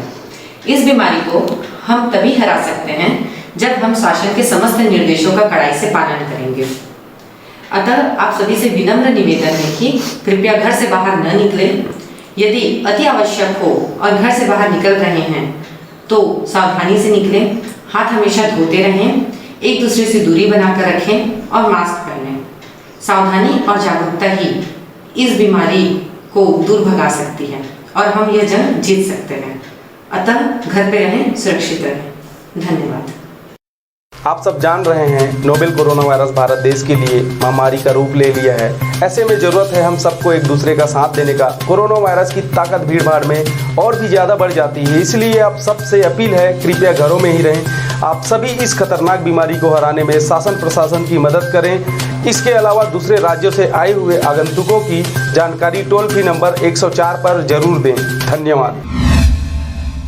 नमस्कार, आप देख रहे हैं आरजे रमझाजर और मैं हूं पुखराज सिंह। लॉकडाउन के दौरान आम नागरिकों के आवागमन में प्रतिबंध लगाए जाने हेतु अंतरराज्यीय एवं अंतर जिला बैरियर में अधिकारियों की लगी ड्यूटी। देखिए रिपोर्ट। विश्व स्वास्थ्य संगठन द्वारा नोवल कोरोना वायरस कोविड-19 को संक्रमण बीमारी घोषित किया गया है। उक्त संक्रमण बीमारी से भारत समेत पूरे विश्व के देश में खतरा उत्पन्न हो गया है। कोरोना वायरस के संक्रमण के संभाव्य प्रसार के रोकथाम एवं नियंत्रण हेतु राज्य शासन द्वारा समय समय पर दिशा निर्देश जारी किया गया है। कलेक्टर श्री यशवंत कुमार ने लोगों की सुरक्षा को दृष्टि नजर रखते हुए लॉकडाउन की अवधि में आम नागरिकों को आवागमन में प्रतिबंध लगाए जाने हेतु अंतरराज्यीय एवं अंतर जिला बैरियर में चेक पोस्ट निर्धारित कर उक्त चेक पोस्ट में कार्यपालिका दंडाधिकारियों को आगामी आदेश पर्यंत ड्यूटी लगाई गई है। कलेक्टर के आदेशानुसार विकास खंड धर्मजयगढ़ अंतर्गत ग्राम हाटी के बैरियर में नायब तहसीलदार उमेश्वर बाज, बाकारूमा में तहसीलदार नीतू भगत, कुमरता में नायब तहसीलदार Phagulal Sidar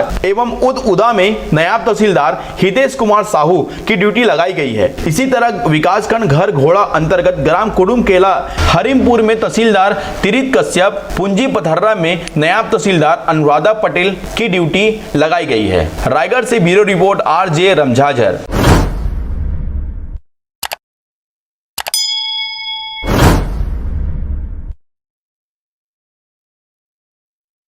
novel corona virus विश्वव्यापी महामारी का रूप इख्तियार कर लिया। ऐसे में जरूरत है हम सबको एक दूसरे का साथ देने का, क्योंकि यह खतरनाक बीमारी न बंदूक से डरता है, न तलवार से, न तोप से डरता है, न ही बम से। यह डरता है तो सिर्फ अकेलेपन से, और इसकी ताकत भीड़ भाड़ में और भी ज्यादा बढ़ जाती है। इसलिए आप सबसे अपील है कृपया घरों में रहे और घर में रहकर जमात सैनिक की तरह इस खतरनाक बीमारी को लड़ने में शासन प्रशासन की मदद करें। धन्यवाद।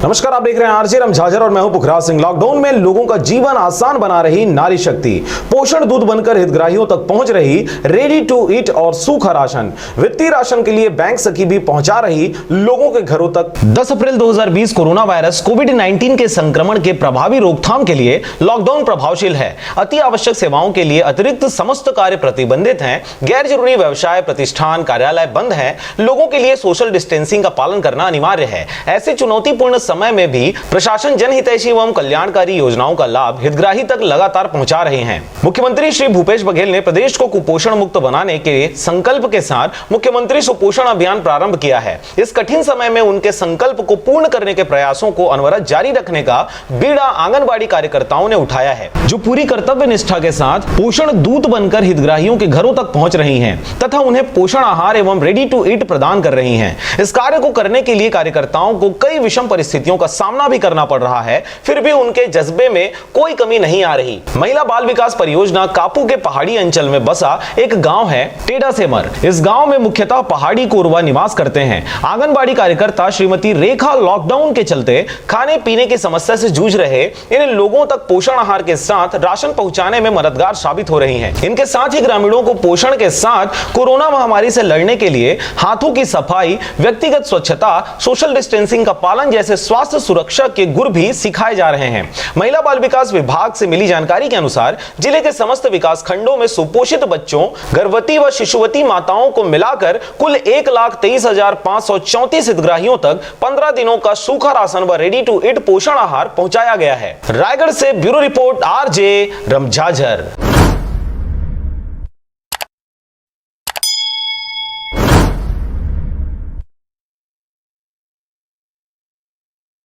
बेवजह घर से निकलने की जरूरत क्या है? मौत से आंख मिलाने की जरूरत क्या है? जिंदगी बहुत कीमती है, इसे संभाल के रख। कब्रगाहों को सजाने की जरूरत क्या है? सबको मालूम है बाहर की हवा है कातिल। यूं ही कातिल से उलझने की जरूरत क्या है? दिल बहलाने के लिए घर में वजह है काफी। यूं ही गलियों में भटकने की जरूरत क्या है? पूरे परिवार की सुरक्षा आपकी समझदारी है। अभी बहुत उम्र बाकी है सैर सपाटे के लिए, इतनी जल्दी घबराने की जरूरत क्या है?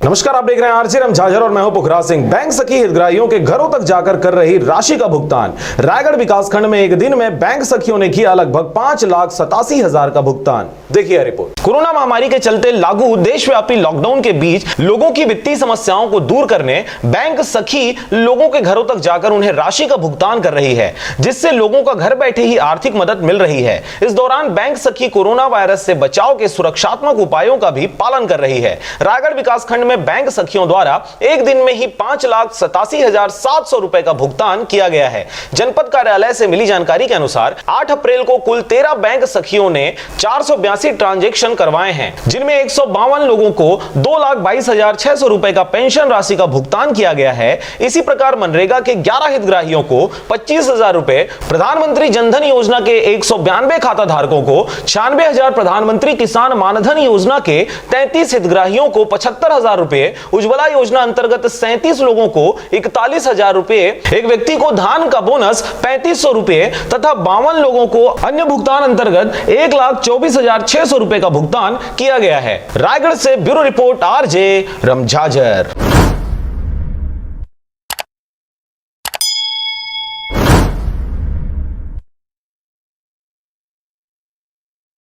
छत्तीसगढ़ के रहैया जम्मो दाई दीदी भाई बहनी मन ला तुहार दुलौरी जागेश्वरी वर्मा के राम राम जय जोहार। आप सब जाना था कि छत्तीसगढ़ में नहीं भारत देश में बल्कि पूरा विश्व में कोरोना वायरस जेला विश्व स्वास्थ्य संगठन है वैश्विक महामारी घोषित कर चुके हैं।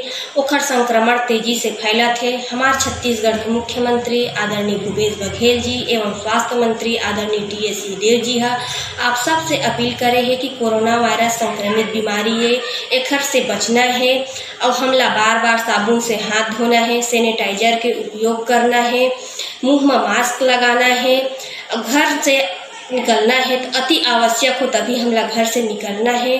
कोरोना वायरस से हमला डरना नहीं है, हम सब ला मिल के लड़ना है। छत्तीसगढ़ के रहैया जम्मो दाई दीदी बहनी मन से अपील है कि हम सब ला कोरोना वायरस से मिलजुल के लड़ना है। जब कभी बाहर जात हो तो मुंह में मास्क लगा के जावा और अति साफ सुथरा जगह में ही रहो, घर ला साफ सुथरा रखो। आप सबसे मोर विनम्र अपील। जय हिंद, जय भारत, जय छत्तीसगढ़। सभी मुंगेली जिला वासियों को मेरा नमस्कार। आप सब लोगों को मालूम है कि कोरोना को अभी वैश्विक महामारी घोषित किया गया है, तो आप सब लोगों से आग्रह है कि जो स्वास्थ्य विभाग द्वारा जो निर्देश दिए गए हैं उसका आप सब लोग अक्षरशः पालन करेंगे। कोई भी नागरिक अनावश्यक रूप से घर से बाहर ना निकले। आवश्यक सामग्रियों के जो दुकानें हैं वो सुबह 10 बजे से शाम को 5 बजे तक खुली रहेगी। जो विदेश से लौटे नागरिक है, अगर आपने आपके विदेश के दौरे की सूचना नहीं दी होगी तो कृपया 104 नंबर पे फ़ोन करके आप आपके विदेश के दौरे की जानकारी देवें। इसके साथ ही जो लोग बाहर राज्यों से आके अपने घर वापस आए हैं मुंगेली ज़िले में, उन लोगों से भी आग्रह है कि 14 दिन का एकांतवास आपको घर में रहना है और इसके साथ ही स्वास्थ्य विभाग को इसकी जानकारी देनी है। जिले में जमाखोरी और कालाबाजारी रोकने के लिए जो आवश्यक निर्देश दिए गए हैं उसका भी सभी लोगों को उसको पालन करना है। सभी व्यापारियों से आग्रह है कि अनावश्यक रेट में सामग्रियां ना बेचें और जो जिलावासी हैं उनको भी मेरा आग्रह है कि अगर कोई अनावश्यक रूप में सामग्री को बेचा जाता है तो इसकी शिकायत जिले के कंट्रोल रूम में आपको करना है। जिले का जो कंट्रोल रूम है उसका नंबर है 07755 274 274। नमस्कार, स्वागत है आपका आरजे झाझर में और मैं हूं पुखराज सिंह। मुंगेली जिला के लोरमी क्षेत्र अंतर्गत आने वाले ग्राम पंचायत लीलापुर में बेजा कब्जा हटवाने के लिए रोजगार सहायक एवं इंजीनियर का गुंडागर्दी सामने आया है। देखिए यह रिपोर्ट। मुंगेली जिला के लोरमी ब्लॉक के ग्राम पंचायत लीलापुर में बेजा कब्जा जमीन हटवाने के लिए रोजगार सहायक सचिव एवं इंजीनियर की गुंडागर्दी का मामला सामने आया है। आपको बता दें कि ग्राम पंचायत लीलापुर में 20 से 21 साल पहले फूलचंद जायसवाल पिता चिरौंजी लाल जायसवाल ग्राम पंचायत लीलापुर निवासी के द्वारा 1 से 2 डिसमिल सरकारी जमीन को बेजा कब्जा कर घर बनवाकर वहां निवास कर रहे थे। लेकिन ग्राम पंचायत लीलापुर में राज्य सरकार की योजना नरवा, गरवा, घुरवा और बारी के तहत गौठान बनाने का आदेश आया है, जिसको बनाने के लिए रोजगार सहायक सचिव एवं इंजीनियर के द्वारा बिना आदेश अनुमति के गुंडागर्दी तरीके से फूलचंद जायसवाल का बेजा कब्जा जमीन हटवाकर गौठान बनाने का प्रयास किया जा रहा है। जब इसके बारे में नवनिर्वाचित सरपंच कृपाल ध्रुवे से पूछताछ किया गया तो इस गौठान के बारे में मुझे कोई भी जानकारी नहीं है बताया गया। के बारे में तो मैं नहीं जान सकता अभी क्या है, वो कब से बेजा कब्जा किया है ये जानकारी नहीं है मेरे पास, मुझे जानकारी नहीं है। अच्छा, अपना नाम बताएं। मेरा नाम है कृपाल सिंह मरकाम, लीलापुर पंचायत के सरपंच प्रतिनिधि हूँ। हाँ। और मैं यहाँ का आम नागरिक हूँ। हाँ, शुरू से बताना है। मेरा नाम विजय कुमार यादव, मैं यहाँ का नागरिक हूँ। और यहाँ पर जो बाड़ी यहाँ पर है वो करीब मैं उसको 20 साल से जान रहा हूँ। और उसके तत्पश्चात यहाँ पर जो घर बनाया गया है अभी वो करीब अभी से शुरुआत हुआ है, उसके रोकथाम के लिए कुछ किया जाए। यहाँ पर मनरेगा के तहत गौठान बनाया जा रहा है, तो कितने घर को लिया जा रहा है इस गौठान में? अभी तो शुरुआत किए हैं अभी, और उसके बाद अभी काम चालू है और सामने क्या कर रहे हैं अभी देखा जाए जी। अभी तो एक ही जहाँ पर बारी है उसी के लिए चल रहा है अभी। अब उसके बाद क्या हो रहा है अभी पता नहीं चला है जी। वहाँ तो एक घर भी बन चुका है। हाँ, घर तो बन चुका है, उसमें अभी वर्तमान में रह भी रहा है। हाँ, उसमें रह रहा है। तो यहाँ कितना लोग बेजा कब्जा किए हैं? यहाँ तो लगभग 80-90%। उसके ऊपर कोई ग्राम पंचायत का नाम है? लीलापुर। नाम फूलचंद जायसवाल, ग्राम लीलापुर निवासी, जन्मा मोर 2 डिसमिल जमीन है। सरकार अपन जिला सरकार है गौठान बना के पूरा लेते हवाई जमीन घर बन चुका है, मेरा भी घर बन चुका है, उसमें मैं रहता हूँ 20 साल से बना चुका हूँ। छोटे हमारे पास जमीन ले लेते, आपके घर की जमीन ले लेते हो। गाँव में अभी भी उप सरपंच किया हो, घर बन चुका है और पूरा भी बेजा कब्जा यहाँ पर नंदिया से लेकर पूरा 70-80 एकड़ जमीन बेजा कब्जा है। लेकिन फूलचंद जायसवाल का कहना है कि मैं ही एक अकेला सरकारी जमीन को बेजा कब्जा नहीं किया हूं, बल्कि ग्राम पंचायत लीलापुर में अधिकतर जमीन बेजा कब्जा है और बेजा कब्जा में घर बनाए हुए हैं। लेकिन जिस जगह मेरा बेजा कब्जा जमीन है उसके बगल में ही सनत शर्मी, अमर सिंह ठाकुर, सुरेंद्र जायसवाल का भी 1 साल से बेजा कब्जा कर घर बनाकर वे रह रहे हैं। उनके घर को रोजगार सहायक सचिव एवं इंजीनियर के द्वारा कोई भी किसी भी प्रकार की क्षति नहीं पहुंचाया जा रहा और मेरे ही घर को द्वेषपूर्वक तोड़ने का प्रयास इनके द्वारा किया जा रहा है। ग्राम पंचायत लीलापुर के ग्रामीणों का यह भी कहना है कि फूलचंद जायसवाल पिता चिरौंजी लाल के साथ पिछले 20 सालों से निवासरत हैं और उनके रहने का कोई ठिकाना भी नहीं है। दूसरे के खेतों में काम करके जीवन बसर किया जा रहा है। घर की मागी हालत ठीक नहीं होने के कारण रोजगार सहायक सचिव व इंजीनियर को कोई आर्थिक मदद नहीं किए जा सकने के कारण इसके अलावा आस पड़ोस के लोगों का इन्हें भरपूर सहयोग मिल रहा है, जिसके कारण बेजा कब्जा हटाने का यह सिलसिला मेरे ही घर से शुरू कर खत्म किया जा रहा है। बहरहाल रोजगार सहायक सचिव व इंजीनियर की इस करतूत के विषय में पूछे जाने का प्रयास किया गया, लेकिन उन्होंने साफ साफ बेजा कब्जा हटाना है और सबका हटेगा करके अपना पल्ला झाड़ लिया गया। शासन वाला सहयोग देना चाहिए ना, हमारे पास जमीन ले थे और कोई सुविधा नहीं है, कोई सीधा नहीं, इतना भारी जमीन है, पूरा बेजा कब्जा है। उधर भी पहला शुरू वो पाला बनाए पर कोशिश करी तो पर ज़्यादा आदमी रही तनी बनाई चमोला केला पाके ये करत ले थे मोरे पास जमीन तोर में और रहे सुविधा नहीं है। मोर में रहे सुविधा अतके जमीन है, थाली लोटा सब मारे गरुआ गाय सब बनाए। तो जगह में घर बना चुके हैं? नहीं बना चुके, अपने जमीन में घर बनाया हूँ। कितने दिन हो गया बना? 20 साल हो गया घर बना। तुम अभी वर्तमान में रही था अब पूरा खलिहान मारे, पैरा भूसा चिमरा उरा सब मारे हैं। तो बहुत सारा है यहाँ भैया, कतेक लोग लगभग यहाँ तो 70-80% यहाँ बेचा कब्जा है। तो एक जन के लिए कारण का है वो? कारण ये है, पहले जो घर बने थी ना, पहले घर बारे में बताना गौठान के बारे में। गौठान अभी जो बना थे ना, तो ओकर द्वारा गौठान बना, तो ओकर द्वारा पोला ओकर किनारे में पोला ये करवा जाते, जंगल घेरे जाते अभी। अच्छा। और उतने ज़मीन है, उतने ज़मीन है। गांव वाले बन तो कुछ नहीं बोला थे, कर कोई सलाह देते नहीं है। हाँ, ये बात तो सही बात है। तो वहाँ घर बन चुके हैं? वहाँ पर घर बन चुके हैं। तो आदमी भी वर्तमान में रहते कि नहीं रहा है? अभी रहते वहाँ 1.5 डिसमिल। और कोई और बगल में और जमीन है? बगल में और दूसर घर बन चुके हैं। अभी जो नया घर बने हैं ना, वो जमीन हवा है। कतेक दिन हो गए बने हुए? बोला भी अभी नया बने हैं, साल भर हो गए हैं। वो बेजा कब्जा है, लेकिन ओखर ऊपर कोई आरोप नहीं है अभी तक के। अच्छा, एक ही जन के लिए थे? हाँ, एक ही जन के लिए थे। एक हर पास जो फूलचंद भाई के पास और कोई जगह है रहे बसे की? नहीं है, वो उतनी जगह है। अपन नाम बता भैया, गाँव का नाम? मैं विजय यादव, लीलापुरी था यहीं के ग्रामीण। अभी सब लोग ग्रामीण गांव वाले लोग, ग्रामीण के लोग मुझको दबाव डाल रहे हैं। 5 साल तक सरपंच जनपद रह चुके थे, उसके बाद उन लोगों को मैं पंच बनना चाहते थे, तब मुझको छुड़ा दिए। अब आप मेरे वार्ड के सब लोग उनको जनपद बनाने, पंच बनाने के लिए सहयोग कर दिया। हम भी बना दिए, हम भी नहीं लड़ाई लड़े। उसके बाद हमारे ही कोठार को उन्हीं लोगों ने हमारे ऊपर दबाव डालकर हमारे कोठार को गौठान बनाने के लिए प्रस्ताव करके पास कर चुके हैं। और हमको हमारे में एक ज़मीन रहने के लिए कोई जगह नहीं है, और पूरा हमारे बस बेचे कब्जे ले थे। और 70-80 एकड़ जमीन है, उसको कोई नहीं ले चुके हैं उसको। और सामने बहुत जगह पर है, उसको कोई नहीं ले पूरा बेचा कब्जा है आसपास में पूरा। बताना बगल में है, उसको नहीं लेना चाहते हैं। तो जगह कतेक दिन से कब्जा करे? वो 1 साल से है। कतेक दिन से? मैं 20 साल से बना चुका हूँ। तो हम अभी घर बने हैं कि नहीं बने हैं? मरहा था तो वर्तमान में था पूरा में मर्दाई थे, मरी था। मेरे बाप नहीं है, अकेला है। हमारे दोनों भाई बस रहते हैं वहाँ पर, और मेरे परिवार। अभी कोरोना के लिए हम लोग घर में आ चुके हैं, उसमें हमारा जगह नहीं है, इसलिए हम दूसरे घर में किराया लेकर रहते हैं।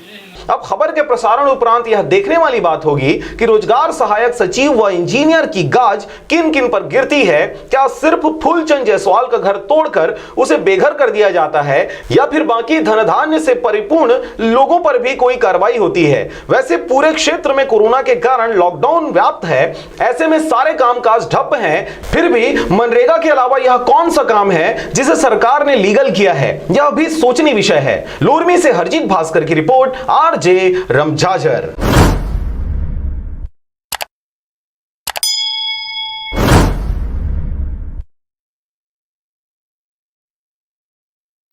नमस्कार, मैं अंबालिका साहू, जिला पंचायत सदस्य मुंगेली। जैसे कि आप सभी को जानकारी है, अभी कोरोना वायरस नाम की महामारी हमारे पूरे विश्व में अपना कहर बरपा रहा है, और इसका कोई भी इलाज नहीं। इससे हम तभी बच सकते हैं जब अपने शासन प्रशासन के द्वारा दिए गए निर्देश का कड़ाई से पालन करें, पूरे परहेज में रहें, 24 घंटे अपने घर में रहें। अति आवश्यक होने पर ही हम घर से बाहर निकलें, वो भी पूरी सुरक्षा के साथ, जैसे कि सैनिटाइजर का उपयोग करें, मास्क का उपयोग करें, और किसी दूसरे व्यक्ति से कम 100 मीटर की दूरी बनाकर रखें। ये बीमारी हम तक तभी पहुंच सकता है जब इसे लेने के लिए हम खुद ही बाहर जाएं। इसके अलावा अगर आपकी जानकारी में कोई भी ऐसा व्यक्ति बाहर से आया हुआ है तो तुरंत टोल फ्री नंबर 104 पे सूचित करें, ताकि स्वास्थ्य विभाग उसे तब तक आइसोलेशन में रखे जब तक इस बात की पुष्टि नहीं हो जाती कि कहीं वह इस वायरस से संक्रमित तो नहीं। और अपने सभी व्यापारी भाइयों से मैं निवेदन करना चाहती हूँ, जब देश इस संकट पे है तो उस वक्त आप एक अच्छे व्यापारी होने का, एक अच्छे नागरिक होने का परिचय देते हुए उन सब की मदद करें जिनको आपकी जरूरत है, ना कि किसी की तरह की कालाबाजारी करें। अगर किसी भी व्यापारी के द्वारा कालाबाजारी करते हुए पाया जाता है तो आप प्रशासन के द्वारा हेल्पलाइन नंबर बनाया गया है, उस पर आप सूचित कर सकते हैं 07755274274। इसके साथ ही मैं आप सबसे फिर एक बार विनती करती हूँ कि आप पूरे टाइम घर में रहें, अपने लिए, अपनों के लिए और उन सब के लिए जो अपने जान को जोखिम में डालकर हम सब को 24 घंटे अपनी सेवा दे रहे हैं। जय हिंद, जय छत्तीसगढ़। बेवजह घर से निकलने की जरूरत क्या है? मौत से आंख मिलाने की जरूरत क्या है? जिंदगी बहुत कीमती है, इसे संभाल के रख। कब्रगाहों को सजाने की जरूरत क्या है? सबको मालूम है बाहर की हवा है कातिल। यूं ही कातिल से उलझने की जरूरत क्या है? दिल बहलाने के लिए घर में वजह है काफी। यूं ही गलियों में भटकने की जरूरत क्या है? पूरे परिवार की सुरक्षा आपकी समझदारी है। अभी बहुत उम्र बाकी है सैर सपाटे के लिए, इतनी जल्दी घबराने की जरूरत क्या है?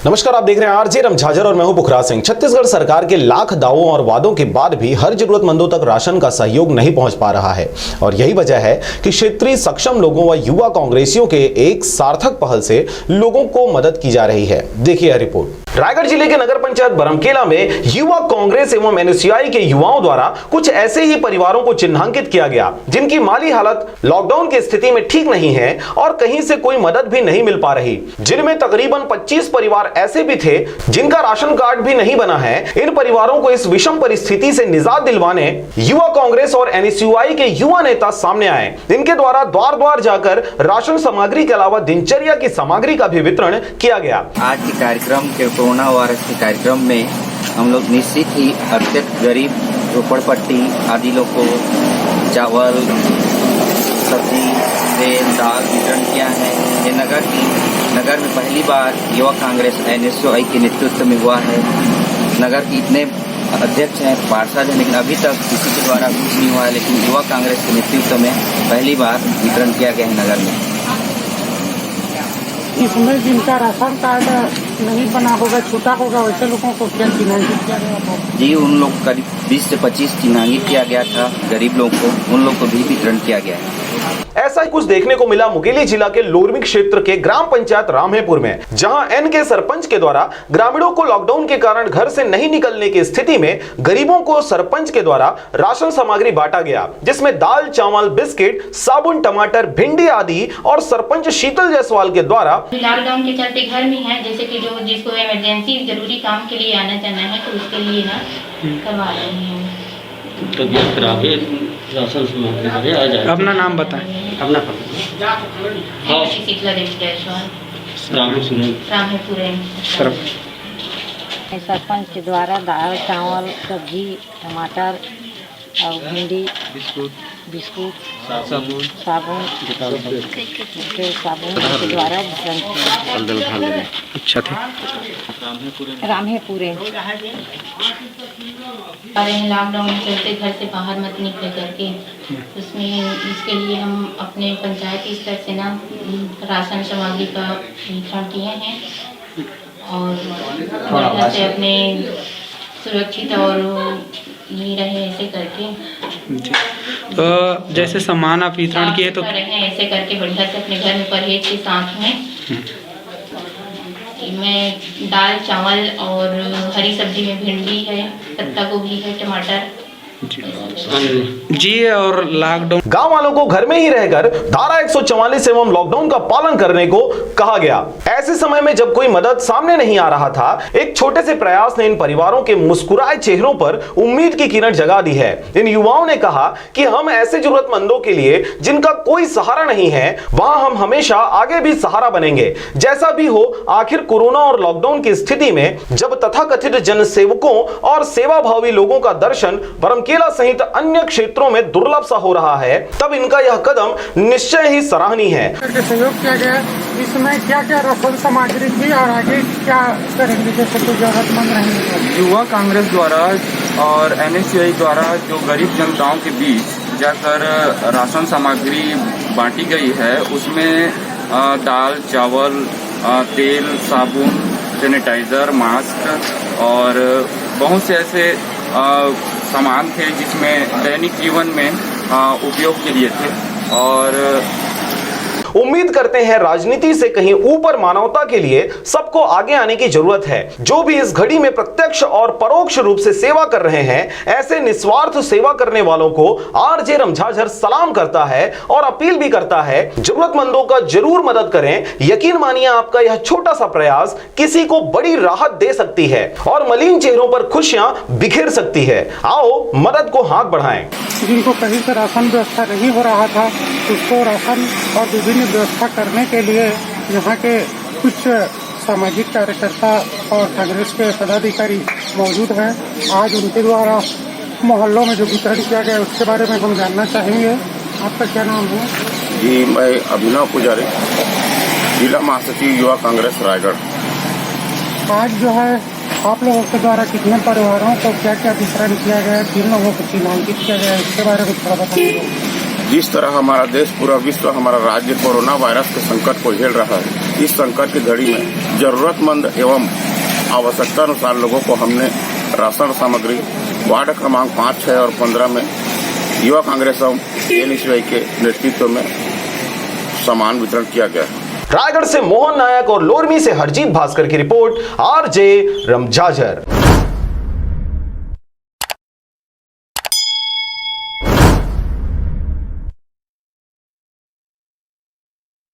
बताएंगे। मैं doctor Shubha Grewal, Bilha BMO. Corona virus से बचाव के लिए मैं कुछ उपाय बताना चाहूँगी। एक तो सबसे पहला है कि लोगों से संपर्क कम करें, घरों में रहें। दूसरा, साबुन से बार बार हाथ धोएं। किसी भी चीज़ को छूने के बाद यदि साबुन से हाथ नहीं धो पा रहे हैं तो सैनिटाइज़र का उपयोग करें। खांसते टाइम पे मुंह पे कपड़ा बांधें या मास्क का उपयोग करें। कोई भी भीड़ वाली जगह में जाने से बचें। घरों में रहना अभी ज़्यादा प्रभावशाली रहेगा, क्योंकि अभी जो हमारे यहाँ स्टेज चल रही है वो बहुत ही संक्रमित होने वाली स्टेज है, जिससे बचें। बाहर भीड़ में कहीं भी जाना नहीं करें। एक व्यक्ति जाए और अधिक से अधिक अस्पताल भी आना है तो केवल सर्दी खांसी के मरीज ही अस्पताल आएँ और दूसरे व्यक्तियों को ना लाएं। बच्चे और बुजुर्ग जो हैं वो घर में रहें। अपनी सेफ्टी भी करना, अपनी बचाव भी खुद करना है, जिससे हम दूसरों को बचा सकेंगे। और गांव-गांव में अभी बाहर से बहुत से लोग पलायन होके आ रहे हैं, उनको भी हम लोगों की टीम जो स्वास्थ्य कार्यकर्ता है वहाँ जा के उनको घरों में रहने की सलाह दे रहे हैं। होम क्वारंटाइन उनको कर रहे हैं कि वो घर से बाहर ना निकलें। और यदि उनको खांसी सर्दी है तो वो हॉस्पिटल आएँ, उनको वहाँ पे इलाज दिया जाएगा। और यदि ज़्यादा तबीयत ख़राब उनकी हो तो उन्हें हम सिम्स रेफ़र करेंगे या जिला अस्पताल रेफ़र करेंगे। इस तरीके से। और अभी जो स्थिति चल रही है, कोई भी सामान यदि आप बाहर से खरीद रहे हैं तो उस सामान को आप घर के बाहर छोड़ें, क्योंकि 24 घंटे तक उसमें वायरस होता है और वो वायरस हमारे घर के अंदर ना आए, उसको 24 घंटे तक सामानों को बाहर रखना है। और हर वक्त अपनी सुरक्षा के साथ घर में घुसना है। और लोगों को भी यही जागरूकता, हमें हर गांव में आज भी बहुत से गांव घूमे हैं और यही जागरूकता फैलाए हैं कि लोग घर से कम बाहर निकले। यही इस देश को बचाने का प्रमुख उपाय है।